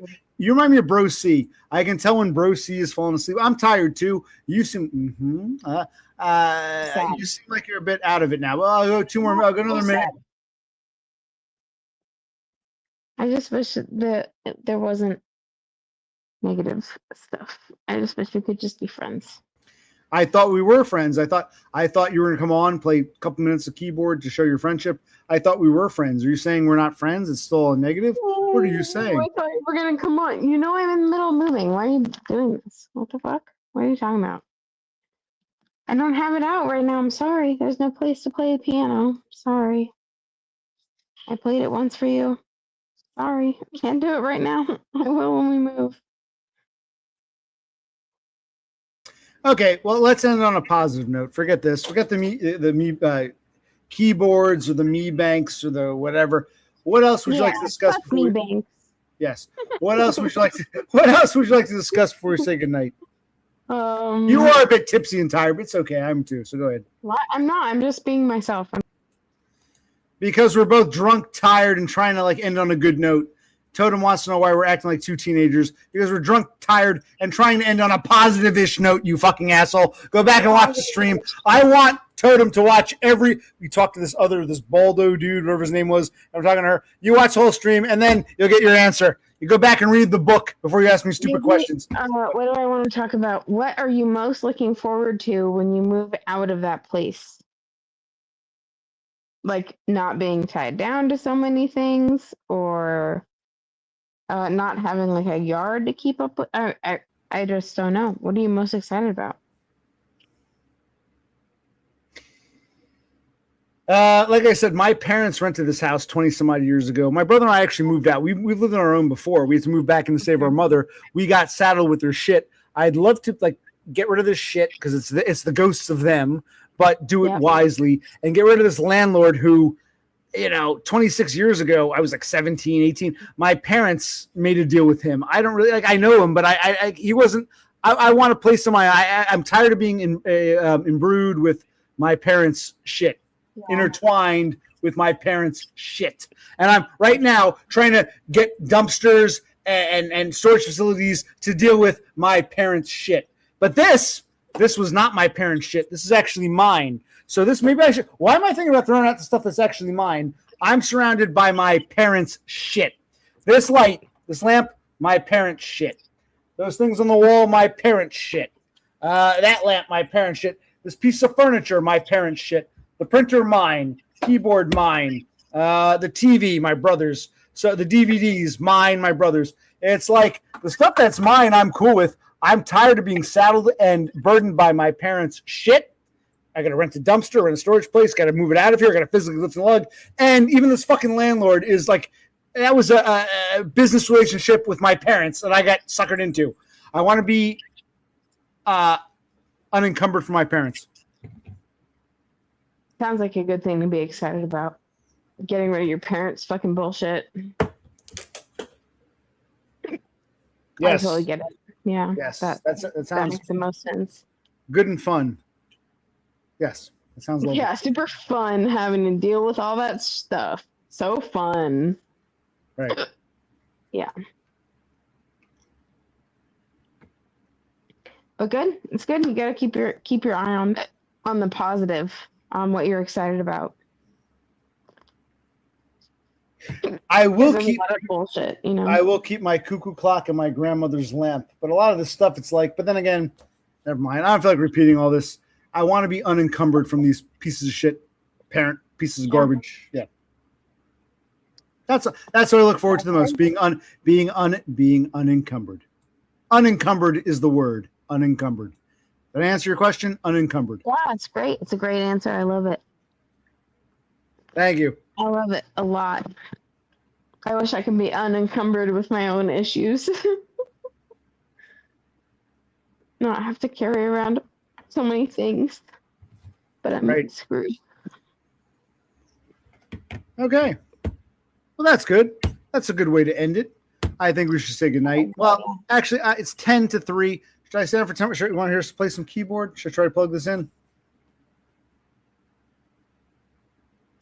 Kassandra muted herself for some reason.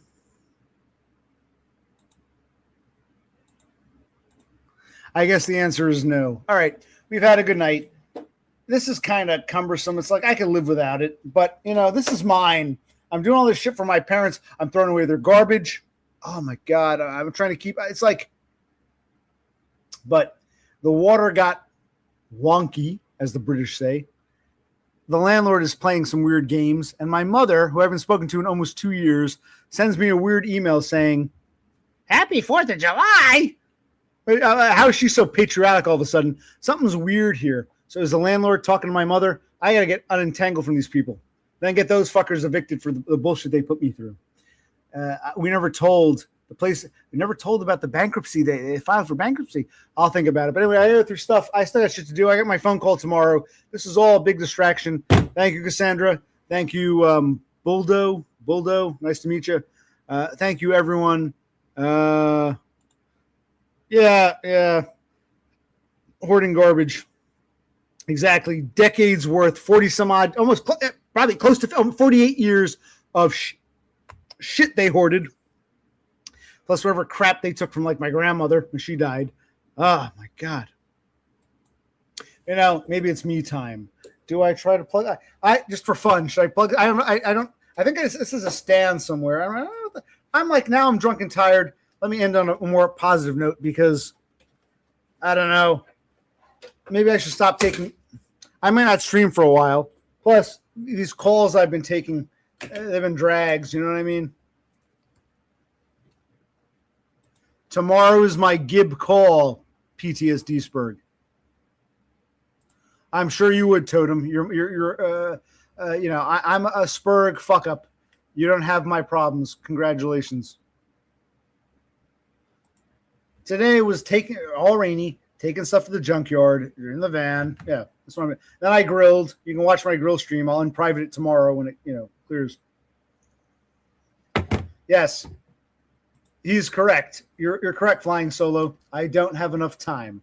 Totem doesn't get it because, he just has a desk and a bed. He doesn't get it. He doesn't get it, Anyway. What can I plug this into?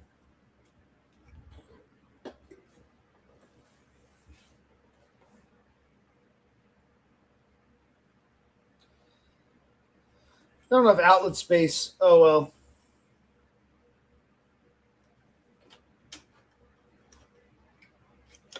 But I really like the synth is cool. The synth does absolutely nothing until like an electric guitar. You plug the synth into an amplifier, the power cord into an amplifier. Then it's like, wow, the synthesizer is amazing, but that's really heavy and bulky. Oh my God.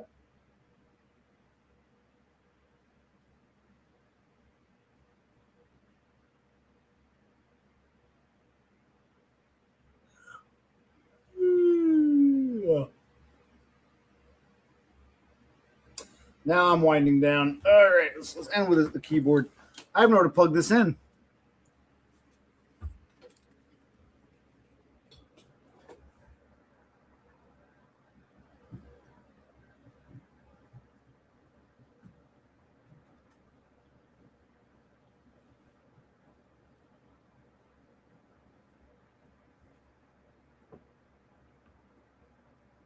Well, maybe. Hold on.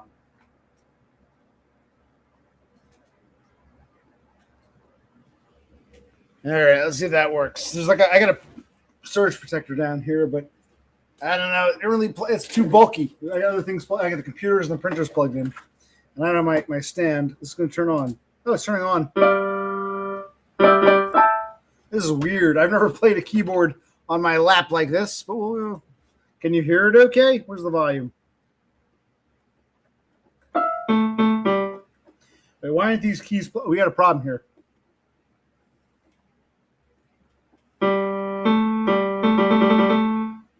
Why aren't these playing? That's weird. Maybe this is garbage. I'll throw it in the dumpster.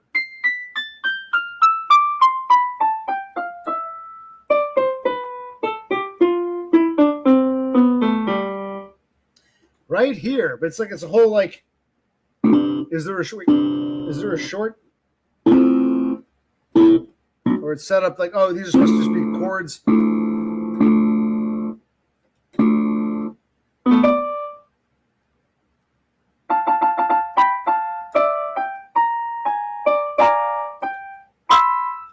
Are you impressed?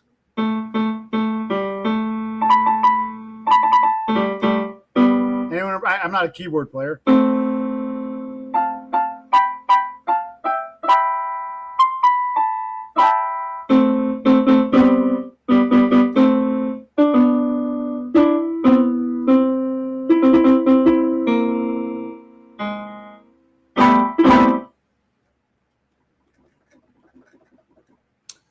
Maybe I should keep this to play around with it more. I haven't played this in years. Oh my god.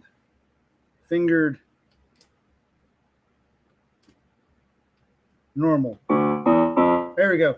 There's normal chord fingered. All right, let's do.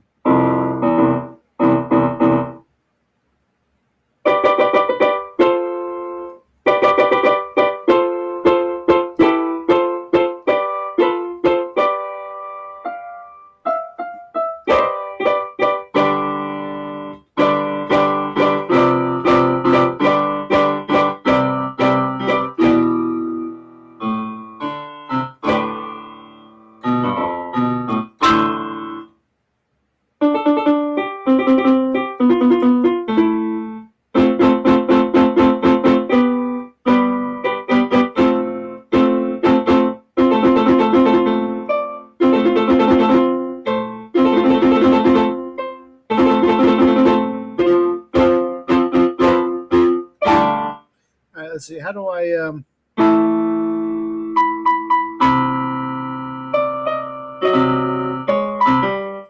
How do I change? It's been a long time. Maybe I should keep this. I dream for. I dream. Look forward to having a nice little rent controlled apartment, neat bucks, play video games, watch TV, drink beer, play this shit.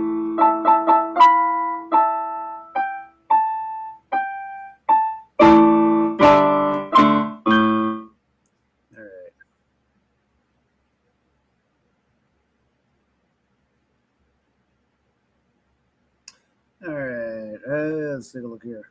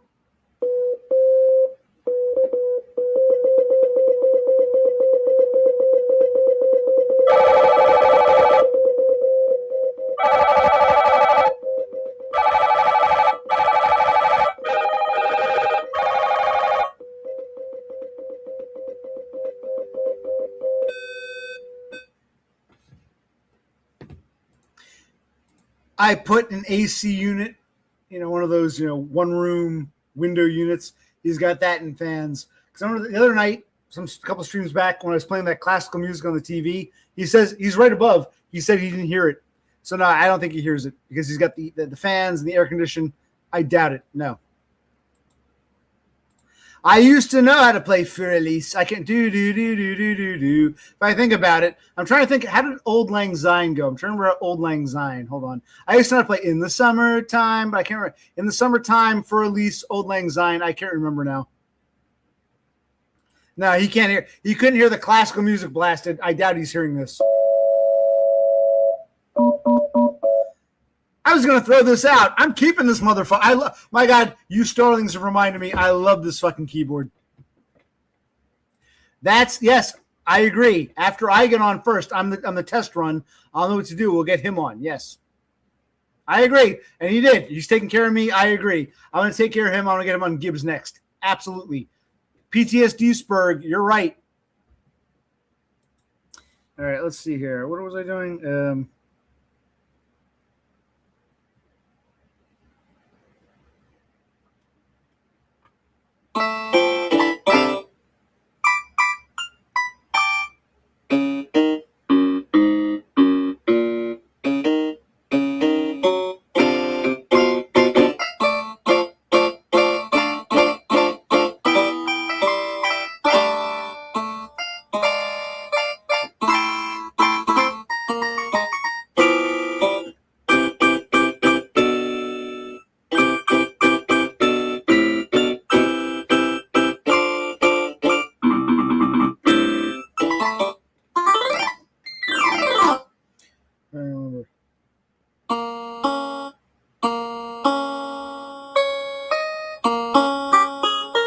How's it go?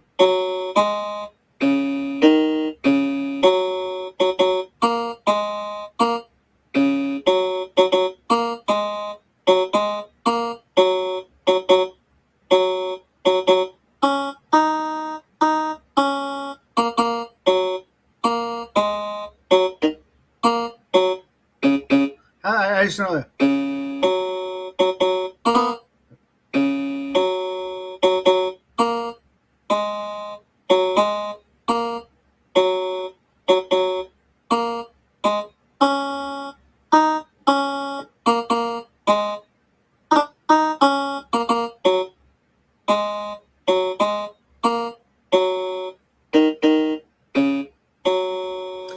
If I play around long enough, I remember Old Lang Syne.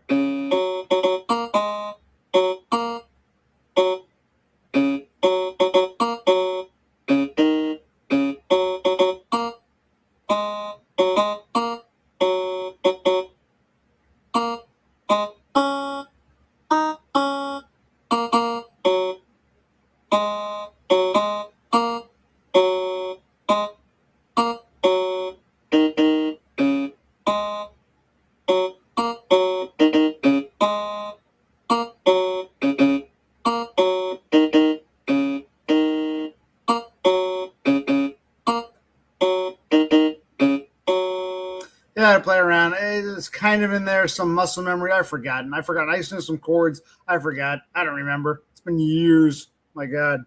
Barely play guitar. I remember the last time I put that's why I was about to throw it out. I'm like, fuck it, I don't play keyboard. I'm like, wait a minute. I do like keyboard.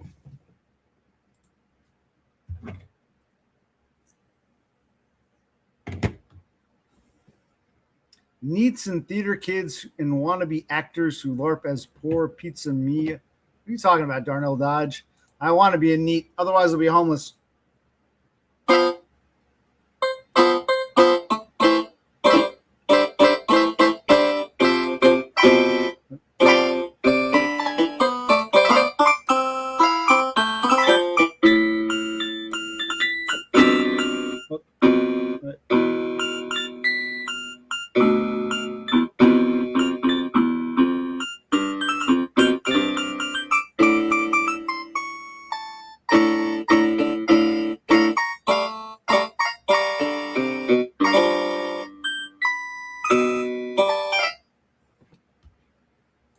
You've got stocks and bonds, and your mother's on, like, what do you mean you're poor, Flying Solo? You're what Darnell Dodge is talking about.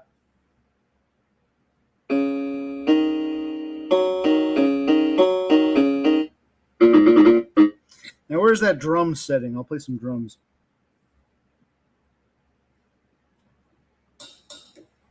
One, five, three, 4, 5, 4, 3, 1, 5, 4, 3, 2, 1, 1, 2, 3, 4, 5, 1, 2, 3, 4, 5, 1, 2, 3, 1, 2, 3, 1, 2, 3, 4, 5.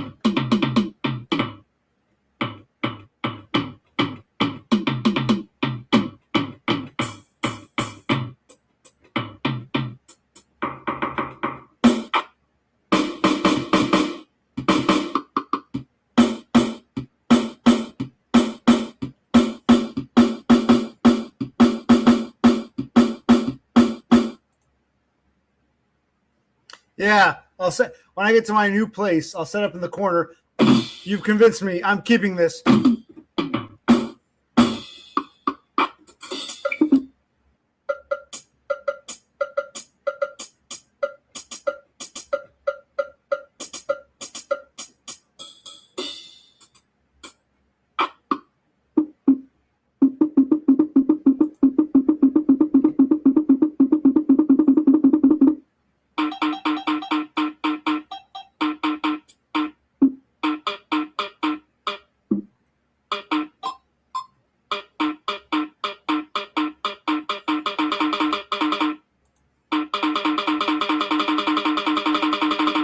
Yeah, it's like learning how to fly all over again, isn't it? 5. 1, 2, 3, 4, 5. 1, 2, 1, 2, 1, 2, 3. 1, 3, 5. 1, 3, 5. 1, 3, 5. 1, 3, 5. 2, 4, 2, 4, 2, 4. 4, 2, 1. 4, 2, 1, 4, 2, 1. 3, 3, 3, 3, 5. 3, 3, 3, 3, 1. 3, 3, 3, 3, 3, 3, 3, 3, 3, 3, 3, 3, 4. 4, 2, 4, 2, 4, 2, 1. 4, 2, 4, 2, 4, 5. 4, 5, 4, 5, 4, 5, 4. 3, 3, 3, 2, 3. 1, 1, 1, 1, 1. 1, 1, 1, 1, 1. 1, 1, 1, 1. 1, 1, 1, 1, 3. 3, 3, 3. Hello, Zenesis. This stream turned out to be longer than I ever thought. I'm walking around. I might need another surgery, neuropathy. What's it called? Tarsal tunnel syndrome. I'm hopping around, having problems in this house, trying to get the fuck out of here. All kinds of shit. But thank you, Zenesis. Long time no see. We talked to some interesting people tonight. I'm getting off soon, but if you want, I'll post a link. No, it's good to see you. I was thinking about throwing this out. I was talking about how I'm saddled and burdened with all my parent shit. I was thinking about throwing out my keyboard, but I'm like, wait a minute. This is something I actually enjoy. It's big, it's bulky. I haven't played it in years. I enjoy my keyboards and my guitars and my shit. I want to keep my shit. Fuck my parents' shit. So I dragged this out because, I don't know, getting drunk and tired, and the last conversation wasn't really going anywhere. So I'm getting off soon. I got my Neat Bucks call tomorrow afternoon. But for now, I'm just sticking around. I'm having fun. This is a distraction from daily life. Oh, wait, I turned it off. Oh, wait a minute. Did I accidentally unplug it? Probably. And I have it just reminded me, I've got a sustain pedal somewhere. I don't know where it is. My sustain pedal. You plug it in. When you hold the notes, you press down on it, and it keeps, bing. It sustains the notes. I don't know what to do with my sustain pedal. Wait, did this just die? Hold on.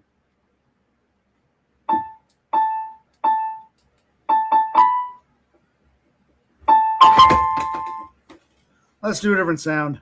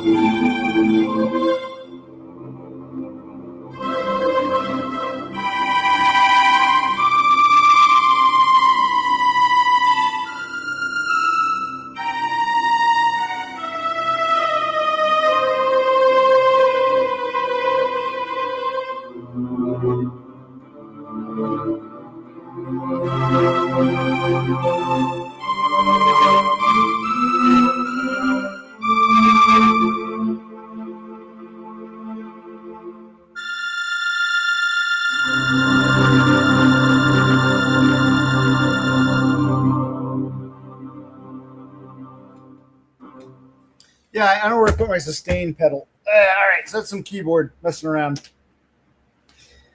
All right, probably get off pretty soon. If someone wants to come on, he can. If Zenesis wants, I'll talk to him. If not, I'll talk to him next time. I'm up later, but I got to get my phone call for tomorrow. Yeah, you know, but you reminded me. I'm not going to throw this out. Fuck that. I want to keep this shit. All right.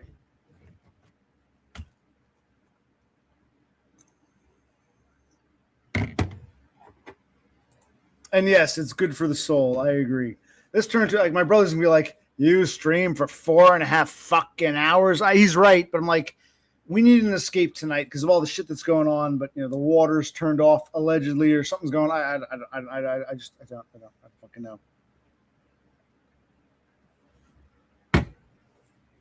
I don't know, but I'm glad little things like this bring me joy. I don't want to harm anybody. Don't want to go after anybody. Don't want to bother anybody. Don't want to be a billionaire. I just want to just live my life and be left alone.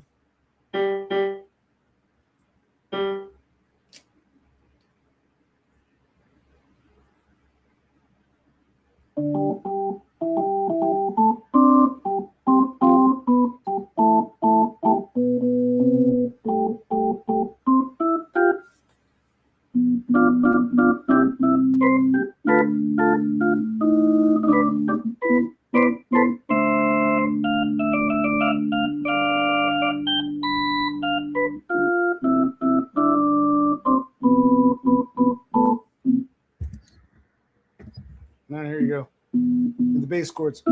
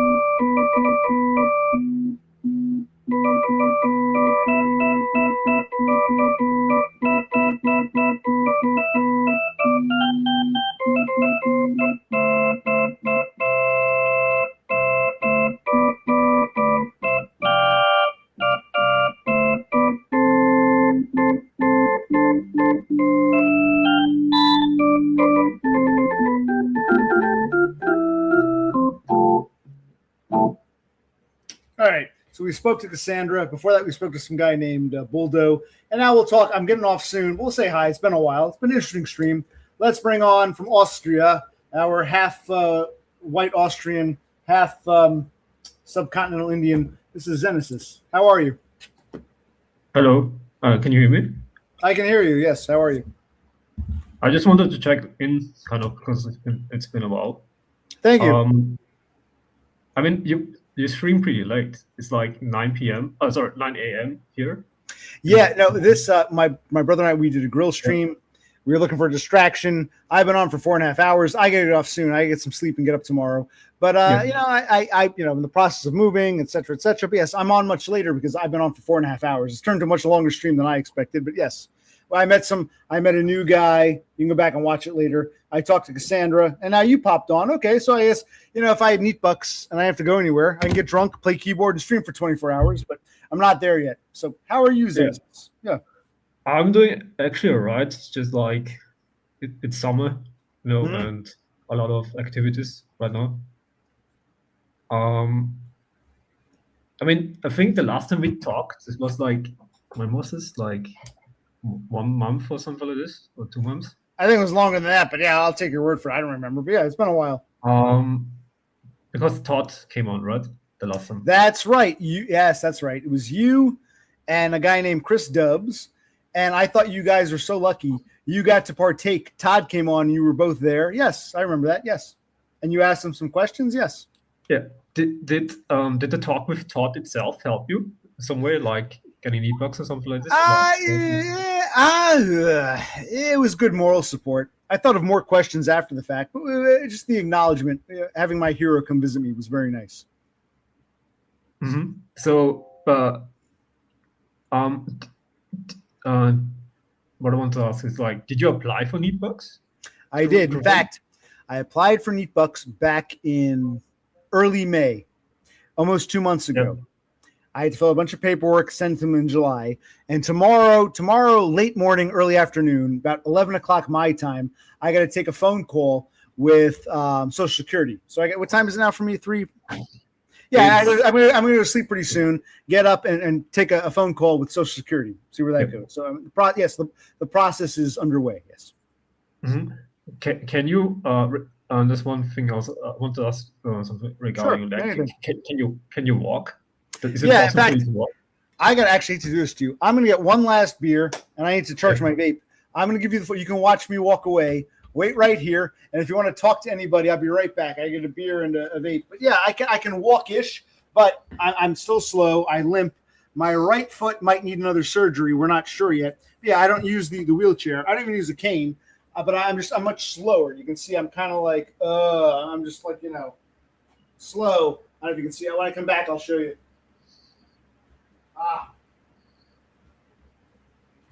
Hello, Daniel. How's life?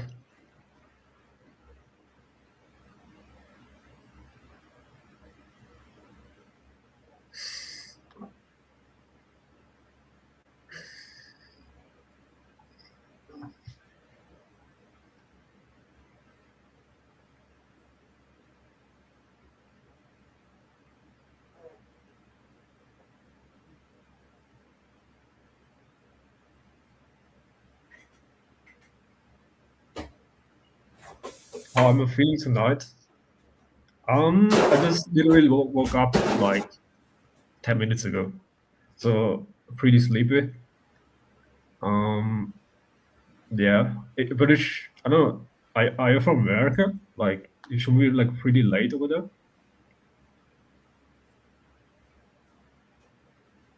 Did you do anything for the 4th? Oh, no, not really, because I'm Austrian. We don't have like any Independence Day here. I'm sorry, man. It's been a long time. You come on and I walk away to take a piss and get some beer. No, I'll stay on a little longer. I'll go for another like 20 minutes or so. No, I met a new guy. He was interesting. And I talked to Kassandra. You remember her? I was getting off, but I remembered how much I love my keyboard. I haven't played this in years. I was like, do I throw this out? Do I try to sell it? I'm like, why am I throwing out the shit I love for my parents' crap that I'm encumbered with? But yes, I'm walking, I'm limping. But yes, we're moving furniture. I'm active. I'm existing. I'll put it that way. I'm existing. Mm-hmm. Because it's pretty impressive because from what I saw regarding your work, because you've been I assume you take like any medications, right? To diminish the pain and stuff like this, right? Yeah, I take one pain pill, and I take gabapentin for nerve pain, and I take a Lipitor, which has nothing to do with that. So I take a few pills, but nothing major. Because the doctor obviously also said like, yeah, you should eat a certain way or something like to advance the kind of like healing process, right? Right. And I find it fascinating because I don't know if you change your diet or something like this. Not really, but I find it impressive that you still managed to have some healing process going on despite your previous diet, right? Like, you didn't change anything, right? Yeah, I mean, yeah, the physical body wants to live more than the mind does. Apparently, for a fat fuck with mental issues, I'm healing, decently. I can remember, like, when I last talked with you, like a couple of months ago, you could still walk, but it was like not as not as, what's the word for it? Like, not as good as right now, right? Right. So it's amazing for me that you can do this despite not changing anything, right? Right, not dieting, not exercising, just being. I have enough residual strength to still carry on to somewhat. Amazing. If I had worked out or gotten a better, healthier diet, maybe I'd be like running marathons by now. So even with my limited ability, I'm still doing okay. Yes, I guess I think I understand what you're trying to say. Yeah. Yes, that means that you have pretty good genes, right? I guess. I maybe, decentish enough. I should have been dead by now. Yeah.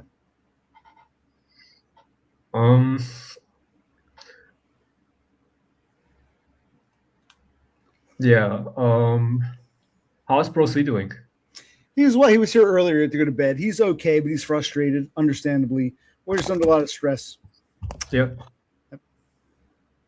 You mentioned that you need to move out, right? Yes. Is there like a deadline where you need to go? Well, the landlord sent me an email saying, oh, maybe the end of June. Now it's the end of August. I wrote him back. I said, listen, we want to get out of here. Had it not been for this accident, we'd be gone by now.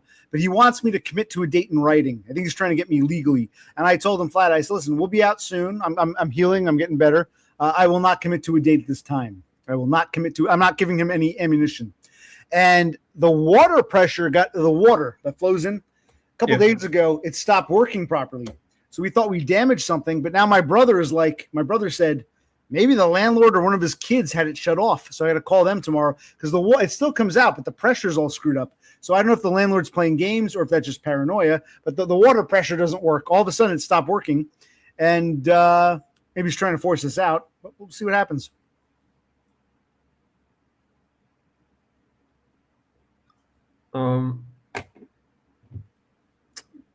Yep. Didn't you say like last time also that you that with you moving out, that this kind of like the moving out date always got like shifted, kind of like because of my accident, the guy was lenient. I think he's afraid. He wants me to just leave. He's rented this house to a lot of people before my parents moved in. He's rented to a lot of people. He's never had to evict anyone. I think he's trying to avoid the legal route so he doesn't want to have to like go through a lawyer and get an eviction, what we call an eviction notice. He's trying to prevent that. So he's trying. And I told him, I said, I'm polite. I said, yes, I'll work with you, but I refuse to. He wants me to put in writing, I will be out July 31st, right? Or August 31st. He wants it in writing. And I'm like, no, I said, we want to get out. That's the truth. We want to get out. I'm not committing to a date. Screw you. Because I blame him for partly for this accident. Because back in November, a month before my accident, he was like getting like hinting, but not saying. So I had to ask him, I said, look, what are your plans, asshole? I didn't say that. I said, what are your plans? And he said, oh, we want to take back the house in back in November. He said, we want to take it back in January, February. And we're thinking, he wants us to move out in the wintertime. This guy's fucking nuts. But I had to break the ice. Now he's sending me notes saying, we told you back in November, and we've been very gracious with our time. He's playing this sort of cutesy game. And I'm like, dude, we want to get out. But fuck, a big part of things, fuck him, because he's part of the problem. He's never evicted anybody, and it's a new experience, I guess.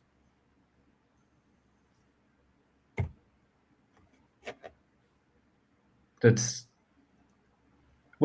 I don't know what the rules are in New Jersey regarding renting. If it's like, if you can say like, fuck you, I don't want to move out, and that you like have like legal kind of. Well, what would happen? Well, we're still paying rent. What would have to do is he would have to get you can't just, he's trying to trap me with an email.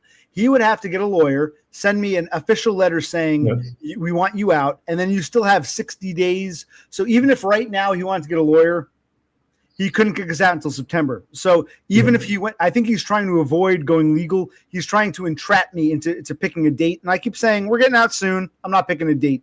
I think he's trying to entrap me because he doesn't want to get lawyers involved. But if he wanted to involve a lawyer tomorrow, we'd still have at least 60 days. So you got to, for the official legal notice.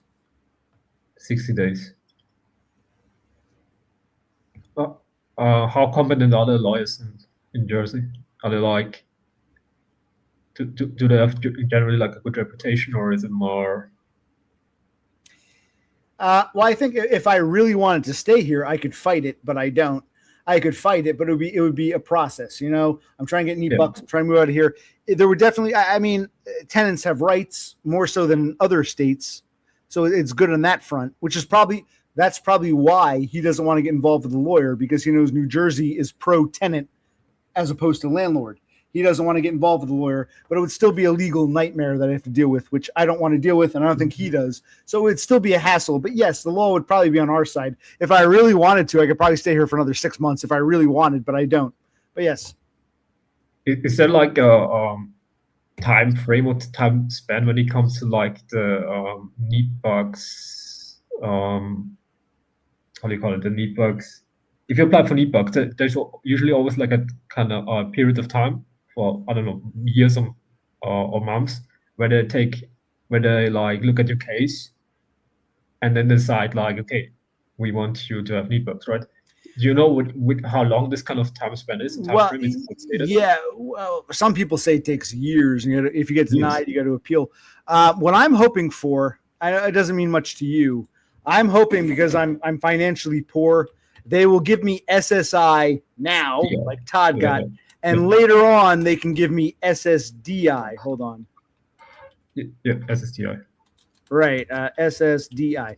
I'm hoping my best case scenario is they say, okay, SSDI, what I paid into, the one that pays more, that might take a while. We're not sure. But in the meantime, since you have no funds and we've decided you're disabled, we'll give you SSI, the cheaper one, but at least you'll have a guaranteed income. And then we'll continue with your determination on SSDI.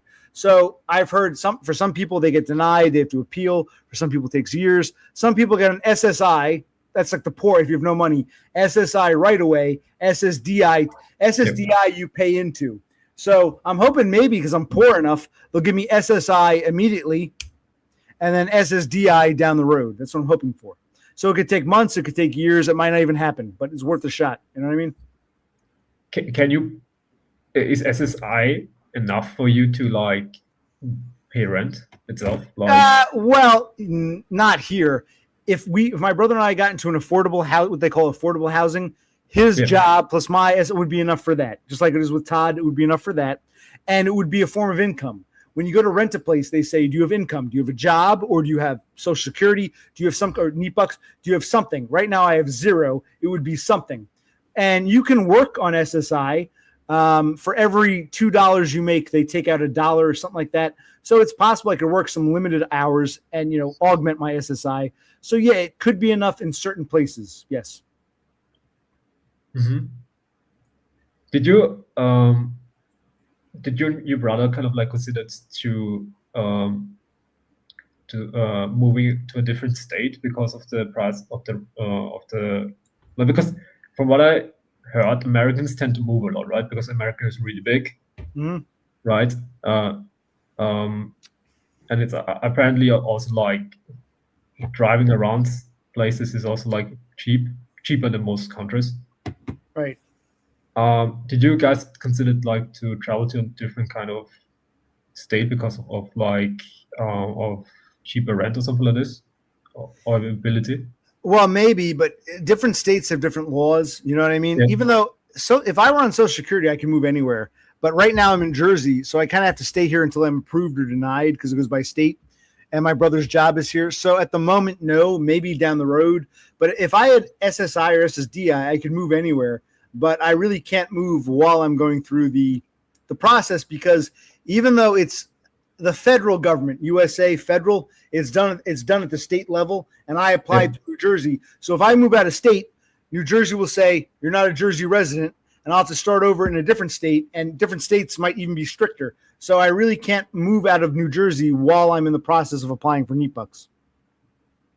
Oh, okay, yeah, because it would be intervene in the NEET bucks process. Yeah, correct. They would say you're not a New Jersey resident, cancel. Yeah. I have to start from scratch wherever I move to, right? Yeah, and therefore each state's different rules when it comes to NEET bucks, right? Mm-hmm. And are there states out there where you can't even get NEET bucks, where NEET bucks is not even existing, right? Well, I think it exists everywhere. Oh, he went away. Where'd he go? NEET bucks exists everywhere, but some states make it much harder to get. Jersey's actually one of the easier states. If I lived in Texas or South Dakota or even West Virginia, it would be harder. Not impossible, but much, much harder. And the people there on NEET bucks were born and raised there, and they probably fought for NEET bucks. So yeah, it depends. In some states, it's Jersey's hard. Other states are even harder. And I'm not a resident, so if I'd have to move to a new state, establish residency of that state. I probably have to wait 6 months till I applied, so I have to start the process over. So it's best to apply for NEET bucks wherever you're living, whichever state you're living in. Right, because you have also like requirements that you should. Maybe for each state you have like really different requirements. I think one of the common requirements is also like that you needed to live in this place for, I don't know, 20 years or something like this, or 10 years or something like this, right? Also, because I imagine like if you would move to a different state, there would be also like a requirement to for you to like, hey, you should have already lived there for like 5 years or something like this, for you to even consider NEPUCs or for Right. They call that establishing residency. Yeah. So if you move to a state, you got to live there for a while before they see you as like a full resident. If you're just going to move Yeah. again, you know what I mean?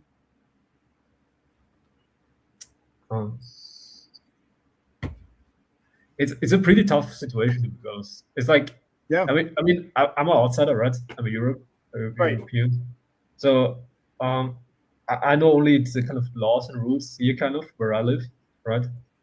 But America looks way more complicated.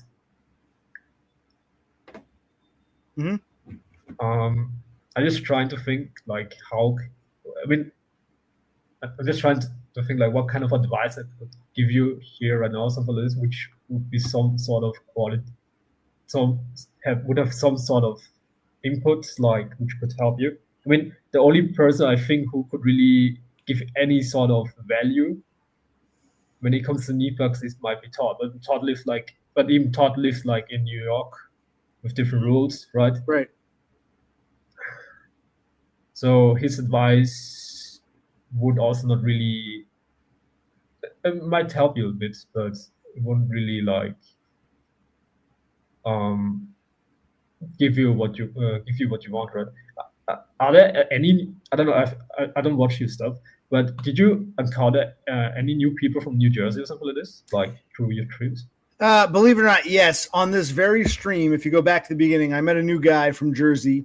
Yeah. He was apparently he ended up. You know who DBF is? Destroyed by Foids, Matt Black. Yeah, I know. He ended up on DBF's panel, and DBF and his cronies were like, "Go pick on OC. Go pick on OC." So this guy came and he's like, "I met an Irish guy." I'm like, "Huh?" Actually, Australian. And all those people hated you, but they told me I should watch you. He's from New Jersey. You can go back and watch him, but he claims he's a millionaire. He made his millions being a spy and owning garbage companies, rubbish, trash. So this guy is from New Jersey, but he's not a NEPUCs. He claims he's a millionaire. So, and he's one of DBF's cronies. So, yeah, I met a guy from Jersey, but he's not I haven't met any NEETs from Jersey. I've been on Matt's panel like a couple of times. Because I did tell you like that I'm like open to talk with people. That's like, fine. Yeah. I don't know. It's like he's been really nice to me, kind, right? Mm-hmm. But I did notice there's a difference of community. There's a different community over there, right? It's Yes. like they're more like. I mean, it makes sense because in your community, it's not really a focus about women 24/7.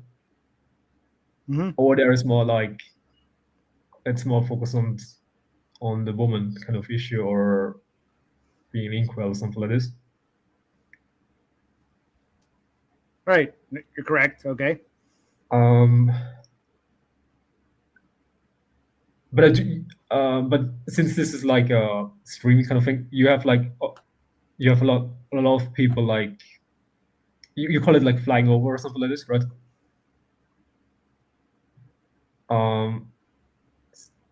Yeah.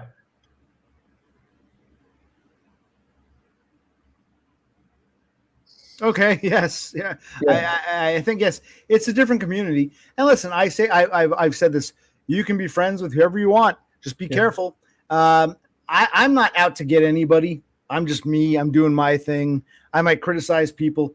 I think when I always said, with the occupational clique or any kind of clique or cult, be careful. If they need a bad guy or like a boogeyman or a devil, you got to be careful. You got to say, okay.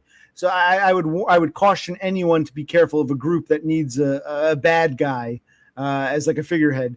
And that's all I can tell. I don't know if you understand what I'm saying. I don't know how well you speak English. Yeah. Be cautious of any group that tells you to hate someone just because, right?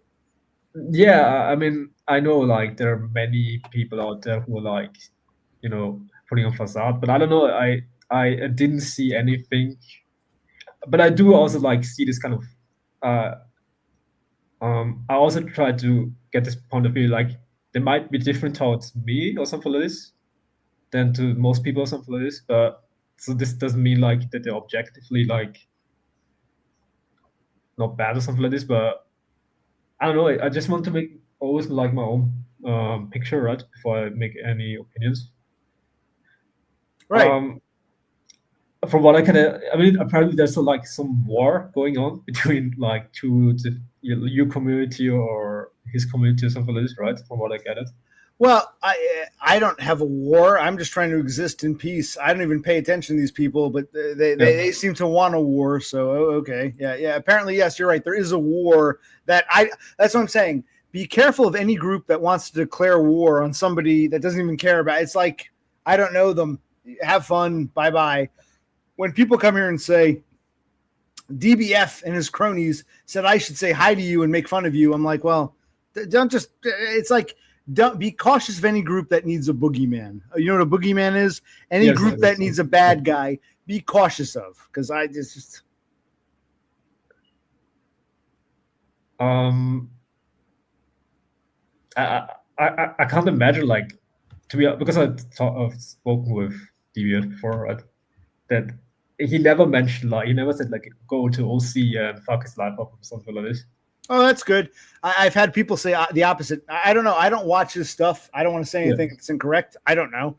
I just have people coming here, oh, and I said, how'd you find me? And they tell me, oh, this. I say, okay. So maybe not. Like I said, maybe even DBF is just a figurehead.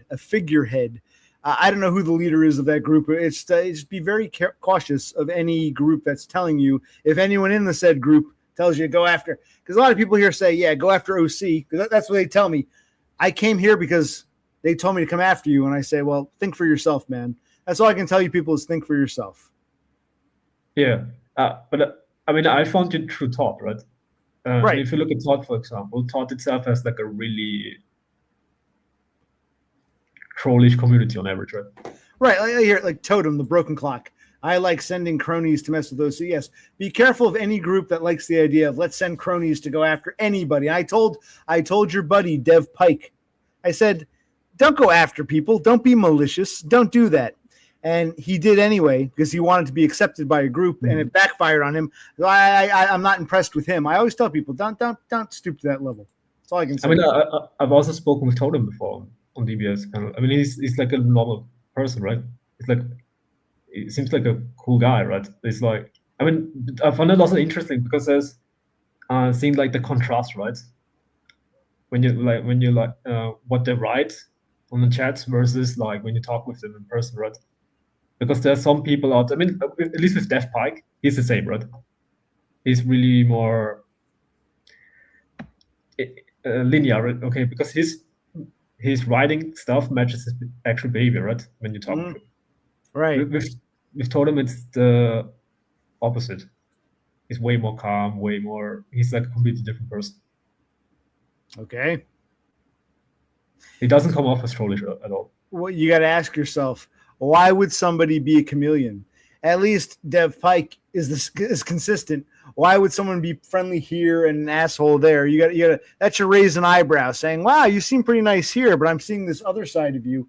You should judge people by their worst side, not their nicer side. Judge people by their worst side because, we all have an ogre in us. But if someone is willing to have a bad side here and a good side there, think about when you were a kid. Do you remember remember some children were jerks, but then the grown-ups would come in and they'd be nice and polite. So when someone is two-faced, you always got to ask yourself, well, what is the true them? When the little boy is mean to me, but nice to the teacher and to my parents and to the grown-ups, what's the real him? The nice boy that the grown-ups see, or the asshole that the kids see? You got to look at both sides and see, what's the real him? What's the facade? That's what I would tell people. Yeah. This is also saying I heard like if somebody shows his true self, you better believe them, right? Right. Here's something else.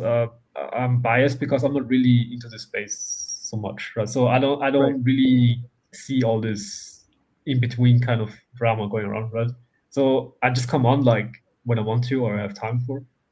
And just talk with people, and they're often, and from both parties, like they were you and DBF were always like kind, right? And not because there are people out there who will not even let you get on, right, on StreamYard. Okay. So I admit I might be biased because I have this kind of POV, right? Right. If I would be more involved in this space, I would probably see more differently. But I do agree with you. It's like when you tell me like I should be cautious, maybe there is something to it because you. No, I'm sorry. I don't want to be grammatical. I didn't say. I'm not trying to be an asshole. I know English isn't your first language. I did not say be cautionless. I said the opposite. Be cautious. Don't be cautious. Cautionless means without caution. Cautious. Be cautious. Be vigilant. Don't be cautionless. Okay, we're good. This was my. I misspoke. I understand, but I had to point that out. Yeah. Did you? Because you mentioned like you get a lot of trolls. Like, did the trolls itself increase, like the frequency? Well, it's actually funny. I've got people, regulars who come here who have their own trolls who follow. So I'm getting trolls who don't troll me, but they troll some of my starlings, like Off Grid. He gets like Off Grid comes in, and then 4 or 5 people who don't like Off Grid, they follow him here and they go nuts on him. So I'm getting like second-hand trolls. Yes. Second-hand trolls. I think I can remember. I think I did talk with him before. Like I think this was also new panel. Okay. Yeah, I mean, like it sucks to hear that you get more trolls, but why you don't ban them, right? If they annoy you. I time people out. I don't like banning. Plus, sometimes I'm so involved in whatever I'm talking about that I'm not even paying attention to the chat. I fall behind in chat and don't pay attention at the time. Afterwards, people are like, "Oh, he was trolling me." I'm like, "Oh, was he?" I don't even bother. I half-ass read the chat. Like right now, I'm talking to you. I'm not really reading the chat. What's going on in chat right now? Here's your buddy DBF, like Minor Birds. I don't know what he's talking about. Darnell Dodge, 2 Janice January. So I'm not even paying attention to chat right now, but I'm talking to you and falling asleep. But yeah, so I don't always pay attention to who's trolling or whatever. Yeah. What else? What did you think of my keyboard? Do you like my keyboard? Yeah, it was interesting. Yeah. Did you play keyboard before, like when you were little or something like this? What do you think? No, I mean, like, well, is it your keyboard itself, or is it from your parents or something? No, not my parents. It was I bought a keyboard once at like some flea market or some shit, and it broke eventually. And I asked my father's cousin to look at it. He was an electrical engineer, and he said the keys are fucked up, but he gave me this one. This came from his friend's son who died. He was in a band. My father's cousin was in a band. He played guitar and he played keyboard. And like the bass players had a son who died. Somehow my father's cousin got the keyboard. He didn't want it. He gave it to me just to get rid of it, basically. And I would joke with him. I'd say, yeah, every now and then it turns on by itself, even when it's not plugged in and starts playing. This belonged to was it drugs or a car accident? Teenager, early 20s, a guy died. His father gave it to my father's cousin, who gave it to me to replace a flea market keyboard that I broke. But it's a nice keyboard. So, do you play it frequently, or is it? No, I haven't. I only pulled it out because Kassandra and Darnell Dodge were talking about musical keyboards. So I said, you know what? I brought this up in the basement. I'm going through all this stuff. I was going to throw it out or try to sell it. Now I'm like, I should probably keep this because I actually like this sometimes. There was a time I enjoyed dicking around with it, messing around, playing with it. I mean, if you if you decide to not keep it, you can also sell it, right? In I mean, theory, I don't know. right. I don't know how it works, how it is in the US when it comes to selling stuff, because you have like something like Craigslist over there, right? It's called, Yeah, but I mean, you get a lot of hagglers. You get people who aren't really interested. People who want to lowball, pay lower. Like, I'll give you $10 for it. Well, go fuck yourself. Do I want to deal with those people? If someone says, "I'll pay $100 here, give me cash, $100 bill, you can have it." People want to come play games. It's a waste of time for $10 to have to deal with these people. So it might even be worth it half the time. Yeah. I can imagine, like, if you would put if you want to get rid of something quickly, you just put it on Craigslist and get it for free, and then you would have, like, during the same day someone would come pick this up, right? In theory, but who knows who's going to show up? Yeah, in theory. This is what I've done in the past. Like, we have like a Craigslist equivalent here in Austria. It's called Willhaben.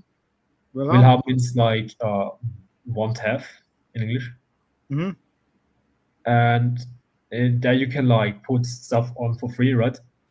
And when it comes to free stuff, people are really like, they actually do show up, right? Because it's free, right? Right. So, yeah. But obviously it doesn't work for every item. It should be also like, there should be some value in it, right? If you would give away free, I don't know, plates or something like this wouldn't have the same effect as giving away piano, for example, right? Yeah. Yeah, I mean, part of me, I'd rather smash this up than let some other asshole take it for free. If I can get some money out of it. Otherwise, I got my parents' shit I want to get rid of. I got a dumpster outside. Might as well keep the stuff I enjoy. You know what I mean? Like this. I enjoy this. I haven't played in a long time, but I enjoy it. Like, I want to keep my my video games and my TVs. I want to keep my keyboard.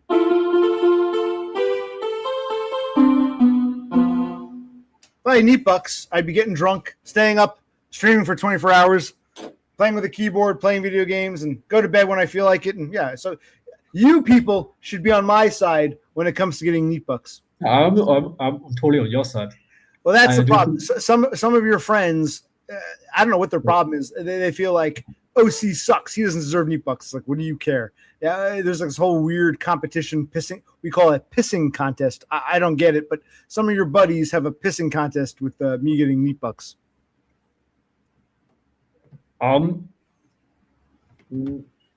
I think the ones who are usually saying this are people who tend to wage slave, right? And tend to be pro kind of. I think those kind of people are also like those kind of red pillars kind of type, right? Who think like, hey, you can improve your condition. Yeah, you can always improve your condition, right? It's never impossible for you, right? But what I think those people lack nuances, right? When it comes to like, because not everybody is the same, right? Not everybody can go to the gym and get a six-pack, right? Not everybody can grow a head of hair or something like this, right? There's a lot of in this spaces. There's a lot of nuance missing, right? I agree. Yes. But in your case, I would say like, $8 would be the most kind of would be the best solution also for your mental health, right? I think so, definitely. Because like going outside, getting treated like shit by your people and environment. Yep. On a daily basis, I assume. I don't know, because I actually never watch you actually in real life. Okay. But I only go by what you say, right? And if you're complaining about it, people treat you like shit on a daily basis, something like this, because people can sense something off that you're like a spurg. They can, but I do. Yes. It's like I also see this in real life, right? In some way, like people do notice that if you're different, right? In the sense of like mental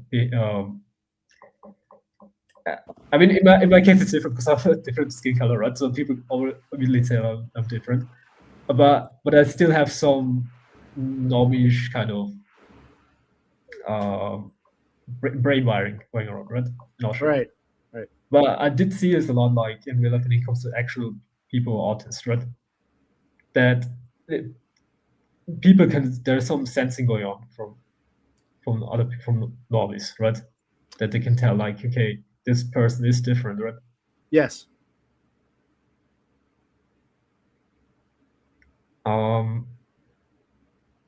Yeah. Yeah, I mean, like in your case, it's like it makes sense, like for you. It should be also better for you to be a neat box because it's like, what is the alternative, right? Yeah, exactly. What's the alternative? Yeah. It's like the next best thing you could have when it comes to peace and mental health stability, right? Right.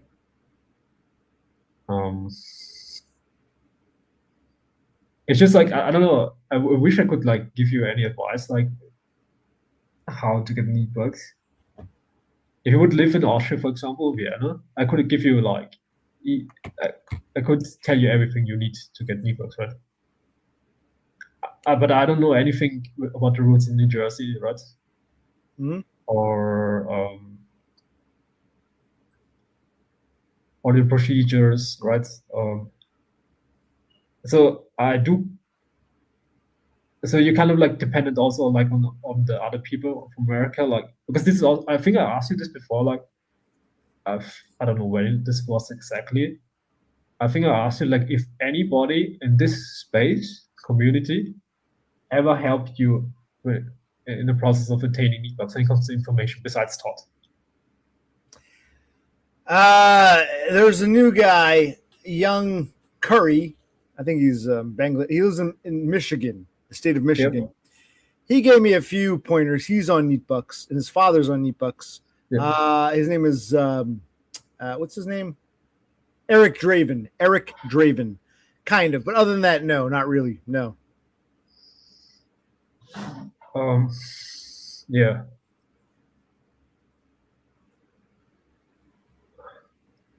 I don't know what to say. It's like,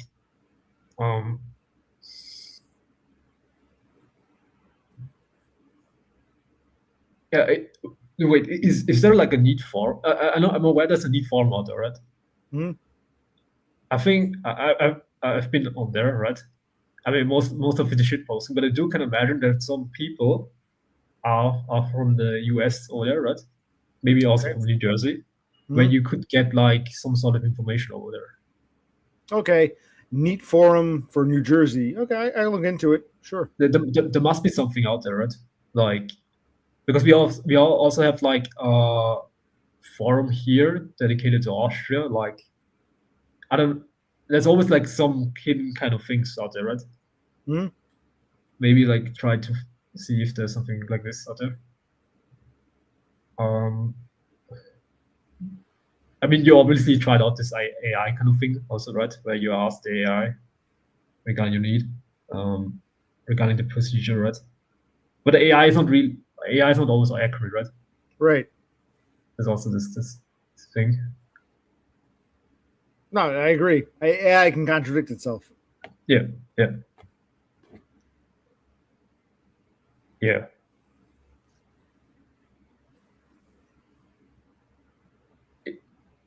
How is Brosi doing, like physically and mentally? Like, is he getting by? Physically, he's okay. I think mentally, he's getting tired of all this shit. I don't blame him. Yeah. I think he's mentally, yeah.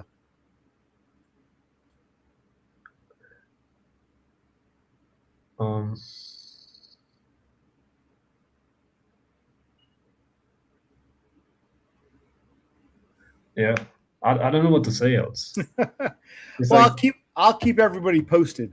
I'm going to see how this conversation goes tomorrow. So I'll know if I'm a step closer. If it's not going to work out, I'll find out what happens. I'm hoping to maybe I can get SSI for financial, and then get SSDI that I paid into down the road. That's my best hope, my best option. Yeah.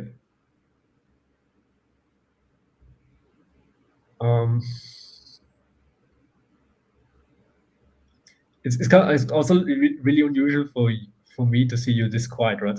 Because usually you always talk a lot. Well, right? I'm drunk. I'm tired. I was up all day. Yeah. We got heavy. It was hot all week, and we got these heavy rains here. And I take all this stuff to the junkyard. I'll show pictures later.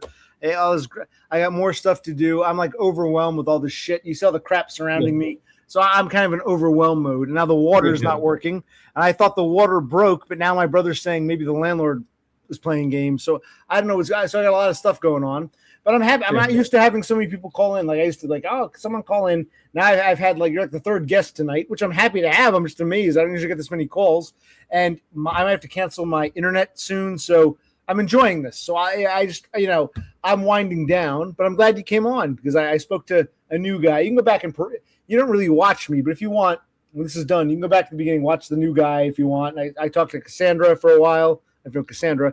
I'm happy to talk to you, but it's like, oh man, I'm just, it's a long day and I get some sleep soon. So yeah, but no, I appreciate all the good vibes, well wishes. You're giving me the best of luck. I do appreciate that. Yeah, because obviously you can also see the situation from here. I mean, I don't know the full kind of backstory, right? I only go back from my last kind of visitations on your panel.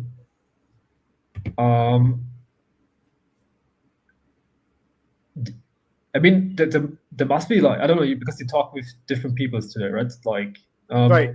Did they kind of give you any sort of value advice or something like this when it comes to improving your situation? Not really. Being honest, no, not really. For me, it's why the hell would you call him then? That's a good question. No, I mean, it was nice talking to some of these people, but I mean, who Kassandra is? Kassandra. I think we talked with her on your panel before. Right? She is also moving, so we talked about moving. So she had some interesting points. We were talking about the moving process, not about neat bugs. Yeah. The first guy was going on about we should meet up in real life, and you can make money on the internet being a lolcow. And I'm like, okay. So I mean, none of them gave me any neat bucks advice. No, nothing new neat bucks wise. This is insanity. I don't know. I would go insane. If it would only attract trolls, kind of. I think you're also way more tolerant than I am when it comes to trolls, because I would instantly ban them, right? Right. And people say I'm an asshole, but I'm a very tolerant, accepting person. Yes, absolutely. Thank you for acknowledging that. Yeah. You're the opposite of asshole, because I would actually say I'm the asshole, because I'm really I have zero tolerance when it comes to bullshit. I have zero tolerance when it comes to serious topics and bullshit, right? Well, do you remember when Todd came on? You were there. You remember when I met Todd? There was another guy here. His name was Chris Dubs. Do you remember Chris Dubs? Yeah. Is he still around? He came around a few streams ago. I kicked him off because I was very patient. I was having problems with his behavior. My hero Todd was here. You, Zenesis, were behaving very nicely. He was drunk and acting kind of obnoxious, so I kicked him off. Everyone said, OC, you're such a monster. And I said, guys, Todd is my hero. If Todd is here, we can't have a little spoiled child acting like a brat. So you're telling me that I'm very patient, very tolerant. Your buddies tell me the opposite. I'm such a monster. When someone is acting obnoxiously and my hero is here, they go bye-bye. I have no apologies for that. But I'm one of these people, even it doesn't matter how nice I am, how polite I am, people just want to hate me just for existing. So you need to walk in my shoes. And I'm saying be cautious. Some of these people you think are nice to you, but are assholes otherwise. So keep an open mind. I think it's also you always mention from the get-go that Todd is your number one hero. Exactly. Exactly. Yes. The God kind of. Correct. The God figure in this panel. And you always mention this kind of from the get-go, right? Multiple times. So when Todd came on, I kind of knew, okay, God is here. Yes. Amen. Chris Dubs didn't get that. He went bye-bye. I gave him a few chances. He went bye-bye. So many of your friends were like, you were so rude to Chris Dubs. And my response is, this is not a Chris Dubs moment. This is a Todd moment. Thank you for paying attention. Todd was here. God was here. Number one was here. Don't have time for bullshit. So anyone who said you were such an asshole to Chris Dubbs, I'm a nice guy. I gave him plenty of chances. You get it, Zenesis. God was here. Absolutely. A lot of your friends are assholes. They're pieces of shit. They're judgmental. They might be nice to you, but you look at their true nature. They're pieces of shit. Because you understand. I've always explained Todd is number one, and I don't have time for nonsense. Yep. But I also need to admit that I fucked up with Chris a bit because I did talk with him before on Dev's panel, and he was only there for like 10 minutes or something like this, and he left immediately. And I could tell that was my wrongdoing because I didn't notice this fast enough that there was something mental off, right? You're talking about. I'm sorry, you're talking about Chris Dubbs. In the sense, like he was right. like really at the span of burning out, right? Right. And I didn't really act upon it quickly, right? So it was also my. It's not your place. If you're a guest on my panel or Dev Pike's panel or DBF, it's not really your place. I'm the host. You didn't have to act on it. Yes, as Chris Dubbs was clearly having a mental breakdown and he needed a timeout, but you know. Yeah, but there was another. This is a thing where I fucked up is because I did talk about the black pill on your panel, and this guy was already like on the brink of like. Oh, okay. So he was already mentally fragile, and you think you aided him in his demise. It doesn't matter. The point is, the Pope has come. The Pope is here. Chris Dubbs was not worthy. So if he didn't have the mental strength to handle God, bye.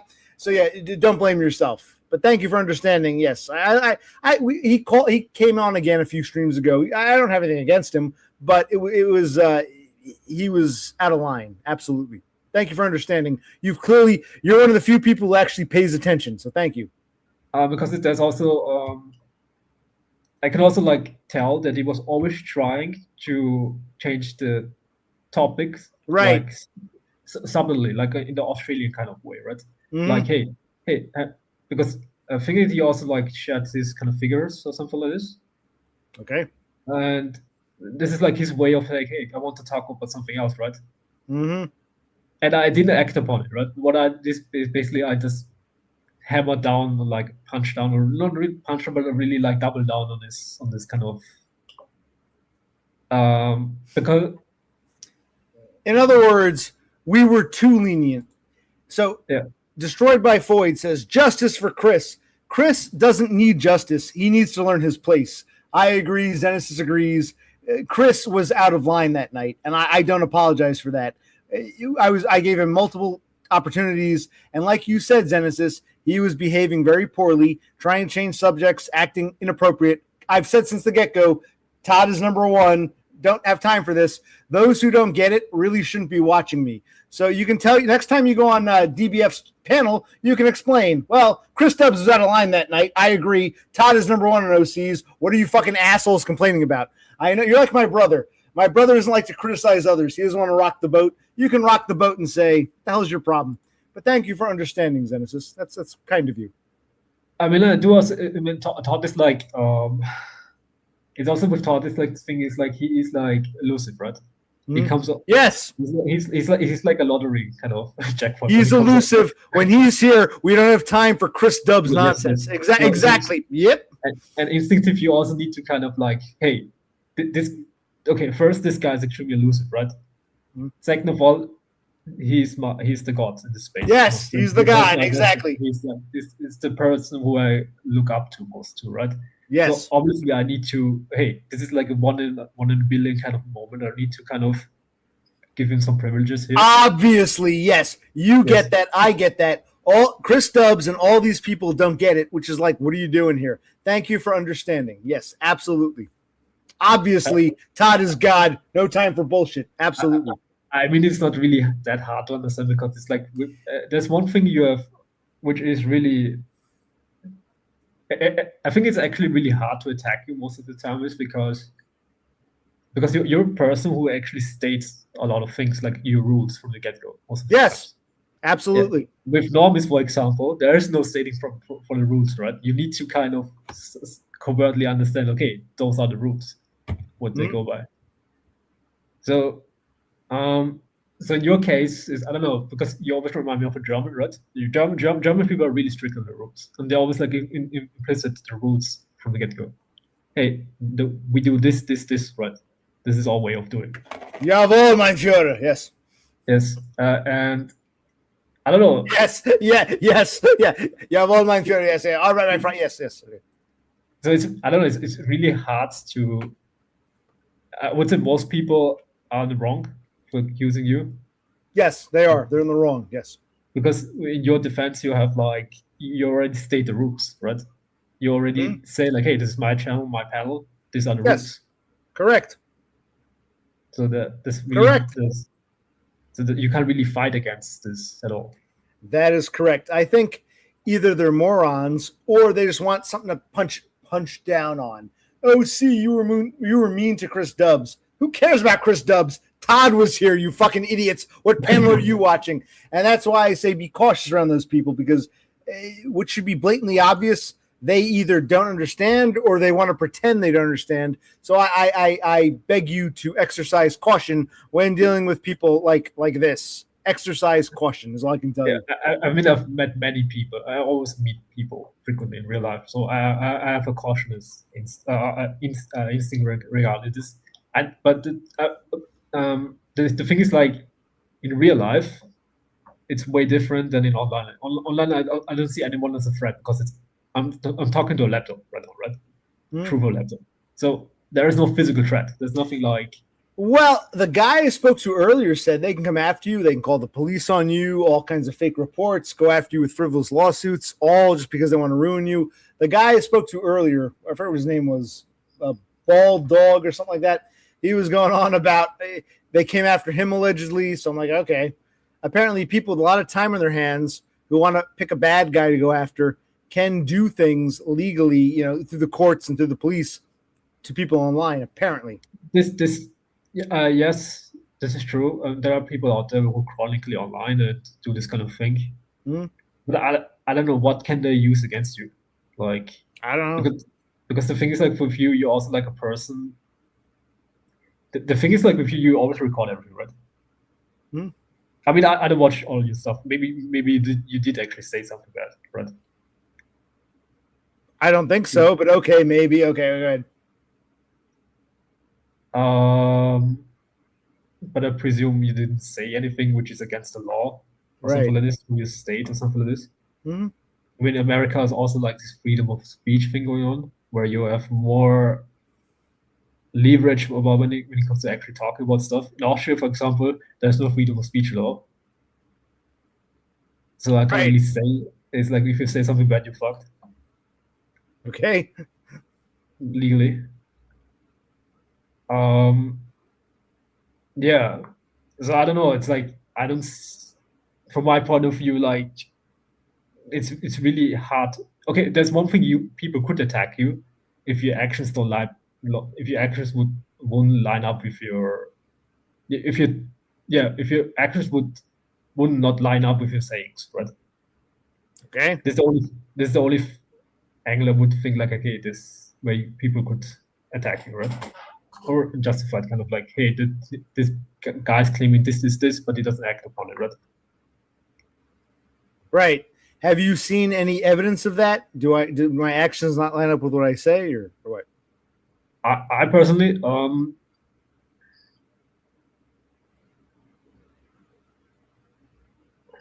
I'm really a bad person to actually ask because I'm not really in this space so much. So most of the time, what you say, the thing is, like, I only remember the key things, the important things, but I'm really bad at memorizing like small details, right? Okay. So I can't really say anything when it comes to like maybe okay. People could say, okay, there's maybe one thing like, but this is like really subtle. This is like nothing. Like when you claim like I'm going to stream tomorrow or something like this, and you don't do it. Yeah. But this is like really, I don't know. Minor. Yeah, nothing. Yeah, plans change. Yeah. Yeah. No, I agree. Yeah. I think that I think it's a normal kind of thing for humans to flip flop, right? We're not perfect. We're not robots. We're not perfect beings. I also flip flop. Okay. Yeah.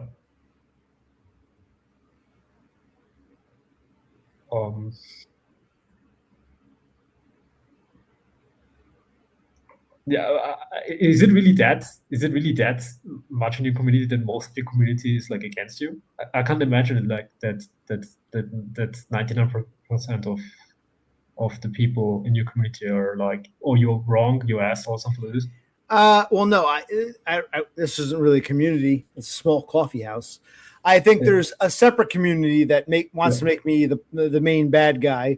And you got to ask yourself, if you want to hang out with those people, that's fine. But ask yourself, what do you have against OC? You got to ask yourself, and you got to ask them what the problem is, because I don't get it. But yeah, I think there's a community that wants they need a bad guy. They need a bad guy.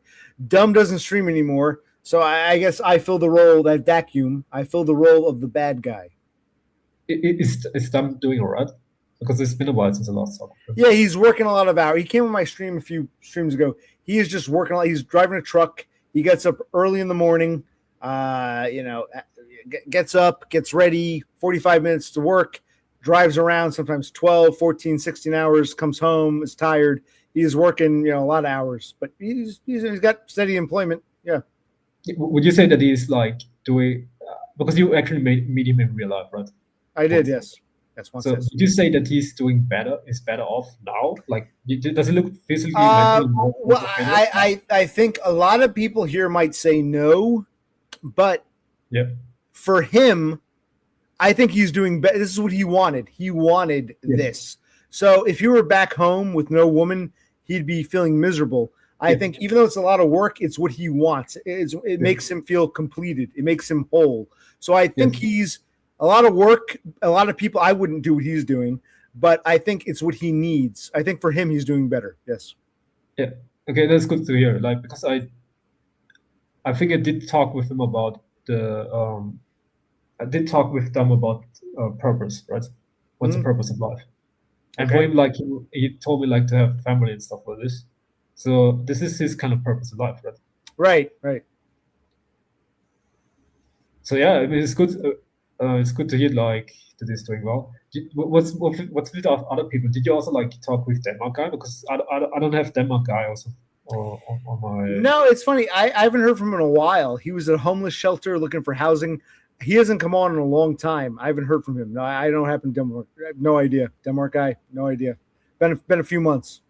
He's homeless. Well, his father kicked him out, and the father went to like a senior old people apartment, and he went to a homeless shelter, and now he was looking for like government housing in the town or something like that. Last it was months ago. It's like 3 months ago. Last I heard, his father, things didn't go well. The father got old, wanted to go to like an old folks apartment, and Denmark guy lost his home, ended up in a shelter, and he was looking to get into government assisted housing. That's a pretty brutal case. But do people in this coffee also or space generally talk about this stuff? Because or about Denmark guy specifically? Yeah, because this is a pretty brutal case, to be honest. Well, last time I saw Dumb a few streams ago, Dumb asked same thing. I guess you and Dumb, you deleted your, was it Signal or what was it called? Signal or something like that? Signal. Session. Session. You deleted it. So neither of you have contact with him. He hasn't come on he hasn't called in a long time. So yeah, no one's heard from him in a while. But other than Dumb, no one else asks about him. Just you and Dumb.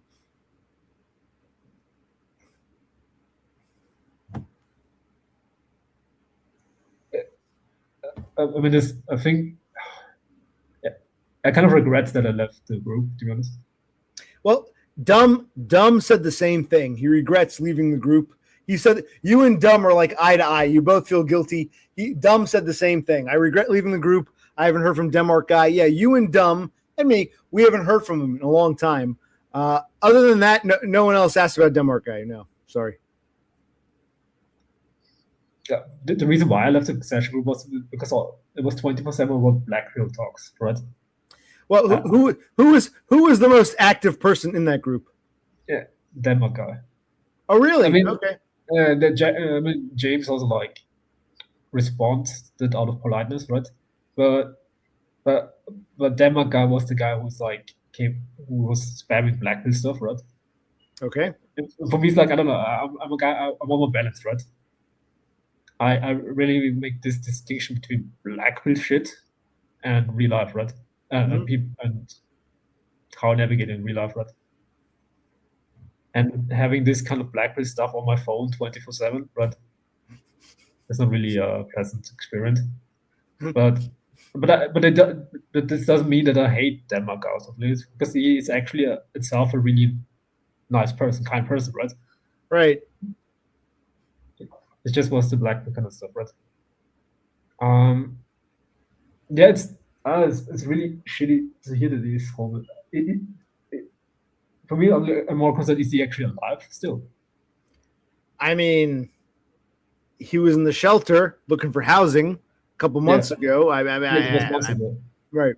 But I know that Denmark is really, really advanced when it comes to this kind of things, right? Right. Like when it comes to social stuff, way more advanced than Austria. So eventually, I do think he should be still going on.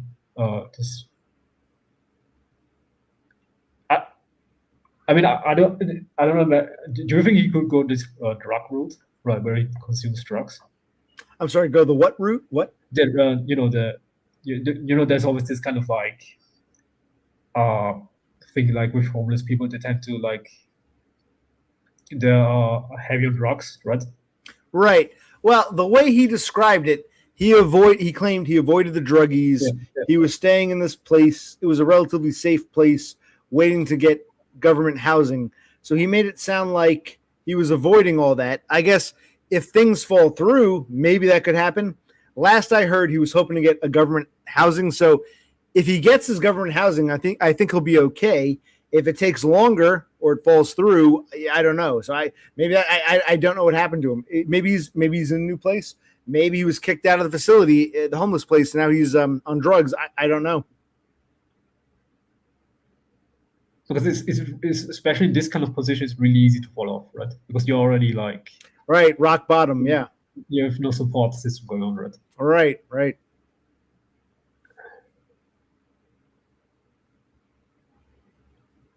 Because you purely in survival mode, right? Mm-hmm. You don't give a fuck about any black shit, right? Right. You just want to live, exist, right? Survive. Yeah, I mean, the only thing I can hope for is that he kind of like comes back on your panel, right? It's the only way to get a hold of him. Right. Get some sort of. The only thing he said he was really devastated. He thought, he's got Dumb and Zenesis as his buddies. Dumb abandoned him, and then Zenesis abandoned him. And he said after that happened, he lost his mind. So maybe in a way, you and Dumb are both responsible for his insanity. I'm just saying. That's a joke. He didn't say that. I'm kidding. I'm teasing. No, he didn't say that. Because there are many people out on this space who are like in the brink of burning out, right? So true. So, but it's funny. You and Dumb were in that group, and you both got tired of his black pill stuff and left. So you both you and Dumb did the same thing to Denmark guy. You basically just abandoned him because you got tired of his nonsense, and then he fell off the planet. So yeah, I'm joking, but there's some truth to that. I mean, I didn't know that Dumb left him also. Like, because I always thought that Dumb was always like in contact with Denmark guy. Nope. Dumb thought you were always in contact with him. You both abandoned Denmark guy. You threw him to the wolves. Okay, yeah, this is. I'm just being honest. yeah, this is true, but it's not about this looks or something. This is really behavior, right? It's like because the behavior was really off there. Because people always said, "Oh, it's black pill. This the look is bullshit," right?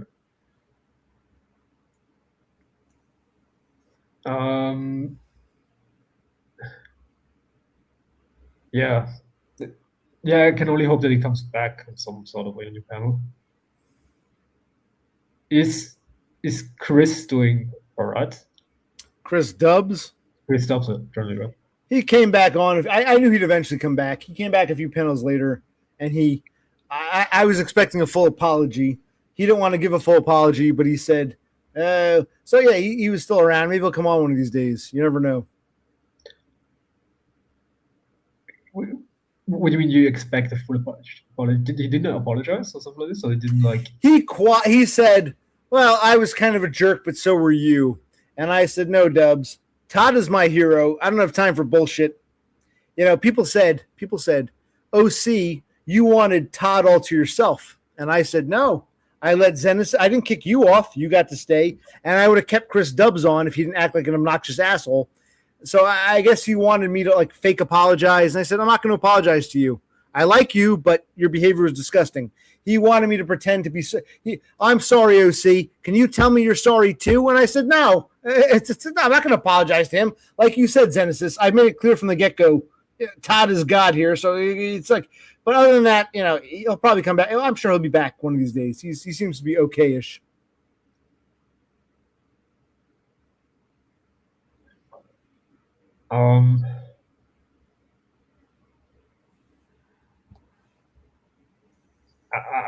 For me, I've always thought like the Chris understands is also like.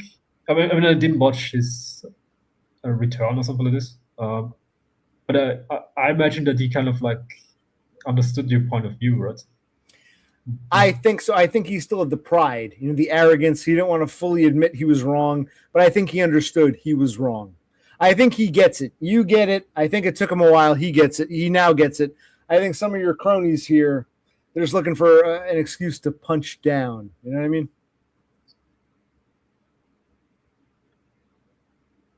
Who are the people who are punching down on you 24/7? Let's see here. Well, not Totem's a broken clock. I would say it's Destroyed by Foids and his whole group, any of his people. Any of these people, Destroyed by Foids, some of those kids. Aiden baited me. Aiden made some videos about me back in November. Aiden made these videos. I'm not subscribed to Aiden, so I never saw them.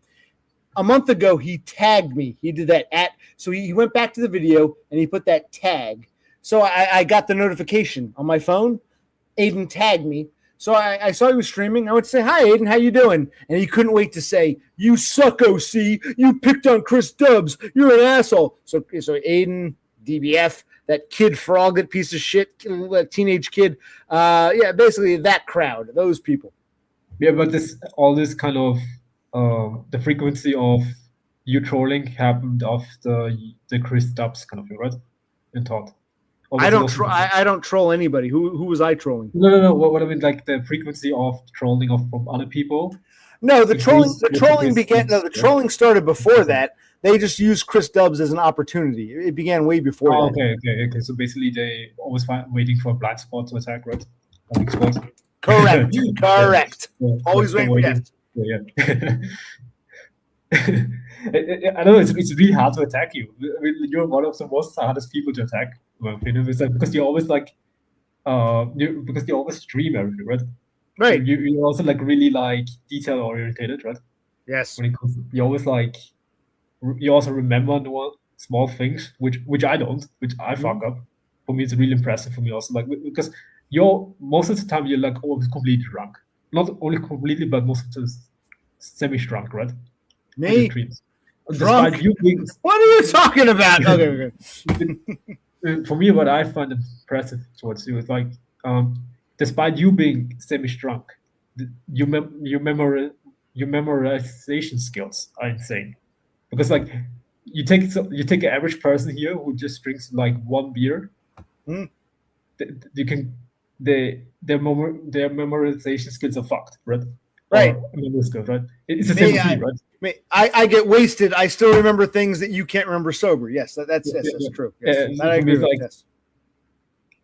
And this is for me like completely mind blowing, right? So,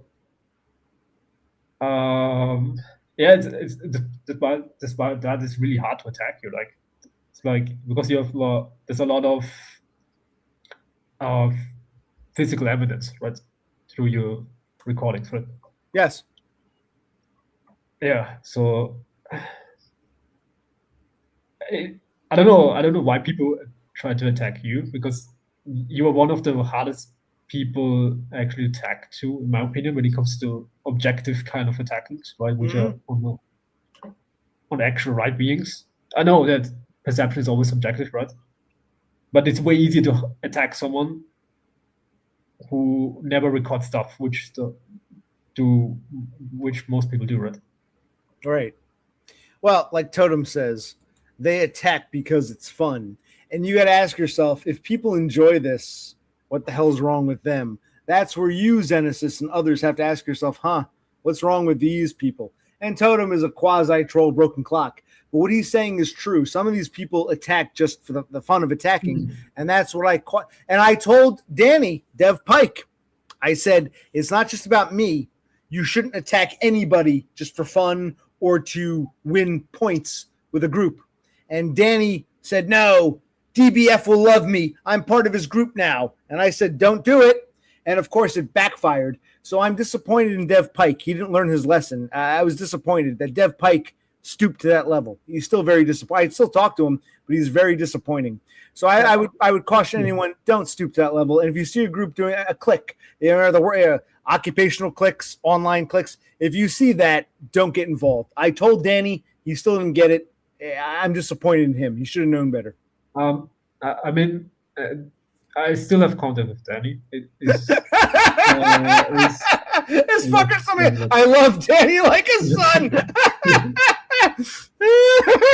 well, hey, Danny was an asshole to you and to me and to okay, so we all agree. Danny, if all of us, if you and me and DBF all agree Danny's problematic, hey, we must be onto something, right? No, I'm saying I'm not saying he's problematic. I still have contact with him. Oh, trust me, he's problematic. He's problematic, but okay. I do admit that he has a certain. You need to have a certain kind of personality to even like. And I was very tolerant with him, but after some point, it's like, come on, man.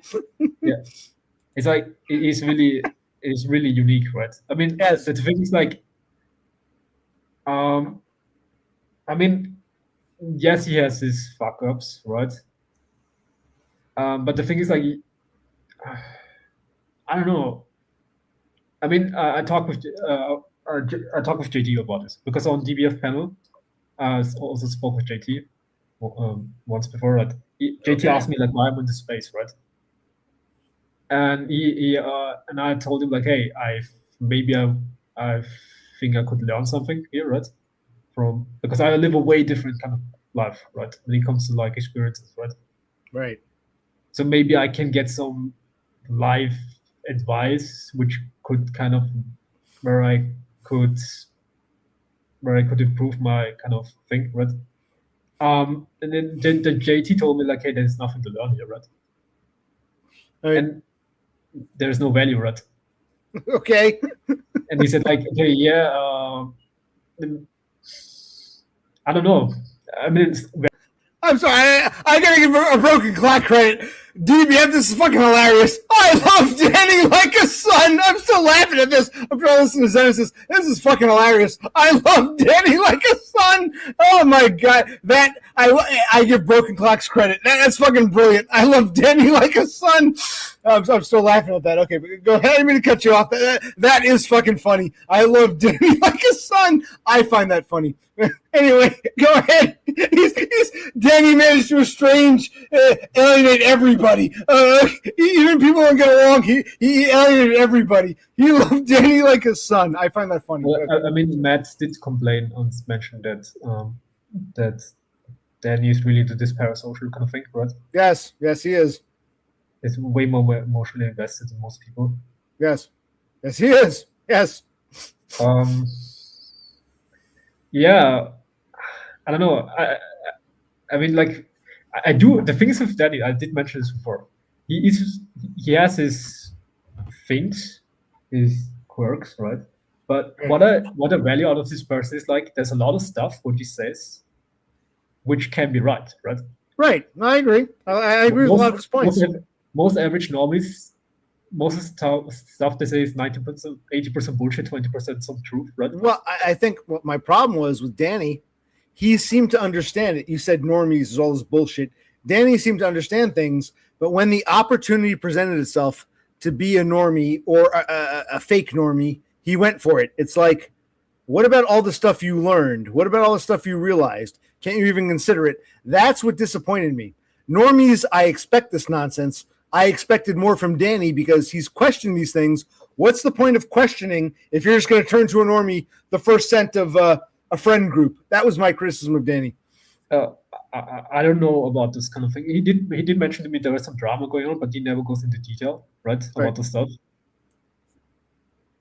He doesn't want to alienate you next, because if he told you what happened, you'd probably say, "Well, Danny, you were a bit out of line." He'd get all upset. He doesn't want to lose another friend. That's probably what it is.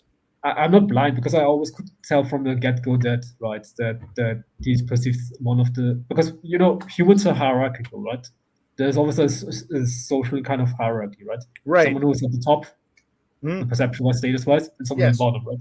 Right. I always could tell, like, from the get-go, hey, okay, Danny Dev Pike looks like a person who is not perceived as a person who's high up there, right? Right. So for me, like, that he's perceived as not high status, no, sorry, not high status on the top, it's nothing new, right?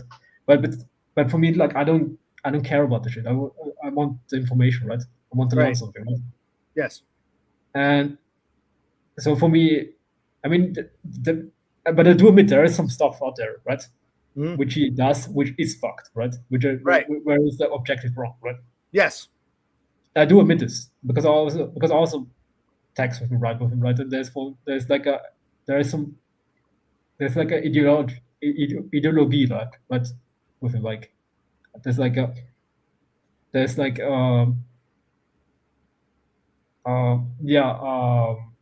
certain kind of, like, it should be this way, right? Mm-hmm. I think with Danny it's also like he fights between this kind of thing, like, there's this thing going with Danny is like, hey, where he fights between this kind of thing, like, hey, how life is versus how life should be, right? This cognitive dissonance, right? Mm-hmm. But this kind of thing is actually pretty normal for humans, right? Most humans are like this, but with Danny it's more extreme, right? Because he kind of verbally kind of like goes more into it. Right, but he goes into it, then he'll compromise everything he's learned and do a total 180. Like, there's no sense of grounding. You know what I mean? That's my criticism. Yeah. There's no. I don't know what happens with the song, so I can't really say anything, because if I would say, like, oh, Danny's wrong, I would be like a hypocrite. Right, that's okay. You don't have to take sides, but yeah, because there might be also this possibility that those people who are accusing me of being a fake number are actually wrong. There's still this possibility, right? Mm-hmm. So for me to get any opinion, would have need to go back and watch all this stuff, right? Well, yeah, fair enough, right? So yeah. So I don't know. Okay. Danny could start a fight with himself in an empty room. Yes, with himself in an empty room. Yes. Anyway, well, I'm going to get some sleep now. I got to get for my phone call. I've enjoyed talking to you. Don't be a stranger. Next time, if I get to a new place and I have to worry about all this shit, I'd love to talk to you for another couple hours, but I got to go. Thank you for coming on. It's been a long time, and we should do this again sometime. What do you think? Yeah, if I'm available and have the time, I will try to get a hold of you. All right. I know you're a busy man, needing all day, but it's okay. I get it. But yeah, by all means, don't be a stranger. I just got to get some sleep because I got to get up for a phone call. So I'm going to take a nap now. But I'm glad. I want to thank you and Kassandra and that doggo, Buldo, whatever his name was. Hey, I haven't had this quite a panel like this in quite some time. So I appreciate it, Zenesis. Thank you for joining. Sure. Thanks for having me on. You too. And don't be a stranger. I'll see you again sometime. Right. Have a good night. You too. All right. And yeah, I'd love to keep talking to Zenesis, but I'm realizing it's fucking 4:30 Jersey time. I gotta go. So, I good talks. Like I said, if I need bucks, I can get crack another beer and go for another 2 or 3 hours. But I can't do that tonight. Great stream. Thank you, Darnell. You told me like 4 hours ago you had to leave soon. Glad you stayed with us. Thank you, Darnell. For someone who had to go, thank you for staying for the whole fucking 6 hours. Thank you, Darnell. And I'm going to say thank you to all my guests. Occupational Click out.